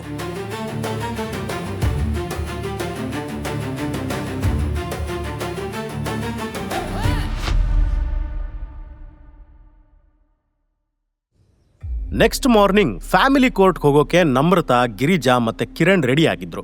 ಬಟ್ ತ್ರಿಶೂಲ್ ಮಾತ್ರ ಎಲ್ಲೂ ಕಾಣ್ಲೇ ಇಲ್ಲ. ಸ್ವಲ್ಪ ಟೈಮ್ ಅವನಿಗಾಗಿ ವೆಯ್ಟ್ ಮಾಡಿ ಗಿರಿಜಾ ಕೋಪದಿಂದ, ಮಹಾರಾಜರು ಇನ್ನೂ ಮಲಗೇ ಇರಬೇಕು, ಈಗಲೇ ಹೋಗಿ ಮುಖಕ್ಕೆ ತಣ್ಣೀರ್ ಹಾಕಿ ಏಳ್ಸ್ ಬರ್ತೀನಿ. ತ್ರಿಶೂಲ್ ರೂಮ್ ಡೋರ್ ಓಪನ್ ಮಾಡಿ ಬೆಡ್ ನೋಡಿದ್ರೆ ಖಾಲಿ. ಹಾಗಿದ್ರೆ ಅವನು ಎಲ್ಲಿಗೆ ಹೋದ? ಗಿರಿಜಾ ಮತ್ತೆ ನಮ್ರತಾ ಇಬ್ರೂ ಸೇರ್ಕೊಂಡು ಇಡೀ ಮನೆ ಹುಡುಕ್ಬಿಟ್ರು. ತ್ರಿಶೂಲ್ ಎಲ್ಲೂ ಸಿಗ್ಲಿಲ್ಲ. ಗಿರಿಜಾ ಕೋಪದಿಂದ, ಆ ಯೂಸ್ಲೆಸ್ ತ್ರಿಶೂಲ್ ಎಲ್ಲಿ ಹೋದ? ಲಿವ್ ಇಟ್ ಮಮ್ಮಿ, ಅವನು ಬಂದೇ ಬರ್ತಾನೆ, ನಾವು ಹೋಗೋಣ. ತ್ರಿಶೂಲ್ ಸತ್ರು ಬದುಕಿದ್ರು ನಮ್ರತಾಗೆ ಏನು ಡಿಫ್ರೆನ್ಸ್ ಅನ್ನಿಸ್ತಾ ಇರಲಿಲ್ಲ. ಅವನ ಬಗ್ಗೆ ಚೂರು ಕೂಡ ಕೇರ್ ಮಾಡಲಿಲ್ಲ. ಬಟ್ ಕಳೆದ 3 ವರ್ಷದಲ್ಲಿ ಫಸ್ಟ್ ಟೈಮ್ ಅವನು ಮನೆಯಿಂದ ಹೊರಗಿದ್ದಿದ್ದು. ಆ ವಿಷಯ ಯಾಕೋ ಗಿರಿಜಾಗೆ ಡೈಜೆಸ್ಟ್ ಆಗಲಿಲ್ಲ. ನಾವು ತಿಂದುಬಿಟ್ಟಿರೋ ಎಂಜ್ಲಲ್ಲಿದ್ದವನು ಏಕ್ದಮ್ ಎಲ್ಲಿ ನಾಪತ್ತೆ ಆಗೋದಾ? ನಮಗೆ ಡಿವೋರ್ಸ್ ಕನ್ಸು ತೋರಿಸಿ ಓಡ್ ಹೋದ್ನಾ? ಇಟ್ಸ್ ಓಕೆ ಮಮ್ಮಿ, ಮೊದಲೇ ಕೆಲ್ಸಕ್ಕೆ ಬಾರ್ದವನು, ಈಗ ಓಡ್ ಹೋಗಿದ್ದು ಒಳ್ಳೇದೇ ಆಯಿತು. ನೀನು ಬಾ ಹೋಗೋಣ, ಸುಮ್ಮನೆ ಲೇಟ್ ಆಗುತ್ತೆ. ನಮ್ರತಾ ಬೇಗ ಹೋಗಿ ಕಿರಣ್ ಕಾರ್ ಫ್ರಂಟ್ ಸೀಟಲ್ಲಿ ಕೂತ್ಲು. ಅಷ್ಟು ಹತ್ರ ಬಂದು ಕೂತಿದ್ ನೋಡಿ ಕಿರಣ್ ಹಾರ್ಟಲ್ಲಿ ಚಿಟ್ಟೆ ಬಿಟ್ಟಂಗಾಯ್ತು. 3 ಜನನೂ ಕೋರ್ಟ್ ಕಡೆ ಹೊರಟ್ರು. ತ್ರಿಶೂಲ್ ಬೇಗ ಎದ್ದು ಕಾಳಿ ನದಿ ದಡದಲ್ಲಿ ನಿಂತು ಸಂಧ್ಯಾವಂದನೆ ಮಾಡ್ದ. ನಂತರ ಅಲ್ಲೇ ಇದ್ದ ಒಂದು ಸಣ್ಣ ಶಿವನ ಗುಡಿಗೆ ಹೋಗಿ ಪೂಜೆ ಮಾಡ್ತಾ ಇದ್ದ. ಸುತ್ತಲಿನ ವಾತಾವರಣ ತುಂಬಾನೇ ಚಂದ ಇತ್ತು. 4-6 ಜನ ಪೂಜಾರಿಗಳು ಕೂತು ಮಂತ್ರಪುಷ್ಪ, ರುದ್ರ ಎಲ್ಲವನ್ನೂ ಜೋರಾಗಿ ಪಠಣೆ ಮಾಡ್ತಾ ಇದ್ರು. ಅದನ್ ಕೇಳಿ ತ್ರಿಶೂಲ್ ಮನ್ಸಲ್ಲಿರೋ ಗೊಂದಲಗಳೆಲ್ಲ ನಿವಾರಣೆ ಆಗ್ತಾ ಪಾಸಿಟಿವ್ ವೈಬ್ ಕ್ರಿಯೇಟ್ ಆಗ್ತಿತ್ತು. ನೆಗೆಟಿವಿಟಿ ಮನಸ್ಸಿನಿಂದ ಕಳಚ್ಕೋತಾ ಇತ್ತು. ಶಿವಪ್ಪ, ಎಲ್ರ ಜೊತೆನೂ ಹೋರಾಡೋ ಶಕ್ತಿ ಕೊಡು ನಂಗೆ, ಕೈ ಮುಗಿದು ಬೇಡ್ಕೊಂಡ. ಉದ್ದಕ್ಕೊಂದು ಸಾಷ್ಟಾಂಗ ನಮಸ್ಕಾರ ಮಾಡಿ ಸ್ಕೂಟರ್ ತಗೊಂಡು ಅಲ್ಲಿಂದ ಹೊರಟ. ಇವತ್ತವನ ಮುಖ ಲಕಲಕ ಅಂತ ಹೊಳಿತಾ ಇತ್ತು. ಇಷ್ಟು ದಿನ ತೊಂದರೆ ಕೊಟ್ಟಿರೋ ಎಲ್ರಿಗೂ ನಿಜವಾದ ತ್ರಿಶೂಲ್ ಅಂದ್ರೆ ಯಾರು ಅನ್ನೋ ತೋರಿಸ್ತೀನಿ ಅಂತ ತೀರ್ಮಾನ ಮಾಡ್ಕೊಂಡಿದ್ದ. ಈ ಕಡೆ ಗಿರಿಜಾ, ನಮ್ರತಾ ಮತ್ತೆ ಕಿರಣ್ ಫ್ಯಾಮಿಲಿ ಕೋರ್ಟ್ಗೆ ತಲುಪಿದ್ರು. ಅವರೆಲ್ಲ ತ್ರಿಶೂಲ್ ಬರೋದನ್ನೇ ಕಾಯ್ತಾ ಇದ್ರು. ಸ್ವಲ್ಪ ಹೊತ್ತು ವೆಯ್ಟ್ ಮಾಡಿ ನಂತರ ನಮ್ರತಾ ಲಾಯರ್ ಹತ್ರ ಮಾತಾಡೋಕೆ ಅಂತ ಎದ್ದು ಹೋದ್ಲು. ಗಿರಿಜಾ ಮತ್ತೆ ಕಿರಣ್ ಇಬ್ಬರೇ ಬೆಂಚ್ ಮೇಲೆ ಕೂತಿದ್ರು. ಎಷ್ಟೋ ಟೈಮಿಂದ ಕಿರಣ್ ಹತ್ರ ಒಂದು ಪ್ರಶ್ನೆ ಕೇಳಬೇಕು ಅಂತ ಗಿರಿಜಾ ಮನಸ್ಸು ಕಸಿವಿಸಿ ಮಾಡ್ತಿತ್ತು. ಪ್ರತಿ ಸಲ ಕೇಳೋ ಧೈರ್ಯ ಬರದೆ ಸುಮ್ಮನಾಗ್ತಿದ್ಲು. ಆದರೂ ಸ್ವಲ್ಪ ಟೈಮ್ ನಂತರ, ನನ್ನ ಮಗಳನ್ನ ನಿಜಕ್ಕೂ ಖುಷಿಯಾಗಿ ನೋಡ್ಕೋತೀಯ ಅಲ್ವಾ ಅಂತ ಕೇಳೇ ಬಿಟ್ಲು. ತುಂಬಾ ಚೆನ್ನಾಗಿ ನೋಡ್ಕೋತೀನಿ ಆಂಟಿ. ಆ್ಯಕ್ಚುಲಿ ನಮ್ಮ ಕಂಪ್ನಿ ನಾಯಕ್ ಗ್ರೂಪ್ಸ್ ಜೊತೆ ಒಂದು ಒಳ್ಳೆ ಬಿಸ್ನೆಸ್ ಡೀಲ್ ಮಾಡ್ತಾ ಇದೆ. ಅದೇನಾದರೂ ಸಕ್ಸಸ್ ಆಗಿಬಿಟ್ರೆ ನಿಮ್ಮಿ 1,00,000 ಕೋಟಿಲಿ ಆಟ ಆಡ್ತಾಳೆ. You don't worry aunty. Kiran collar ಹಾರಿಸ್ತಾ ಹೇಳ್ದ. ಕಿರಣ್, ನನಗೂ ಹಾಗೆ ಆಟ ಆಡೋಕೆ ಮನ್ಸಾಗುತ್ತೆ. ಬಟ್ ಏನು ಮಾಡಲಿ, ಈ ವಯಸ್ಸಲ್ಲಿ ಅದೆಲ್ಲ ಆಗಲ್ಲ. ಅದು ಕೋಟಿಲಿ ನನಗೆ ಲಕ್ಷ ಸಾಕು. ಅದರಲ್ಲೇ ನನ್ನ ಮನಸ್ಸನ್ನ ಸಮಾಧಾನ ಮಾಡ್ತೀನಿ. ಅದಕ್ಕೇನಂತೆ ಆಂಟಿ, ಒಂದ್ಸಲ ನಿಮ್ಮಿ ನನ್ನವಳು ಅಂತ ಆಗ್ಬಿಟ್ರೆ ಸಾಕು, ಎಲ್ಲನೂ ನಿಮ್ಮದೇ. ಆ ಮಾತು ಕೇಳಿ ಗಿರಿಜಾಗೆ ಮಾಂಜಿ ಮೀನು ಬಲೆಗೆ ಬಿದ್ದಷ್ಟು ಖುಷಿ ಆಯಿತು. ಅವಳಿಗಿನ್ನೂ ಫ್ಯೂಚರ್ ಬಗ್ಗೆ ಚಿಂತೆ ಇರಲಿಲ್ಲ. ತ್ರಿಶೂಲ್ ಕೋರ್ಟ್ ರೀಚ್ ಆದವನೇ ನಮ್ರತಾನ ನೋಡಿ ಆ ಕಡೆ ಹೊರಟ. ಆದರೆ ಈಗಲೂ ಅವನ ಮನಸ್ಸಲ್ಲಿ 12 ಇಯರ್ಸ್ ಬ್ಯಾಕ್ ಸಾವಿನ ದವಡೆಯಿಂದ ನಾನು ಸೇವ್ ಮಾಡಿದ್ದು ನಮ್ರತಾ ಅಲ್ವಾ, ಬೇರೆ ಯಾರಾದರೂ ಇದ್ರಾ? ತ್ರಿಶೂಲ್ ನಮ್ರತಾ ಕಣ್ಣಲ್ಲಿ ಕಣ್ಣಿಟ್ಟು ನೋಡ್ತಾ, ನಮ್ರತಾ, ಕೊನೆದಾಗಿ ಕೇಳ್ತಾ ಇದ್ದೀನಿ, 12 ಇಯರ್ಸ್ ಬ್ಯಾಕ್ ಆ ರಾತ್ರಿಲಿ ಏನೆಲ್ಲ ಆಗಿತ್ತೋ ಅದ್ಯಾವುದು ನಿಂಗೆ ನೆನಪಿಲ್ವಾ? 12 years back 12 years back 12 years back ಇದೇ ರಿಪೀಟ್ ಮಾಡ್ತಾ ಇನ್ನೂ ಎಷ್ಟು ದಿನ ನನ್ನ ಜೀವ ತೆಗಿತೀಯ ನೀನು? ತಲೆಗೇಟಾಗಿರೋ ಥರ ಸುಮ್ಮನೆ ಕೇಳಿದ್ದೆ ಕೇಳಬೇಡ. ನನ್ನ ಜೊತೆ ಒಳಗೆ ಬಂದು ಡಿವೋರ್ಸ್ ಪೇಪರ್ಸ್ ಮೇಲೆ ಸೈನ್ ಮಾಡಿ ತೊಲಗು. ಜಾಸ್ತಿ ಇರಿಟೇಟ್ ಮಾಡಬೇಡ. ನಮ್ರತಾ ಇದೇ ದಿನಕ್ಕೆ ಕಾಯ್ತಿದ್ಲೇನೋ ಅನ್ನೋ ಹಾಗೆ ಕೋರ್ಟ್ ರೂಮ್ ಒಳಗೆ ಹೋಗಿ ಬೇಗ ಸೈನ್ ಹಾಕಿದ್ಲು. ಅದನ್ನ ನೋಡಿ ಕಿರಣ್ ಸ್ಮೈಲ್ ಮಾಡ್ತಾ, ಈ ಬಡವ ರ್ಯಾಸ್ಕಲ್ನಿಂದ ಫೈನಲಿ ನಿಂಗೆ ಮುಕ್ತಿ ಸಿಕ್ತು ನಿಮ್ಮಿ. ಇನ್ಮೇಲಿಂದ ನಿನ್ ಒಳ್ಳೆ ದಿನ ಸ್ಟಾರ್ಟ್ ಆಗುತ್ತೆ. ಸರಿ ಹೇಳ್ದೆ ಕಿರಣ್ ನೀನು. ಅಂತೂ ಮೀನ್ ಮುಳ್ಳಿನ ಥರ ಗಂಟಲ್ ಸಿಕ್ಕಾಕೊಂಡಿದ್ದ ಈ ದರಿದ್ರದವನಿಂದ ನನ್ನ ಮಗಳಿಗೆ ಶಾಶ್ವತ ಮುಕ್ತಿ ಸಿಕ್ತು. ಕಿರಣ್ ಆಟಿಟ್ಯೂಡಲ್ಲಿ ತ್ರಿಶೂಲ್ ಹತ್ರ ಹೋಗಿ, ಇಷ್ಟು ದಿನ ಶರ್ಮಾ ಫ್ಯಾಮಿಲಿ ಹಾಕಿದ ಎಂಜಿಲ್ ತಿಂತಿದ್ದ ನಾಯಿ ಆಗಿದ್ದೆ, ಇನ್ನದು ಕೂಡ ಇರಲ್ಲ. ಹೆಂಗೋ ಜೀವನ ನಡೆಸ್ತೀಯಾ? ಪಾಪ ಅನ್ನಿಸ್ತಿದೆ ನನಗೆ. ನನ್ನ ಹತ್ರ ಒಂದು ಜಾಬ್ ಇದೆ, ಮಾಡ್ತೀಯಾ? ತ್ರಿಶೂಲ್ ಸುಮ್ಮನೆ ಅವನ ಮಾತನ್ನ ಇಗ್ನೋರ್ ಮಾಡಿ ನಗ್ತಾ ಇದ್ದ. ಅವನು ರಿಪ್ಲೈ ಮಾಡದೇ ಇರೋದು ನೋಡಿ ಕಿರಣ್ಗೆ ಸಿಟ್ಟು ಬಂತು. ಪೇಪರ್ಸ್ ಮೇಲೆ ತ್ರಿಶೂಲ್ ಸೈನ್ ಮಾಡ್ತಿದ್ದಂಗೆ 3 ಜನನೂ ಅಲ್ಲಿಂದ ಹೊರಟ್ಬಿಟ್ರು. ಇನ್ನೊಂದು ಸೆಕೆಂಡ್ ಕೂಡ ಅಲ್ಲಿ ನಿಂತು ಅವನ ಮುಖ ನೋಡೋಕ್ಕೆ ಅವ್ರಿಗೆ ಇಂಟ್ರೆಸ್ಟ್ ಕೂಡ ಇರಲಿಲ್ಲ. ತ್ರಿಶೂಲ್ ಇಷ್ಟು ವರ್ಷ ಇವಳಿಗೆ ಮನಸ್ಸು ಕೊಟ್ಟು ಹಾಳಾದೆ ಅಂದ್ಕೊಂಡು ಕೋರ್ಟ್ನಿಂದ ಹೊರಗೆ ಬಂದ. ಸಡನ್ ಆಗಿ 20 ಸೂಪರ್ ಲಕ್ಸುರಿ ಕಾರ್ಸ್ ಲೈನಲ್ಲಿ ಬಂದು ಅವನ ಮುಂದೆ ನಿಲ್ತು. ಸಿನಿಮೆಟಿಕ್ ಆಗಿ ಒಂದೇ ಸಲ ಎಲ್ಲಾ ಕಾರ್ ಡೋರ್ ಓಪನ್ ಆಯಿತು. ಸೆಕ್ಯೂರಿಟಿ ಟೀಮ್ ಅದರಿಂದ ಕೆಳಗಿಳಿದು ನಿಂತರು. ಇದೆಲ್ಲದರ ಮಧ್ಯೆ ಒಂದು ಬ್ಲ್ಯಾಕ್ ಕಾರ್ ಡೋರ್ ಓಪನ್ ಆಯಿತು. ಅದರಿಂದ ಸುಮಾರು 70 ವರ್ಷದ ವ್ಯಕ್ತಿ ಕೆಳಗಿಳಿದ್ರು. ಅವರನ್ನ ನೋಡಿ ತ್ರಿಶೂಲ್ ಓಡ್ ಹೋಗಿ ಕಾಲಿಗೆ ನಮಸ್ಕಾರ ಮಾಡಿ, ಗುರೂಜಿ ಚೆನ್ನಾಗಿದ್ದೀರಾ? ರಾಜಗುರು ಅವನನ್ನು ಅಪ್ಕೊಂಡು ಮೈದಡವಿ, ಕೆಳದಿ ಮಹಲ್ ನಿನಗೋಸ್ಕರ ಕಾಯ್ತಾ ಇದೆ. ಒಂದು ಮಹಲ್ನಲ್ಲಿ ರಾಜ ಇಲ್ಲ ಅಂದರೆ ಅದಕ್ಕೂ ಬೇಸರ ಆಗುತ್ತೆ. ಇನ್ನು ಈ ಮುದುಕನ ಹತ್ರ ಆ ಜವಾಬ್ದಾರಿ ಭಾರ ಹೊತ್ಕೊಳ್ಳೋಕ್ಕಾಗಲ್ಲ. ಬಂದ್ಬಿಡು ತ್ರಿಶೂಲ್. ತ್ರಿಶೂಲ್ ಏನೂ ಮಾತಾಡದೆ ಅವ್ರ ಜೊತೆ ಕಾರ್ನಲ್ಲಿ ಕೂತ. ಕಾರ್ ಕೆಳದಿ ಸಂಸ್ಥಾನದ ರಾಜಮಹಲ್ ಕಡೆ ಹೊರಟಿತು. ಆ ಎಲ್ಲ ಕಾರ್ ಹೊರಟಿದ್ದ ಹಾಗೆ ಈಗಾಗಲೇ ಕೋರ್ಟ್ನಲ್ಲಿ ನಿಂತಿದ್ದ ಒಂದೊಂದು ಕಾರು ಅವ್ರನ್ನ ಫಾಲೋ ಮಾಡ್ಕೊಂಡು ಹೋಯ್ತು. ತ್ರಿಶೂಲ್ ಮಾತ್ರ ಏನೋ ಥಿಂಕ್ ಮಾಡ್ತಾ ಹಳೆ ಲೈಫ್ ಕಡೆ ಯೂಟರ್ನ್ ಹಾಕಿ ಹೊರಟಿದ್ದ. ಅವರೆಲ್ಲ ಕಾರವಾರ ದಾಟಿ ಜೋಗ ರೂಟ್ನಲ್ಲಿ ಹೋಗ್ತಾ ಇರುವಾಗ ಅವನ ಮೊಬೈಲ್ಗೆ ಕಾಲ್ ಬಂತು. ಡಿಸ್ಪ್ಲೇನಲ್ಲಿ ಸಂಜೀವ್ ಪಾಟೀಲ್ ಕಾಲಿಂಗ್ ಅನ್ನೋದು ಕಾಣಿಸ್ತು. ಕಾಲ್ ರಿಸೀವ್ ಮಾಡಿ ಮಾತಾಡ್ತಾ ಇದ್ದಂಗೆ ಅವನ ಎಕ್ಸ್ಪ್ರೆಷನ್ ಚೇಂಜ್ ಆಗ್ತಾ ಹೋಯ್ತು. ಕಾಲ್ ಕಟ್ ಮಾಡಿದವನೇ ಡ್ರೈವರ್ ಹತ್ರ, ನಂಗೆ ರಿಟರ್ನ್ ಕಾರವಾರಕ್ಕೆ ಕರ್ಕೊಂಡು ಹೋಗು. ನಾನು ಈಗಿಂದೀಗ ನಾಯಕ್ ಗ್ರೂಪ್ಸ್ ಆಫೀಸ್ಗೆ ಹೋಗಬೇಕು. ತ್ರಿಶೂಲ್, ನೀನು ನಮ್ಮ ಜೊತೆ ಕೆಳದಿಗೆ ಬರಲ್ವಾ? ನಾನೀಗ ವಾಪಸ್ ಹೋಗೋದು ತುಂಬಾ ಇಂಪಾರ್ಟೆಂಟ್ ಗುರುಜಿ. ಇಲ್ಲಿ ಕೆಲಸನೆಲ್ಲ ಮುಗಿಸಿ ನಾನು ಬರ್ತೀನಿ. ರಾಜ್ಗುರುಗೆ ಸ್ವಲ್ಪ ಬೇಸರ ಆಯಿತು. ಬಟ್ ತ್ರಿಶೂಲ್ ಹೇಳಿದ ಮೇಲೆ ಮುಗೀತು. ರಾಜ್ಗುರುಗೆ ಅವನ ಮಾತನ್ನ ತಳ್ಳಿ ಹಾಕೋದು ಬೇಡ ಅನ್ನಿಸ್ತು. ಸ್ವಲ್ಪ ಹೊತ್ತಿಗೆಲ್ಲ ಆ ಇಡೀ ಸೆಕ್ಯೂರಿಟಿ ಟೀಮ್ ಜೊತೆ ತ್ರಿಶೂಲ್ ಇರೋ ಕಾರ್ ನಾಯಕ್ ಗ್ರೂಪ್ ಬಿಲ್ಡಿಂಗ್ ಮುಂದೆ ನಿಲ್ತು. ತ್ರಿಶೂಲ್ ಓಡ್ತಾ ಒಳಗೆ ಹೋದ.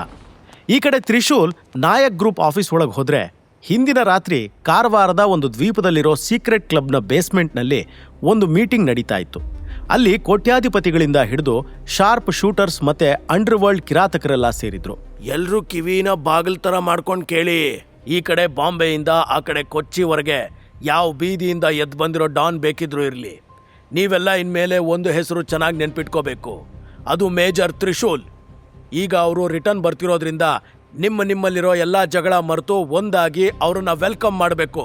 ಅವರು ನಮಗೋಸ್ಕರ ಮಾಡಿರೋ ಕೆಲಸ ನಾವು ಯಾವತ್ತೂ ಮರಿಬಾರದು. ಡಾನ್ಗಳ ಮೀಟಿಂಗಲ್ಲಿ ಸ್ವಲ್ಪ ವಯಸ್ಸಾದವಂತರ ಇರೋನೊಬ್ಬ ಕೂಗಿ ಹೇಳ್ದ. ಆ ದೊಡ್ಡ ರೂಮಿನ ಮಧ್ಯದಲ್ಲಿ ದೊಡ್ಡ ಟೇಬಲ್ ಹಾಕಿದ್ರು. ಅದ್ರ ಸುತ್ತಲೂ ಕುರ್ಚಿ ಹಾಕಿ ಕೂತಿದ್ರು. ಹೊಸದಾಗಿ ಫೀಲ್ಡ್ಗಿಳಿದವರು ಕೂಡ ಆ ಟೇಬಲ್ ಸುತ್ತ ಜಮಾಯಿಸಿದ್ರು. ಎಲ್ಲರ ಮೈ ಮೇಲೂ ಗಾಯದ ಮಾರ್ಕ್, ಖರಾಬ್ ಟ್ಯಾಟೂ ಟೆರರ್ ಆಗಿತ್ತು. ಆ ಟೇಬಲ್ನಲ್ಲೇ ಒಬ್ಬ ಬಿಳಿ ಮೀಸೆ ವ್ಯಕ್ತಿ ಕೂಡ ಕೂತಿದ್ದ. ಆ ರೂಮ್ನ ಎಂಡಲ್ಲಿ ಒಂದು ಬಾರ್ ಇದೆ. ಮೀಟಿಂಗ್ ಜೋರಾಗಿ ನಡೀತಾ ಎಲ್ಲರೂ ತಮ್ಮ ಒಪಿನಿಯನ್ ಹೇಳ್ತಾ ಟೇಬಲ್ನ ಜೋರಾಗಿ ಜಪ್ತಾ ಇದ್ರು. ಇವರೆಲ್ಲರ ಹಿಂದೆ ನಿಂತಿರೋ ಕೋಳಿ ಮಂಜ ಮತ್ತೆ ಸೈಕ್ ಸೀನನಿಗೆ ಚೂರ್ ಕನ್ಫ್ಯೂಷನ್ ಆಗ್ತಿತ್ತು. ಇವ್ರು ಮಾತಾಡ್ತಾ ಇರೋದು ಯಾರ ಬಗ್ಗೆ, ನಿಂಗೇನಾದ್ರೂ ಗೊತ್ತಾ ಅಂತ ಕೇಳ್ದ ಕೋಳಿ ಮಂಜ. ಸೈಕ್ ಸೀನಾ ತಲೆ ಆಡಿಸ್ತಾ, ಇಲ್ಲ ನಂಗೂ ಗೊತ್ತಿಲ್ಲ. ಅವರಿಬ್ರು ಈ ಮೇಜರ್ ಯಾರನ್ನೋದನ್ನೇ ಯೋಚನೆ ಮಾಡ್ತಾ ಇದ್ರು. ಅಲ್ಲೋಡು ಗುನ್ನಾಬಾಯಿ ಕೂತಿದ್ದಾನೆ, ಅವನ ಹತ್ರನೇ ಕೇಳ್ವಾ ಬಾ. ಗುನ್ನ ಈ ಫೀಲ್ಡ್ಗೆ ಹಳೆ ಕಿಲಾಡಿ. ಅವನತ್ರನೇ ಮೇಜರ್ ತ್ರಿಶೂಲ್ ಯಾರಂತ ಕೇಳೋಕ್ ಹೋದ್ರು. ಗುನ್ನ ನೋಡೋಕೆ ವಿಚಿತ್ರವಾಗಿದ್ದ. ಅವನ ಮುಖದ ಮೇಲೆ ಗಾಯದ ಅಡ್ಡಗೆರೆ ಇತ್ತು. ಯಾವಾಗ್ಲೂ ಮೀಸೆ ಮೇಲೆ ಕೈ ಆಡಿಸ್ತಾ ಕೂತಿರ್ತಿದ್ದ. ಅವನ ಹೈಟ್ ಸ್ವಲ್ಪ ಕಮ್ಮಿನೇ ಇದ್ರು ಕೆಲಸದಲ್ಲಿ ಗುರಿ ಮಿಸ್ಸೇ ಆಗಲ್ಲ. ಅದಕ್ಕೆ ಅವನಿಗೆ ಗುನ್ನ ಅಂತಿದ್ರು. ಮಾತು ಕೂಡ ಸ್ವಲ್ಪ ಜಾಸ್ತಿನೇ. ಅವ ಹುಟ್ಟಿದ್ದು ಬಳ್ಳಾರಿ ಸೈಡ್ ಆದ್ರೂ ಬೆಳೆದಿದ್ದೆಲ್ಲ ಕಾರವಾರದಲ್ಲೇ. ಹತ್ರ ಬಂದು ನಿಂತಿರೋ ಕೋಳಿ ಮಂಜ ಮತ್ತೆ ಸೈಕ್ ಸೀನನ್ನ ಗುರಾಯಿಸ್ ನೋಡ್ದ. ಸೈಕ್ ಸೀನಾ ಫುಲ್ ಜೋಶಲ್ಲಿ, ಬಾಯ್ ನೀನು ನಮಗಿಂತ ತುಂಬ ಮುಂಚಿಂದನೇ ಈ ದಂಧೆಲಿರೋನು. ಈ ಮೇಜರ್ ತ್ರಿಶೂಲ್ ಯಾರು ಅನ್ನೋದು ಗೊತ್ತಾ? ಏನೋ ತಾಯಾಣೆ, ಇಲ್ಲಿ ಸೀನ್ ಇಷ್ಟು ಕೆಟ್ಟದಾಗಿರುತ್ತೆ ಅಂತ ನಾನು ಅನ್ಕೊಂಡಿರ್ಲಿಲ್ಲ. ನಿಮಗೆಲ್ಲ ಮೇಜರ್ ತ್ರಿಶೂಲ್ ಅಂದರೆ ಯಾರು ಅಂತಾನೆ ಗೊತ್ತಿಲ್ಲ. ಅಂಥದ್ರಲ್ಲಿ ನನ್ನ ಮುಂದೆ ಬಂದು ನಿಲ್ಲೋ ಗುಂಡ್ಗೆ ತೋರಿಸ್ತೀರಾ? ಇವತ್ತು ಮೀಟಿಂಗ್ ಇಲ್ಲ ಅಂದಿದ್ರೆ ಈ ಗುನ್ನ ಗನ್ನು ಹೆಂಗೆ ಬುರುಡೆ ಬಿಚ್ಚುತ್ತೆ ಅಂತ ತೋರಿಸ್ತಿದ್ದೆ. 5 ವರ್ಷದ ಹಿಂದೆ ಇಲ್ಲಿ ಏನಾಗಿತ್ತು ಅನ್ನೋದಾದ್ರೂ ಗೊತ್ತಾ ನಿಮಗೆ? ಸೈಕ್ ಮತ್ತೆ ಕೋಳಿ ಇಬ್ರು ಹೆದರಿದ್ರು. ಅವರಿಬ್ರು ಒಟ್ಟಿಗೆ, ಅದನ್ನು ತಿಳ್ಕೊಳಕ್ಕೆ ಬಂದ್ವಿ ಗುನ್ನ ಬಾಯ್. ಗುನ್ನ ಸೋಫಾ ಮೇಲೆ ಒರ್ಕೊಂಡು, ನಂಗಿನ್ನೂ ನೆನಪಿದೆ ಕೋಳಿ, ಆ ಘಟನೆ 5 ವರ್ಷದ ಹಿಂದೆ ಘೋಸ್ಟ್ ಅನ್ನೋ ಹುಚ್ಚ ಒಬ್ಬ ಅಂಡರ್ ವರ್ಲ್ಡ್ಗೆ ಎಂಟ್ರಿ ಕೊಟ್ಟಿದ್ದ. ಅವನು ಎಷ್ಟು ಖರಾಬ್ ನನ್ನ ಮಗ ಅಂದರೆ ಅವನ ಕೆಲಸಕ್ಕೆ ಅಡ್ಡ ಬರೋ ಎಲ್ಲರೂ ಮುಗಿಸ್ತಿದ್ದ. ಬರೀ ಕೊಲ್ಲೋದಲ್ಲ, ಖರಾಬಾಗಿ ಕೊಚ್ಚಿ ಸುಟ್ಟಾಕ್ತಿದ್ದ. ಇಂಡಿಯಾದ ಅಂಡರ್ ವರ್ಲ್ಡ್ಗೆ ನಾನೊಬ್ಬನೇ ಡಾನ್ ಆಗಬೇಕು ಅಂತ ಅಂದ್ಕೊಂಡಿದ್ದ. ಯಾರೇ ತಡೆಯೋಕೆ ನೋಡಿದ್ರು ಕ್ಯಾರೆ ಅಂದೆ ಕೊಚ್ಚಾಕೋನು. ಆದರೆ ಸೈತಾನ್ ಸಂಭ್ರಮ ಪಡ್ತಿದ್ದಾನೆ ಅಂದರೆ ಅವನನ್ನ ನಾಶ ಮಾಡೋಕ್ಕೆ ಹೀರೋ ಎಂಟ್ರಿ ಆಗಲೇಬೇಕು. ಅದೇ ಥರ ನಮ್ಮ ಕಥೆಯಲ್ಲಿ ಹೀರೋ ಆಗಿ ಬಂದಿದ್ದು ಮೇಜರ್ ತ್ರಿಶೂಲ್. ಇಷ್ಟನ್ನೇ ಕೇಳಿಕೊಂಡು ಸೀನಾ ಮತ್ತೆ ಮಂಜಾ ಇಬ್ಬರು ಶಾಕ್ ಆಗಿಬಿಟ್ರು. ಗುನ್ನ ಒಂದ್ಸಲ ಅವ್ರ ಮುಖ ನೋಡಿ ನಕ್ಕು ಕತೆ ಕಂಟಿನ್ಯೂ ಮಾಡ್ತಾ, ಮೇಜರ್ ಬಂದು ಗೋಷ್ಟ್ನ ಎಲ್ಲ ಚರ್ಬಿ ಇಳಿಸಿದ್ರು. ಒಂದೇ ರಾತ್ರಿಲಿ ಇಡೀ ಅಂಡರ್ವರ್ಲ್ಡ್ನ ಉಡೀಸ್ ಮಾಡಿದ್ರು. ನಂಗಿನ್ನೂ ನೆನಪಿದೆ, ಮೇಜರ್ ಕತ್ತಲ್ಲಿರೋ ಆ ರುದ್ರಾಕ್ಷಿ ಮಾಲೆ. ಕತೆ ಹೇಳ್ತಾ ಹೇಳ್ತಾ ಗುನ್ನ ಸೀಟ್ ಎಡ್ಜಿಗೆ ಬಂದಿದ್ದ. ಆಮೇಲೆ ಏನಾಯ್ತು? ಸೈಕ್ ಸೀನಾ ಇನ್ನೂ ಇಂಟ್ರೆಸ್ಟ್ ತೋರಿಸ್ದ. ಮೇಜರ್ ಎಲ್ರನ್ನೂ ಅಟ್ಟಾಡಿಸ್ಬಿಟ್ಟ. ಯಾವ ಟೂಲ್ಸು ಹತ್ಯಾರು ಇಲ್ದೇನೆ 700 ಪ್ರೊಫೆಷನಲ್ ಕಿಲ್ಲರ್ಸ್ನ ಕೈಯಿಂದಾನೆ ಮೇಜರ್ ಕೊಂದಿರೋದನ್ನ ನಾನ್ ನೋಡಿದ್ದೀನಿ. ತಾಯಾಣೆ, ನಾನ್ ಕೂಡ ಗೋಸ್ಟ್ ಜೊತೆ ಕೈ ಮಿಲಾಯಿಸ್ಕೊಂಡು ತುಂಬಾ ಪ್ರಾಣ ತೆಗ್ದಿದ್ದೀನಿ. ಮೇಜರ್ ನಂಗೆ ಜೀವ ಹೋಗೋ ತರ ಹೊಡೆದು ಯಾವಾಗ್ಲೂ ನೆನಪಿರ್ಲಿ ಅಂತ ಮುಖದ ಮೇಲೆ ಬ್ಲೇಡಿಂದ ಈ ಮಾರ್ಕ್ ಬಿಟ್ಟು ಹೋಗಿದ್ದಾರೆ. ಅವತ್ತಿಂದ ನಾನು ಮೇಜರ್ ಫ್ಯಾನ್ ಆಗ್ಬಿಟ್ಟೆ. ನಮ್ಮಂತ ಬೇವರ್ಸಿಗಳಿಗೆ ಮೇಜರ್ ಒಳ್ಳೇದನ್ನೇ ಬಯಸಿದ್ರು. ಕಥೆ ಕೇಳಿ ಸೈಕ್ ಮತ್ತೆ ಕೋಳಿ ಶಾಕ್ ಆಗಿದ್ರು. ಈ ಭೂಮಿ ಮೇಲೆ ಇಷ್ಟು ಒಳ್ಳೆ ಜನ ಕೂಡ ಇರ್ತಾರೆ ಅನ್ನೋದು ನಂಬೋಕೆ ಆಗಲಿಲ್ಲ. ಕೋಳಿ ಮಂಜ ವ್ಯಂಗ್ಯ ಮಾಡ್ತಾ, ಲೇ ಬುರುಡೆ ಗುನ್ನ, ನಿಂಗೇನನ್ಸುತ್ತೆ? ನೀನೇನೋ ಒಂದು ಕತೆ ಕಟ್ ಹೇಳಿಬಿಟ್ರೆ ನಾವು ನಂಬ್ತೀವಿ ಅಂತನಾ? ಗುನ್ನ ಸುಮ್ಮನೆ ಅವರಿಬ್ರು ನೋಡಿ ನಕ್ಬಿಟ್ಟ. ಸೀನಾ ಕಿಸೀತಾ, ನೀನ್ ನಿಜವಾಗ್ಲೂ ಆ ಮೇಜರ್ನ ನೋಡಿದ್ಯಾ? ಗುನ್ನ ಅವನ್ ಮುಂದಿರೋ ಬಿಯರ್ ಖಾಲಿ ಮಾಡಿ, ಸಿಂಹ ಒಂದು ಸಲ ಗರ್ಜಿಸಿದ್ರೆ ಸಾಕು ಅದು ಸಿಂಹ ಅಂತ ಗೊತ್ತಾಗೋಕೆ. ಆ ದಿನ ನಾನು ಅವ್ರ ಮುಖ ನೋಡಿಲ್ದೇ ಇರ್ಬೋದು, ಬಟ್ ಅದೊಂದು ಸಿಂಹ ಎಷ್ಟೋ ಗುಳ್ಳೆ ನರಿಗಳನ್ನ ಕೊಂದು ಹಾಕಿರೋದಕ್ಕೆ ಸಾಕ್ಷಿಯಾಗಿದ್ದೀನಿ. ಅಷ್ಟೊತ್ತಿಗೆ ಅವನ ಫೋನ್ ಬಡ್ಕೊಳ್ತಾ ಇತ್ತು. ಎದ್ದು ಹೊರಗೆ ಬಂದವನು ಕಾಲೆತ್ತಿ, ಹೇಳಿ ಬಡೆ ಸಾಬ್, ನಿಮಗೆ ನನ್ನಿಂದ ಏನು ಕೆಲಸ ಆಗಬೇಕು? ಕಾಲ್ನ ಇನ್ನೊಂದು ಕಡೆ ಮಾತಾಡ್ತಿರೋ ಧ್ವನಿ ಕೇಳಿದ್ನೋ ಅವನ ಮುಖ ಚೇಂಜ್ ಆಯಿತು. ಅದು ವಂಶಿ ಮಾಡಿರೋ ಕಾಲ್. ನಾನು ವಂಶಿ ಮಾತಾಡ್ತಾ ಇದ್ದೀನಿ, ಸಂಜೀವ್ ಅವ್ರ ಅಣ್ಣನ ಮಗ. ಗುನ್ನ ಸಣ್ಣದಾಗಿ, ತಾಯಾಣೆ ಚೋಟ ಸಾಬ್, ನಿಮ್ಮ ಧ್ವನಿ ಡಿಟ್ಟೋ ಸಂಜೀವ್ ಸಾಬ್ ಥರನೇ ಕೇಳುತ್ತೆ. ಹೇಳಿ, ನನ್ನಿಂದ ಏನು ಕೆಲಸ ಆಗಬೇಕು? ನನಗೆ ಒಬ್ಬನ ಡೆಡ್ ಬಾಡಿ ನೋಡೋಕ್ಕೆ ತುಂಬ ಅರ್ಜೆಂಟ್ ಆಗ್ತಿದೆ. ಸಾರಿ ಸಾಬ್, ಬಟ್ ನನಗೆ ಈ ಕೆಲಸ ಮಾಡ್ಕೊಡೋಕ್ಕಾಗಲ್ಲ. ಆ ಮಾತು ಕೇಳಿ ವಂಶಿಗೆ ಸ್ವಲ್ಪ ಬೇಜಾರಾಯಿತು. ಆದರೆ ಅವನು ಏನೇ ಆದರೂ ಆ ತ್ರಿಶೂಲ್ನ ಸುಮ್ಮನೆ ಬಿಡಬಾರ್ದು ಅಂದ್ಕೊಂಡಿದ್ದ. ಸೊ ಗುನ್ನಾಗೆ ದುಡ್ಡಿನ ಆಸೆ ಹುಟ್ಸೋಕೆ, ಈ ಕೆಲಸ ಮಾಡಿದ್ರೆ ನಿನಗೆ 10 ಲಕ್ಷ ಕೊಡ್ತೀನಿ ಅಂದ. ಇಲ್ಲ ಸಾಬ್, ಪೈಸಾ ಮ್ಯಾಟ್ರ್ ಅಲ್ಲ, ಸ್ಕೆಚ್ ಹಾಕಕ್ಕೆ ಇದು ಕರೆಕ್ಟ್ ಟೈಮ್ ಅಲ್ಲ. ಈಗ ಫೀಲ್ಡಲ್ಲಿ ಒಂದಷ್ಟು ರೂಲ್ಸ್ ಫಾಲೋ ಮಾಡಬೇಕು. ಆದರೆ ವಂಶಿ ಇದನ್ನ ಕೈ ಬಿಡೋ ಥರ ಕಾಣಲಿಲ್ಲ. ನಿಂಗೆ ಎಷ್ಟು ಬೇಕು ಹೇಳು ಗುನ್ನ? 15 ಲಕ್ಷ? ಸಾಬ್, ನನ್ನ ಸೀನ್ ಅರ್ಥ ಮಾಡ್ಕೊಳ್ಳಿ, ಮಜ್ಬೂರಿ ನಂದು. 25 ಲ್ಯಾಕ್ಸ್ ಕೊಡ್ತೀನಿ ಗುನ್ನ, ಈ ಕೆಲಸ ಮಾಡಿಕೊಟ್ರೆ. ಅಷ್ಟೊಂದು ಅಮೌಂಟ್ ಕೊಡ್ತೀನಿ ಅಂದಿದ್ದೆ ಗುನ್ನ ಸೌಂಡೇ ಬದಲಾಯಿತು. 25 ಲಕ್ಷ ಅಂದರೆ ನನ್ನ ತಲೆಗೆ ಬೇಕಿದ್ರು ಗುಂಡು ಹೊಡ್ಕೊಂಡು ಸಾಯ್ತೀನಿ. ಅವನ ಅಡ್ರೆಸ್ ಮತ್ತೆ ಫೋಟೋ ಕಳಿಸಿ ಸಾಬ್, ನಿಮ್ಮ ಕೆಲಸ ಫಿನಿಶ್ ಅನ್ಕೊಳ್ಳಿ, ಮಂಡೆ ಬಿಸಿ ಬೇಡ. ತ್ರಿಶೂಲ್ ಅಂತ ಅವನ ಹೆಸರು, ಶರ್ಮಾ ಫ್ಯಾಮಿಲಿ ಅಳಿಯ. ವೆಯ್ಟ್, ನಾನು ನಿಂಗೆ ಅವನ ಫೋಟೋ ಕಳಿಸ್ತೀನಿ ಅಂತಂದು ವಂಶಿ ಕಾಲ್ ಇಟ್ಟ. ಒಂದೊಳ್ಳೆ ಅಮೌಂಟ್ ಸಿಕ್ತಿದೆ ಅನ್ಕೊಂಡು ನಗ್ತಾ ಗುನ್ನ ಮತ್ತೆ ಕ್ಲಬ್ ಒಳಗೆ ಹೋದ. ಹಿಂದಿನ ರಾತ್ರಿ ಅವನ್ನ ಕೊಲ್ಲೋಕೆ ವಂಶಿ ಸುಪಾರಿ ಕೊಟ್ಟಿದ್ದಾನೆ ಅಂತ ಗೊತ್ತಿಲ್ಲದೆ ಇರೋ ತ್ರಿಶೂಲ್ ನಾಯಕ್ ಗ್ರೂಪ್ಸ್ ಮೀಟಿಂಗ್ ರೂಮ್ನಲ್ಲಿ ಜ್ವಾಲಾಮುಖಿ ಸ್ಫೋಟ ಆಗೋ ಥರ ಕೂತಿದ್ದ. ಕೋಪ ಹೆಚ್ಚಾಗಿ ಅಲ್ಲೇ ಇದ್ದ ನೀರಿನ ಗ್ಲಾಸ್ ತಗೊಂಡು ಟಿವಿ ಕಡೆ ಎಸ್ದ. ಟಿವಿ ಸ್ಕ್ರೀನ್ ಚೂರ್ ಚೂರಾಗಿ ನೆಲಕ್ಕೆ ಬಿತ್ತು. ಇಡೀ ಮೀಟಿಂಗ್ ರೂಮ್ ಸೈಲೆಂಟ್ ಆಯಿತು. ತ್ರಿಶೂಲ್ ಸಿಡುಕ್ತಾ ತಿರುಗಿ, ಮಾರ್ಬಿಟ್ರಾ? ಅವಳೇನು ಆಟದ ವಸ್ತುನ ಮಾರೋಕೆ? ಅಡ್ರೆಸ್ ಹೇಳ್ದಂಗೆ ಅಂದ. ಸಿಟಿಯಿಂದ ದೂರ ಗೋವಾ ಬಾರ್ಡರ್ ಹತ್ರ ಇರೋ ಡೌನ್ ಟೌನ್ ರೆಸ್ಟೋರೆಂಟ್ ರೂಮ್ನಲ್ಲಿ ಯಾವುದೋ ಹುಡುಗಿ ಜೋರಾಗಿ ಕೂಗ್ತಾ ಇದ್ಲು. ಹೆಲ್ಪ್ ಹೆಲ್ಪ್, ಪ್ಲೀಸ್ ಯಾರಾದ್ರೂ ಕಾಪಾಡಿ, ಈ ರಾಕ್ಷಸನಿಂದ ಯಾರಾದ್ರೂ ನನ್ನನ್ನು ಕಾಪಾಡಿ. ಡೌನ್ ಟೌನ್ ರೆಸ್ಟೋರೆಂಟ್ನಲ್ಲಿರೋ ಈ ಹುಡುಗಿ ಯಾರು? ತ್ರಿಶೂಲ್ ಹುಡುಕ್ತಾ ಇರೋ ಹುಡುಗಿ ಸಿಕ್ಕದ್ಲಾ?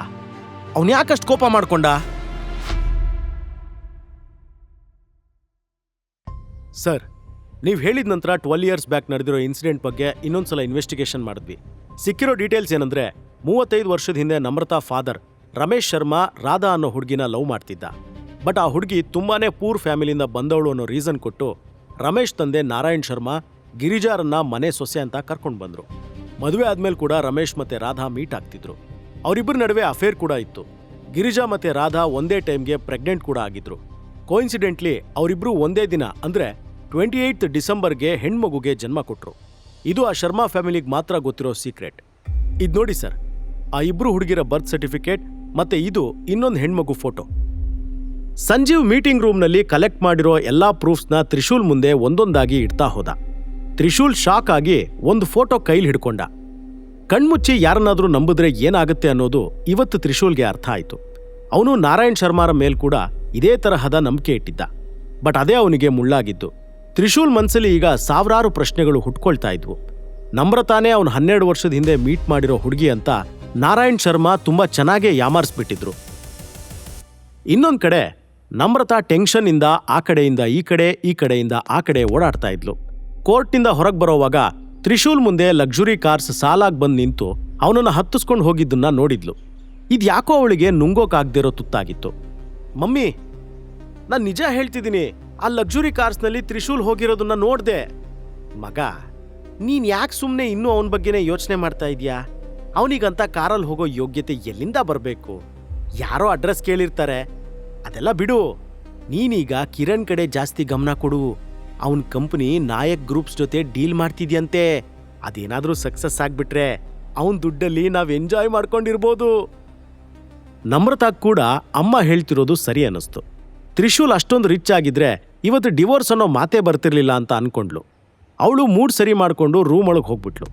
ಸದ್ಯ ನಮ್ರತಾ ಕಿರಣ್ ಮದುವೆ ಮಾಡ್ಕೊಳ್ಳೋದು ಅಂತ ಅನ್ಕೊಂಡಿದ್ಲು.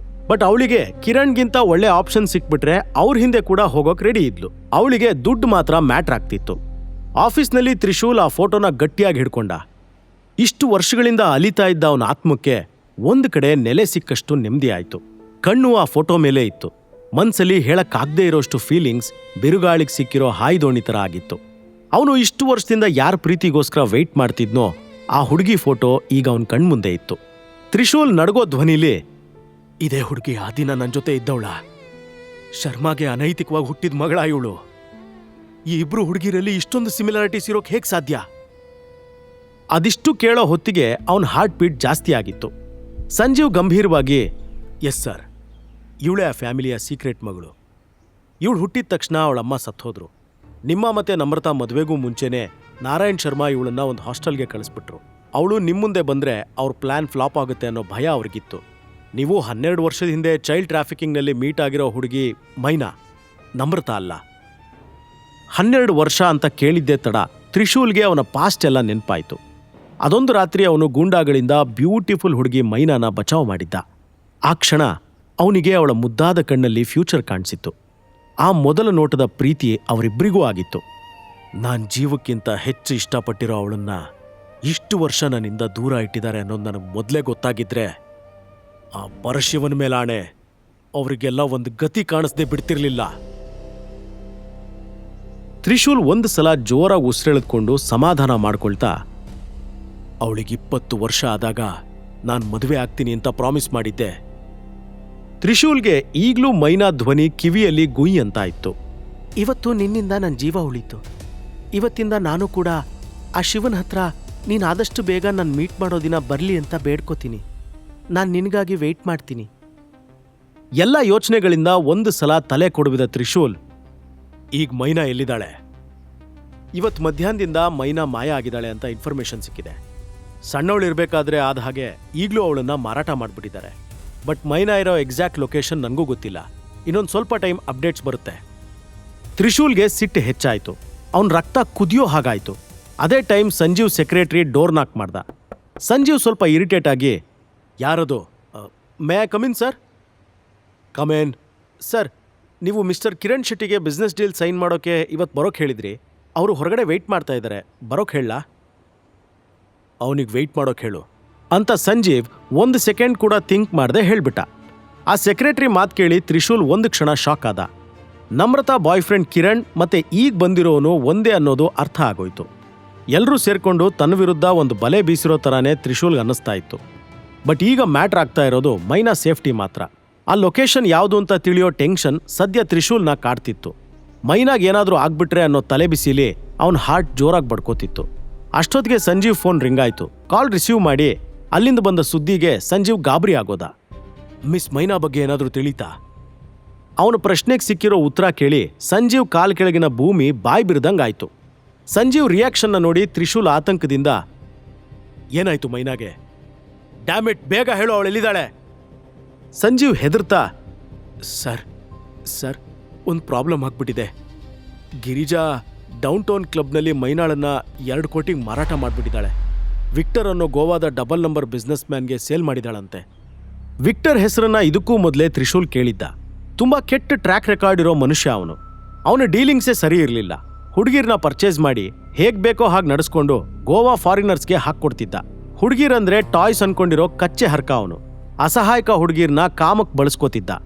ಎಣ್ಣೆ, ಜೂಜು, ಮೋಜು, ಡಬಲ್ ನಂಬರ್ ಬಿಸ್ನೆಸ್, ಇಲ್ಲೀಗಲ್ ಆಕ್ಟಿವಿಟೀಸ್ನಲ್ಲಿ ವಿಕ್ಟರ್ ಹೆಸರು ತುಂಬಾ ಡಾಮಿನೇಟಿಂಗ್.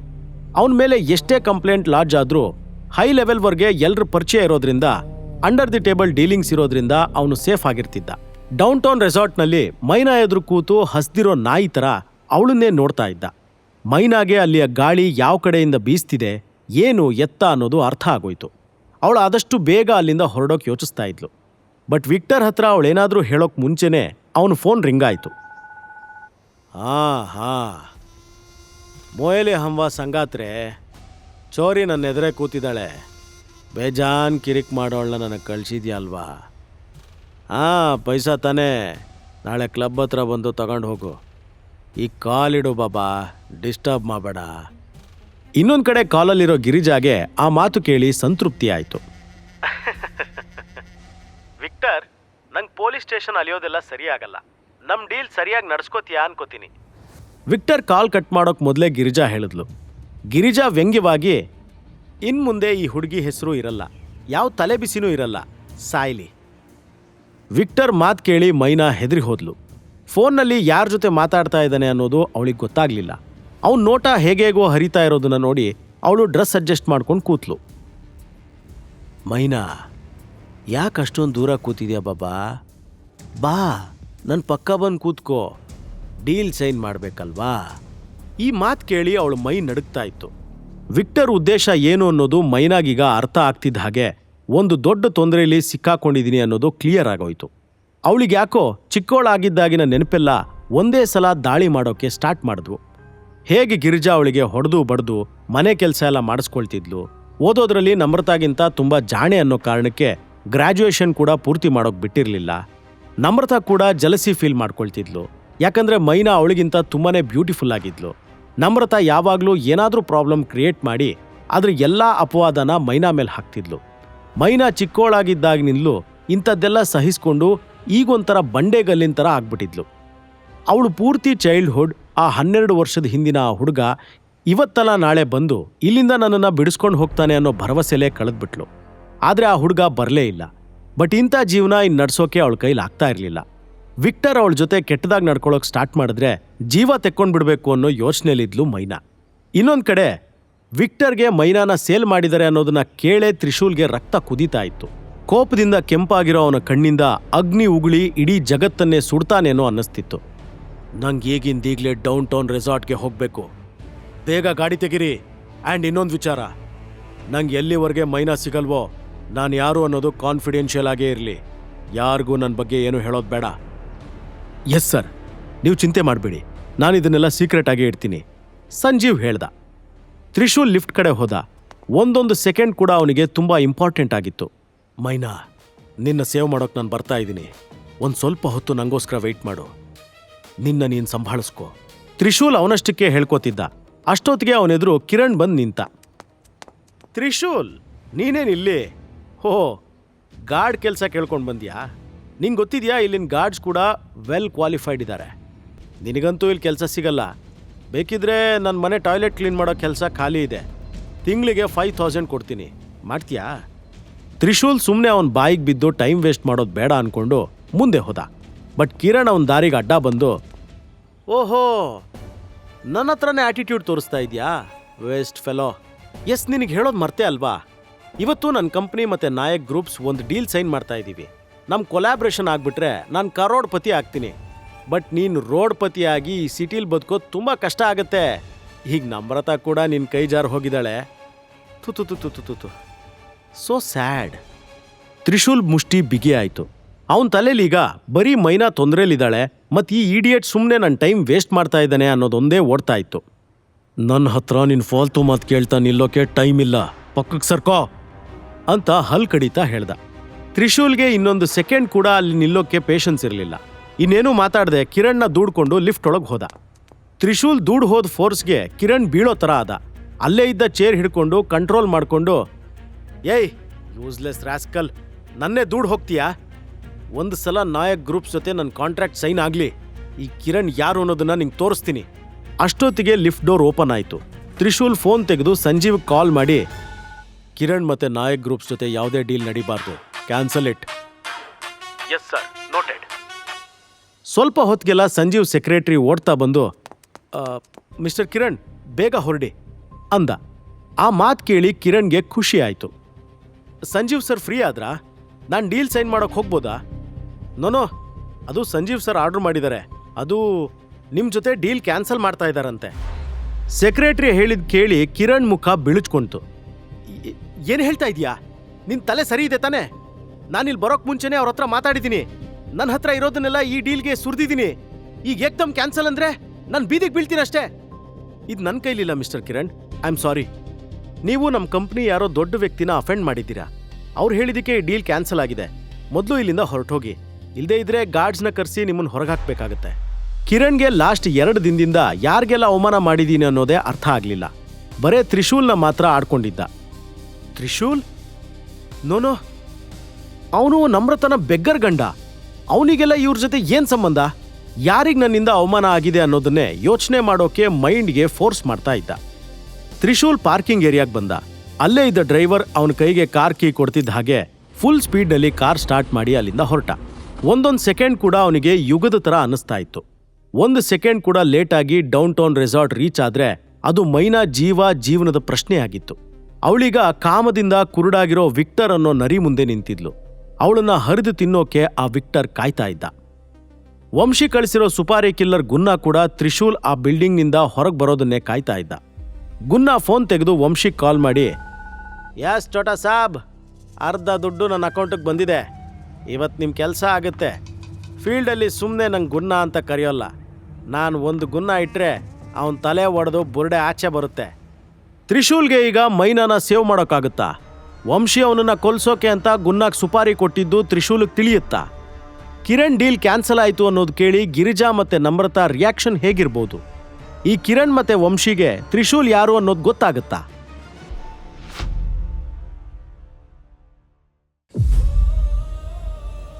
ಹೇ ಶಿವಪ್ಪ, ನಾನು ಹೋಗಿ ಸೇರೋ ತನಕ ಮೈನಾನ್ ಕಾಪಾಡು. ಅವಳಿಗೇನು ಆಗದೆ ಇರೋ ಥರ ನೋಡ್ಕೊಳ್ಳೋದು ನಿನ್ನ ಕೆಲಸ. ತ್ರಿಶೂಲ್ ಕಾರ್ ಡ್ರೈವ್ ಮಾಡ್ತಾ ಮನ್ಸಲ್ಲೇ ಬೇಡ್ಕೊಳ್ತಿದ್ದ. ಅವನು ಎಕ್ಸ್ಲೇಟರ್ ಮೇಲೆ ಇನ್ನೂ ಕಾಲ್ ಜೋರಾಗಿ ಒತ್ತಿ ಬಾರ್ಡರ್ ಸೆಕ್ಯೂರಿಟಿ ಟೋಲ್ ಎಲ್ಲ ಮುರ್ಕೊಂಡು ಡೌನ್ ಟೌನ್ ರೆಸ್ಟೋರೆಂಟ್ ಕಡೆ ನುಗ್ತಾ ಇದ್ದ. ಈಗ ಅವನ ಮೈಂಡಲ್ಲಿ ಓಡ್ತಾ ಇರೋದು ಮೈನಾ ಸೇಫ್ ಆಗಿದ್ರೆ ಸಾಕು ಅನ್ನೋದೊಂದೇ ಚಿಂತೆ. ನಾಯಕ್ ಗ್ರೂಪ್ಸ್ ಜೊತೆ ಡೀಲ್ ಕ್ಯಾನ್ಸಲ್ ಆಗಿ ಬೇಸರದಿಂದ ಹೊರಟ ಕಿರಣ್, ನಾನು ಅಫೆಂಡ್ ಮಾಡಿದ್ದಾದ್ರೂ ಯಾರನ್ನ ಅನ್ನೋದನ್ನೇ ಥಿಂಕ್ ಮಾಡ್ತಾ ಇದ್ದ. ಡೀಲ್ ಕ್ಯಾನ್ಸಲ್ ಆಗಿರೋ ಬೇಸರ, ಇನ್ಮೇಲೆ ಬೀದಿಗೆ ಬೀಳ್ತೀನಿ ಅನ್ನೋ ಭಯದಿಂದ ಅವನ ತಲೆ ಕೂಡ ಕೆಲಸ ಮಾಡ್ತಾ ಇರಲಿಲ್ಲ. ಹೇಗೋ ಅವನು ಕಾರ್ ತನಕ ಹೋಗಿ ಮುಟ್ದ. ಅಷ್ಟೊತ್ತಿಗೆ ಅವನ ಫೋನ್ಗೆ ಗಿರಿಜಾ ಕಾಲ್ ಮಾಡಿದ್ರು. ಕಿರಣ್ ಫೋನ್ ರಿಸೀವ್ ಮಾಡಿ ಹಲೋ ಹೇಳೋಕ್ ಮುಂಚೆನೆ, ಕಿರಣ್, ನಿನ್ ಡೀಲ್ ಸೈನ್ ಆಯ್ತು ಅಲ್ವಾ? ಮರಿಬೇಡ, ನಮ್ರತಾ ಬರ್ತ್ಡೇ ಹತ್ರ ಬರ್ತಾ ಇದೆ. ನಿನ್ ಕಂಪನಿ ಎಲ್ಲಾ ಎಂಪ್ಲಾಯೀಸ್ನು ಬರ್ತ್ಡೇಗೆ ಇನ್ವೈಟ್ ಮಾಡು. ಸಂಜೀವ್ ಅವರನ್ನು ಕರಿ. ನಮ್ರತಾಗೆ ಅವ್ರನ್ನೆಲ್ಲ ಇಂಟ್ರೊಡಕ್ಷನ್ ಮಾಡ್ಕೊಟ್ರೆ ಎಷ್ಟು ಒಳ್ಳೇದಾಗತ್ತೆ. ಪ್ರೊಫೆಷನಲ್ ಆಗಿ ಎಲ್ಲ ಪರಿಚಯ ಮಾಡ್ಕೊಂಡ್ರೆ ಒಳ್ಳೇದು ಅಂತ ನಾನು ಹೇಳ್ತಾ ಇದ್ದೀನಿ. ನನ್ ಮಾತು ತಪ್ಪಾಗಿ ಅರ್ಥ ಮಾಡ್ಕೋಬೇಡ.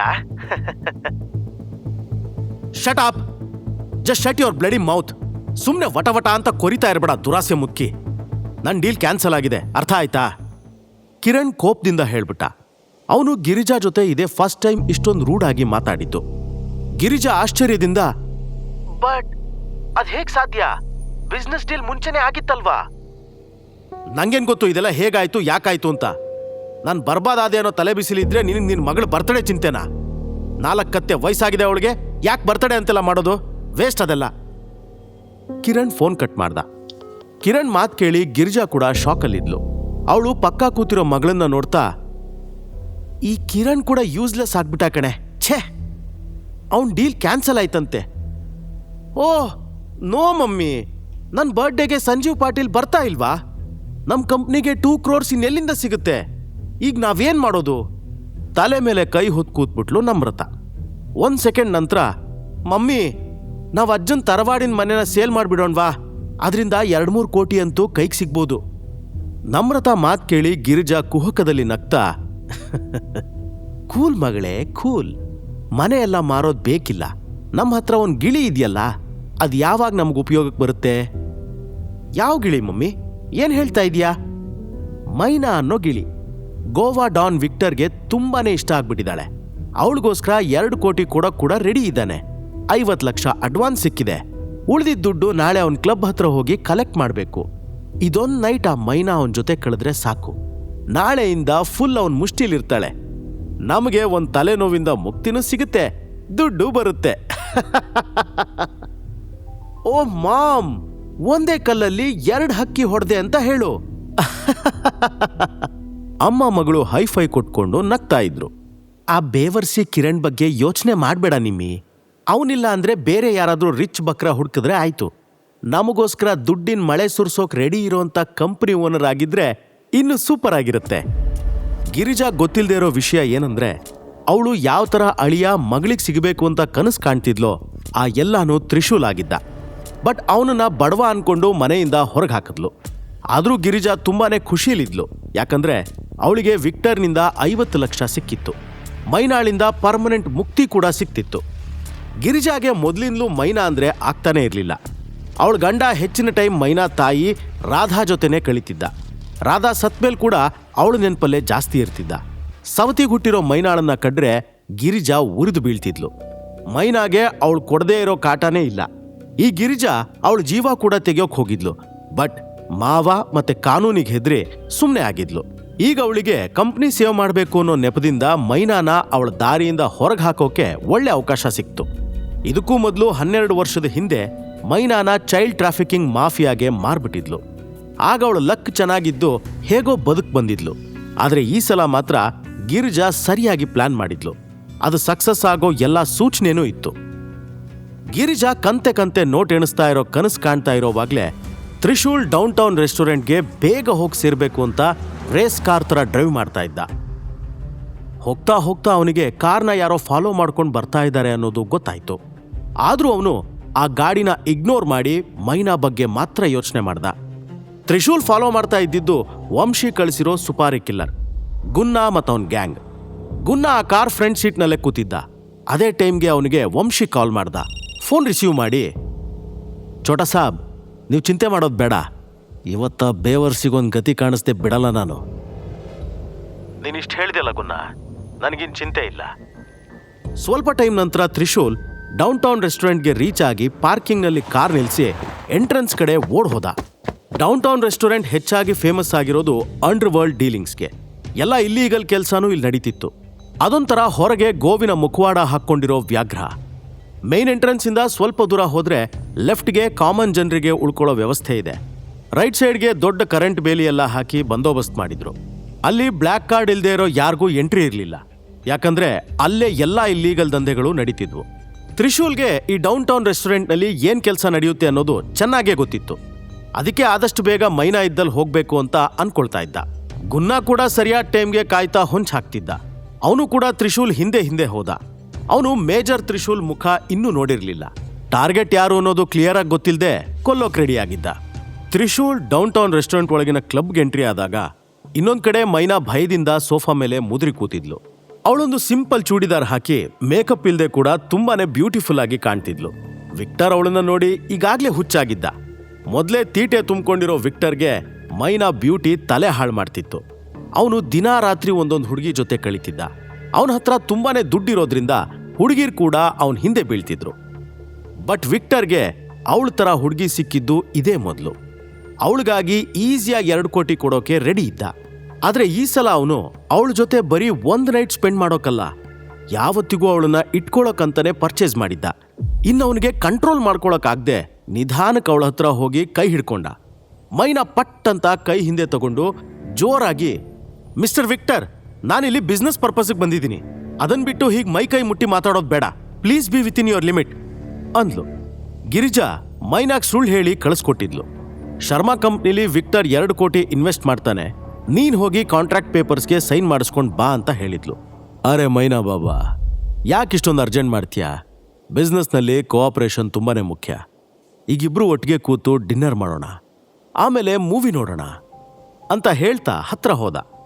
ಚೋರಿ, ನೀನೇನೋ ಶರ್ಮಾ ಫ್ಯಾಮಿಲಿಗೆ ಅನೈತಿಕವಾಗಿ ಹುಟ್ಟಿದವಳಂತೆ. ಪಾಪ, ನಿನ್ನ ಜೀವನ ಎಷ್ಟು ಕಷ್ಟ ಆಯಿತೋ ಏನೋ. ನಿನ್ನ ಬಟ್ಟೆ ಕೂಡ ನೋಡು ಯಾವ ಥರ ಇದೆ.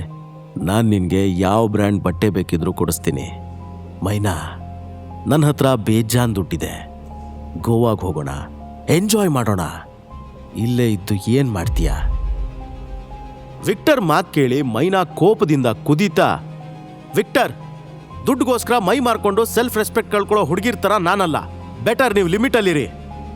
ವಿಕ್ಟರ್ ಕೋಪದಿಂದ, ನನ್ನೇ ಬೇಡ ಅನ್ನೋಷ್ಟು ಧೈರ್ಯನ ನಿನಗೆ? ಅವ್ನು ಭಾಳ ಕೆಟ್ಟ ಮನ್ಸ. ನಾನು ಹಾಗೆಲ್ಲ ಹೇಳಿಲ್ಲ. ನೀವು ನನ್ನ ಮಾತು ತಪ್ಪಾಗಿ ಅರ್ಥ ಮಾಡ್ಕೊಳ್ತಿದ್ದೀರಾ. ನಾನಿಲ್ಲಿ ಡೀಲ್ ಸೈನ್ ಮಾಡೋಕೆ ಬಂದಿದ್ದು. ಸೊ ಪ್ಲೀಸ್ ಅದನ್ನು ಮಾತಾಡೋಣವಾ ಅಂತ ಕೇಳಿದೆ. ನೀವು ಬೇಗ ಈ ಡಾಕ್ಯುಮೆಂಟ್ಸ್ ಮೇಲೆ ಸೈನ್ ಮಾಡಿ. ವಿಕ್ಟರ್ಗೆ ಈಗ ಮೈನಾ ಮೇಲೆ ಇನ್ನೂ ಕೋಪ ಹೆಚ್ಚಾಯಿತು. ಆದರೆ ಅವಳ ಈ ಆಟಿಟ್ಯೂಡ್ ಅಟ್ರಾಕ್ಟಿವ್ ಆಗು ಅನ್ನಿಸ್ತು. ಅವಳು ಗುಲಾಬಿ ತುಟಿಗಳು, ಗಾಢ ಕಪ್ಪು ಕಣ್ಣು, ತೆಳ್ಳಗಿನ ಕುತ್ತಿಗೆ, ಆಕರ್ಷಕ ದೇಹ, ಆಹಾ, ಅವನಿಗೆ ಹುಚ್ಚಿಡಿಸ್ತಾ ಇತ್ತು. ಅವಳನ್ನ ಮುಟ್ಟಿ ಆನಂದ ಪಡೆಯೋಕೆ ಕಾಯ್ತಾನೆ ಇದ್ದ. ವಿಕ್ಟರ್ ಒಂದು ವೈನ್ ಬಾಟ್ಲನ್ನ ತೆಗೆದು ಮೈನಾ ಮುಂದೆ ಇಡ್ತಾ, ಇದೊಂದು ಬಾಟ್ಲು ಖಾಲಿ ಆಗಲಿ, ಆಮೇಲೆ ನೀನು ಎಲ್ಲಿ ಹೇಳ್ತೀಯೋ ಅಲ್ಲಿ ನಾನು ಸೈನ್ ಮಾಡ್ತೀನಿ. ಮೈನಾಗೆ ಅವನ್ ಬಕ್ವಾಸ್ ಮಾತು ಕೇಳ್ತಾ ಇರೋಕೆ ಪೇಷನ್ಸ್ ಇರಲಿಲ್ಲ. ಮಿಸ್ಟರ್ ವಿಕ್ಟರ್, ನಿಮಗೆ ಈ ಡೀಲ್ ಮೇಲೆ ಸೈನ್ ಮಾಡೋಕೆ ಮನಸ್ಸಿಲ್ದಿದ್ರೆ ಬೇಡ. ಸುಮ್ಮನೆ ನನ್ನ ಟೈಮ್ ವೇಸ್ಟ್ ಮಾಡಬೇಡಿ. ನಾನು ಹೊರಡ್ತೀನಿ. ಗುಡ್ ಬಾಯ್. ಮೈನಾ ಬ್ಯಾಗ್ ಹೆಗ್ಲಿಗೆ ಹಾಕ್ಕೊಂಡು ಸುಮ್ಮನೆ ಎದ್ದು ಅಲ್ಲಿಂದ ಹೊರಟ್ಲು. ವಿಕ್ಟರ್ ಹಿಂದಿನಿಂದ ಕೂಗ್ತಾ, ತು ಕಿತ್ತೆ ಸಮಜ್ಲಿ, ನೀನೇನು ಇದನ್ನು ಸರ್ಕಾರಿ ಟಾಯ್ಲೆಟ್ ಅನ್ಕೊಂಡ್ಯಾ? ಮನ್ಸಿಗೆ ಬಂದಾಗ ಬರೋಕೆ ಹೋಗೋಕೆ. ನಂತರ ಫಾಸ್ಟ್ ಆಗಿ ಪ್ರೈವೇಟ್ ರೂಮ್ ಡೋರ್ ಕ್ಲೋಸ್ ಮಾಡಿಬಿಟ್ಟ. ಮೈನಾಗೆ ಒಂದು ಕಡೆ ಭಯ ಆಗ್ತಿತ್ತು, ಇನ್ನೊಂದು ಕಡೆ ಕೋಪನೂ ಬರ್ತಿತ್ತು. ಈ ಕಡೆ ತ್ರಿಶೂಲ್ ಕೂಡ ಡೌನ್ ಟೌನ್ ರೆಸ್ಟೋರೆಂಟ್ ಒಳಗೆ ಬಂದಿದ್ದ. ಬಟ್ ಅವನಿಗೆ ಮೈನಾನ ಎಲ್ಲಿಂದ ಹುಡ್ಕೋಕ್ ಸ್ಟಾರ್ಟ್ ಮಾಡ್ಲಿ ಅನ್ನೋದೇ ಗೊತ್ತಾಗ್ತಾ ಇರಲಿಲ್ಲ. ಅವನ ಹಿಂದೆನೆ ಬರ್ತಾ ಇರೋ ಗುನ್ನ ಒಂದು ಪ್ಲಾನ್ ಮಾಡಿಕೊಂಡು ಗನ್ ಹಿಡ್ಕೊಂಡು ಶಿಕಾರಿ ಹಿಂದೆ ಹಿಂದೆ ಹೋಗ್ತಾ ಇದ್ದ. ತ್ರಿಶೂಲ್ ಕ್ಲಬ್ ಒಳಗೆ ಹೋಗ್ತಿದ್ದಂಗೆ ಅಲ್ಲಿದ್ದ ಬಾಡಿಗಾರ್ಡ್ ಒಬ್ಬ ಕಾರ್ಡ್ ಕೇಳ್ದ. ಕಾರ್ಡ್ ಬಗ್ಗೆ ಏನೂ ಗೊತ್ತಿಲ್ಲದೆ ಇರೋ ತ್ರಿಶೂಲ್ ಇಲ್ಲ ಅಂತ ತಲೆ ಆಡಿಸ್ದ. ಆಗ ಗಾರ್ಡ್ ಗನ್ ತೆಗೆದು ಕೈಲಿ ಹಿಡ್ಕೊಂಡ. ಫಾಸ್ಟ್ ಆಗಿ ಮೂವ್ ಮಾಡ್ದ ತ್ರಿಶೂಲ್ ಗಾರ್ಡ್ ಕೈನಿಂದ ಗನ್ ಕಸ್ದು ಅವನ ತಲೆಗೆ ಗುರಿ ಇಟ್ಟ. ಇಲ್ಲಿ ಯಾರಾದರೂ ವಿಕ್ಟರ್ ಅನ್ನೋನು 28 ವರ್ಷದ ಹುಡುಗಿನ ಕರ್ಕೊಂಡು ಬಂದಿದ್ದಾನ? ಅವನು ಎಲ್ಲಿದ್ದಾನೆ ಅಂತ ಬೇಗ ಹೇಳಿದ್ರೆ ನಿನ್ನ ಜೀವ ಉಳಿಯುತ್ತೆ. ಇಲ್ದಿದ್ರೆ ಇದರಲ್ಲಿರೋ ಅಷ್ಟು ಬುಲೆಟ್ ನಿನ್ನ ಬ್ರೈನ್ಗಿಳಿಯುತ್ತೆ. ಆಮೇಲೆ ಚೆನ್ನಾಗಿ ಮೈಂಡ್ ವರ್ಕ್ ಆಗುತ್ತೆ. ಗಾರ್ಡ್ ತಲೆಗೆ ಗನ್ನಿಟ್ಟು ನಿಂತಿರೋದ್ರಿಂದ ಹೆದರಿಕೆ ಆದರೂ ಒಂದು ಮಾತು ಅವನ ಬಾಯಿಂದ ಹೊರಗಡೆ ಬರಲಿಲ್ಲ. ತ್ರಿಶೂಲ್ಗೆ ಸಿಟ್ಟು ಬಂದು ಗನ್ ಉಲ್ಟಾ ಹಿಡಿದು ಗಾರ್ಡ್ ತಲೆಗೆ ಜಪ್ಪಿ ಅಲ್ಲಿಂದ ಮುಂದೆ ಹೋದ. ಗಾರ್ಡ್ ಪ್ರಜ್ಞೆ ತಪ್ಪಿ ಅಲ್ಲೇ ಬಿದ್ದೋದ. ಆ ಕಡೆ ಮೈನಾ ಜೋರಾಗಿ ಕೂಗ್ತಾ, ನೀನೇನು ಮಾಡ್ತಾ ಇದೀಯಾ? ನನ್ಗೆ ಹೊರಗೆ ಹೋಗಕ್ಕೆ ಬಿಡು.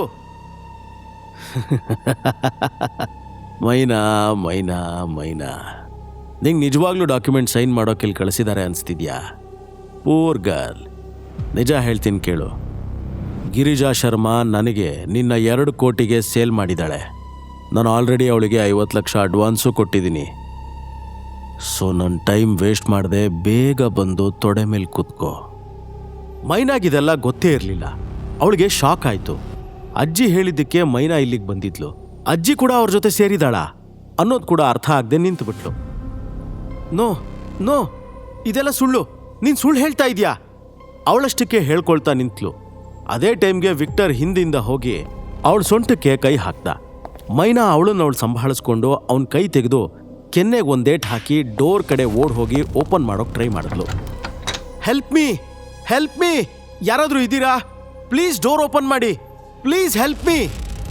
ಯಾವಾಗ ಡೋರ್ ಓಪನ್ ಮಾಡೋಕೆ ಅವಳಿಗೆ ಆಗ್ಲಿಲ್ವೋ ಮೈನಾ ಜೋರಾಗಿ ಕಿರ್ಚ್ಕೊಳ್ಳೋಕೆ ಸ್ಟಾರ್ಟ್ ಮಾಡಿದ್ಲು. ಅವಳು ಕಿರ್ಚಾಟ ನೋಡಿ ವಿಕ್ಟರ್ ಜೋರಾಗಿ ನಗೋಕ್ ಸ್ಟಾರ್ಟ್ ಮಾಡ್ದ.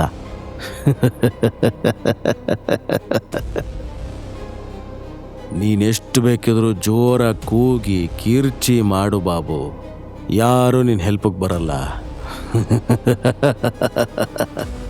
ಮೈನಾ ಅಲ್ಲೇ ನಿಂತು ರೂಮ್ ಸುತ್ತಲೂ ಒಂದ್ಸಲ ನೋಡಿದ್ಲು. ಓಪನ್ ವಿಂಡೋ ನೋಡಿ ಏನು ಮಾಡಬೇಕು ಅನ್ನೋದು ಅರ್ಥ ಆಯಿತು. ಅವಳು ವಿಂಡೋ ಕಡೆ ಓಡ್ ಹೋಗೋದನ್ನ ನೋಡಿದ ತಕ್ಷಣ ವಿಕ್ಟರ್ ಅವಳ ಕೈ ಹಿಡಿದು ಎಳೆದು ಸೋಫಾ ಮೇಲೆ ಬೀಳಿಸ್ದ. ಸಾಯೋಕೆ ಯಾಕೆ ಅಷ್ಟೊಂದು ಅರ್ಜೆಂಟಾ? ಮೊದಲು ನಾನು ನನ್ನ 2 ಕೋಟಿನಾದರೂ ನಿನ್ನಿಂದ ವಸೂಲು ಮಾಡ್ಕೋತೀನಿ. ನನ್ನ ಹತ್ರ ಬರಬೇಡ, ನಾನು ಪೊಲೀಸು ಫೋನ್ ಮಾಡ್ತೀನಿ. ಯಾರನ್ನು ಕರೆಸ್ತೀಯೋ ಕರೆಸು, ಬಟ್ ಇವತ್ತು ನನ್ನಿಂದ ನಿನ್ನ ಕಾಪಾಡೋದಕ್ಕೆ ಯಾರೂ ಬರಲ್ಲ. ವಿಕ್ಟರ್ ಬೆಲ್ಟ್ ಬಿಚ್ಚೋಕ್ ಶುರು ಮಾಡ್ದ. ಅವನ ಕಣ್ಣಲ್ಲಿನ ಕ್ರೌರ್ಯಕ್ಕೆ ಮೈನಾ ಹೆದರಿ ಹಿಂದೆ ಹಿಂದೆ ಸರಿದ್ಲು. ಅದೇ ಟೈಮ್ಗೆ ಡೋರ್ ಓಪನ್ ಆಗಿ 2 ಬಾಡಿ ಗಾರ್ಡ್ಸ್ ಒಳಗೆ ಬಂದರು. ಇವಳು ಹಠ ಮುರಿದಾಕ್ರೋ, ನಂದು ಅಂತ ನಾನು ಒಂದು ಸಲ ಅನ್ಕೊಂಡ್ರೆ ಯಾವತ್ತಿದ್ರೂ ಅದು ನಂದೇ ಅನ್ನೋದು ಮೈನಾ ಚೋರಿಗೆ ಅರ್ಥ ಮಾಡಿಸಿ ವಿಕ್ಟರ್ ಅವಳನ್ನೇ ನೋಡ್ತಾ ಹೇಳ್ದ. ಬಾಡಿಗಾರ್ಡ್ಸ್ ಅವಳ ಕೈ ಹಿಡಿದು ಎಳ್ಕೊಂಡು ಸೋಫಾ ಮೇಲೆ ಕೂರಿಸಿದ್ರು. ಅವರಿಂದ ತಪ್ಪಿಸ್ಕೊಳ್ಳೋಕೆ ಮೈನಾ ತುಂಬಾನೇ ಕಷ್ಟಪಟ್ಲು. ಆದರೆ ಅವರ ಗಟ್ಟಿ ಹಿಡಿತದಿಂದ ತಪ್ಪಿಸ್ಕೊಳ್ಳೋಕ್ಕಾಗಲೇ ಇಲ್ಲ. ವಿಕ್ಟರ್ ಅವಳು ಕೂದಲು ಹಿಡಿದು ಎಳ್ಕೊಂಡು ಕೆನ್ನೆಗೆ ಒಂದೇಟ್ ಹಾಕ್ದ. ನನ್ನ ಹತ್ರ ಗಾಂಚಲಿ ಮಾಡಿದ್ರೆ ಏನಾಗುತ್ತೆ ಅನ್ನೋದೀಗ ನಿನಗೆ ಅರ್ಥ ಮಾಡಿಸ್ತೀನಿ. ವಿಕ್ಟರ್ ಹೊಡೆದ ಏಟಿಗೆ ಅವಳು ತುಟಿ ಒಡ್ಕೊಂಡು ರಕ್ತ ಜಿನುಕ್ತು. ಅವಳು ಕೊನೆಯದಾಗಿ 12 ವರ್ಷದ ಹಿಂದೆ ಸೇವ್ ಮಾಡಿರೋ ಹುಡುಗನ್ನ ನೆನಪು ಮಾಡಿಕೊಂಡ್ಳು. ಮದುವೆ ಆಗ್ತೀನಿ ಅನ್ನೋ ಅವನ ಪ್ರಾಮಿಸ್ ಕೂಡ ನೆನಪಾಗಿ ಅವಳ ಕಣ್ಣಲ್ಲಿ ನೀರು ತುಂಬಿಕೊಳ್ತು. ವಿಕ್ಟರ್ ಕೈಯಿಂದ ಸೈನ್ ಮಾಡಿ ಬಾಡಿಗಾರ್ಡ್ಸ್ನ ಹೊರಗೆ ಹೋಗಕ್ಕೆ ಹೇಳ್ದ. ಮೈನಾ ಈಗ ಸಂಪೂರ್ಣ ಸೋತ್ ಹೋಗಿದ್ಲು. ಇವತ್ತು ನನ್ನ ಜೀವನದ ಕೊನೆಯ ದಿನ ಅನ್ಕೊಂಡು ಅಳ್ತಾ ಕೂತ್ಬಿಟ್ಲು. ಅದೇ ಟೈಮ್ಗೆ ತ್ರಿಶೂಲ್ ಹೇಗಾದ್ರೂ ಮೈನಾನ ಸೇವ್ ಮಾಡಬೇಕು ಅನ್ಕೊಂಡು ಆ ಕ್ಲಬ್ ಚಕ್ರವ್ಯೂಹದಲ್ಲಿ ನುಗ್ಗಿ ಅವನನ್ನ ತಡೆದು ನಿಲ್ಸೋಕ್ ಬರ್ತಿರೋ ಎಲ್ಲಾ ಗಾರ್ಡ್ಸ್ನು ಹೊಡೆದು ಮುಂದೆ ನುಗ್ತಾ ಇದ್ದ. ಅದೇ ತರ ವಂಶಿ ಸುಪಾರಿ ಕೊಟ್ಟಿರೋ ಗುನ್ನ ಕೂಡ ಫ್ಯಾಮಿಲಿ ಕೋರ್ಟಿಂದ ತ್ರಿಶೂಲ್ ಹಿಂದೆ ಬಿದ್ದು ಈಗ ಅವನನ್ನ ಕೊಲ್ಲೋಕ್ ಒಂದ್ ಸರಿಯಾದ ಅವಕಾಶಕ್ಕೆ ಕಾಯ್ತಾ ಇದ್ದ. ವಿಕ್ಟರ್ ಅನ್ಕೊಂಡ್ ಹಾಗೆ ಮೈನಾ ಮಾನನ ಕಿತ್ಕೋತಾನ. ಮೈನಾ ಜೀವನ ಯಾವ ತರ ತಿರುವು ತಗೊಳುತ್ತೆ? ತ್ರಿಶೂಲ್ ಸರಿಯಾದ ಟೈಮ್ಗೆ ಮೈನಾನ್ ಸೇವ್ ಮಾಡೋಕ್ ಸಾಧ್ಯನಾ? ಗುನ್ನ ಅವನ್ ದಾರಿಗೆ ಅಡ್ಡ ಬರ್ತಾನ? ಸಂಪೂರ್ಣ ಕಥೆ ಕೇಳಲು ಪಾಕೆಟ್ FM ಅಪ್ಲಿಕೇಶನ್ ಡೌನ್ಲೋಡ್ ಮಾಡಿ. ಲಿಂಕ್ ಡಿಸ್ಕ್ರಿಪ್ಷನ್ ನಲ್ಲಿದೆ.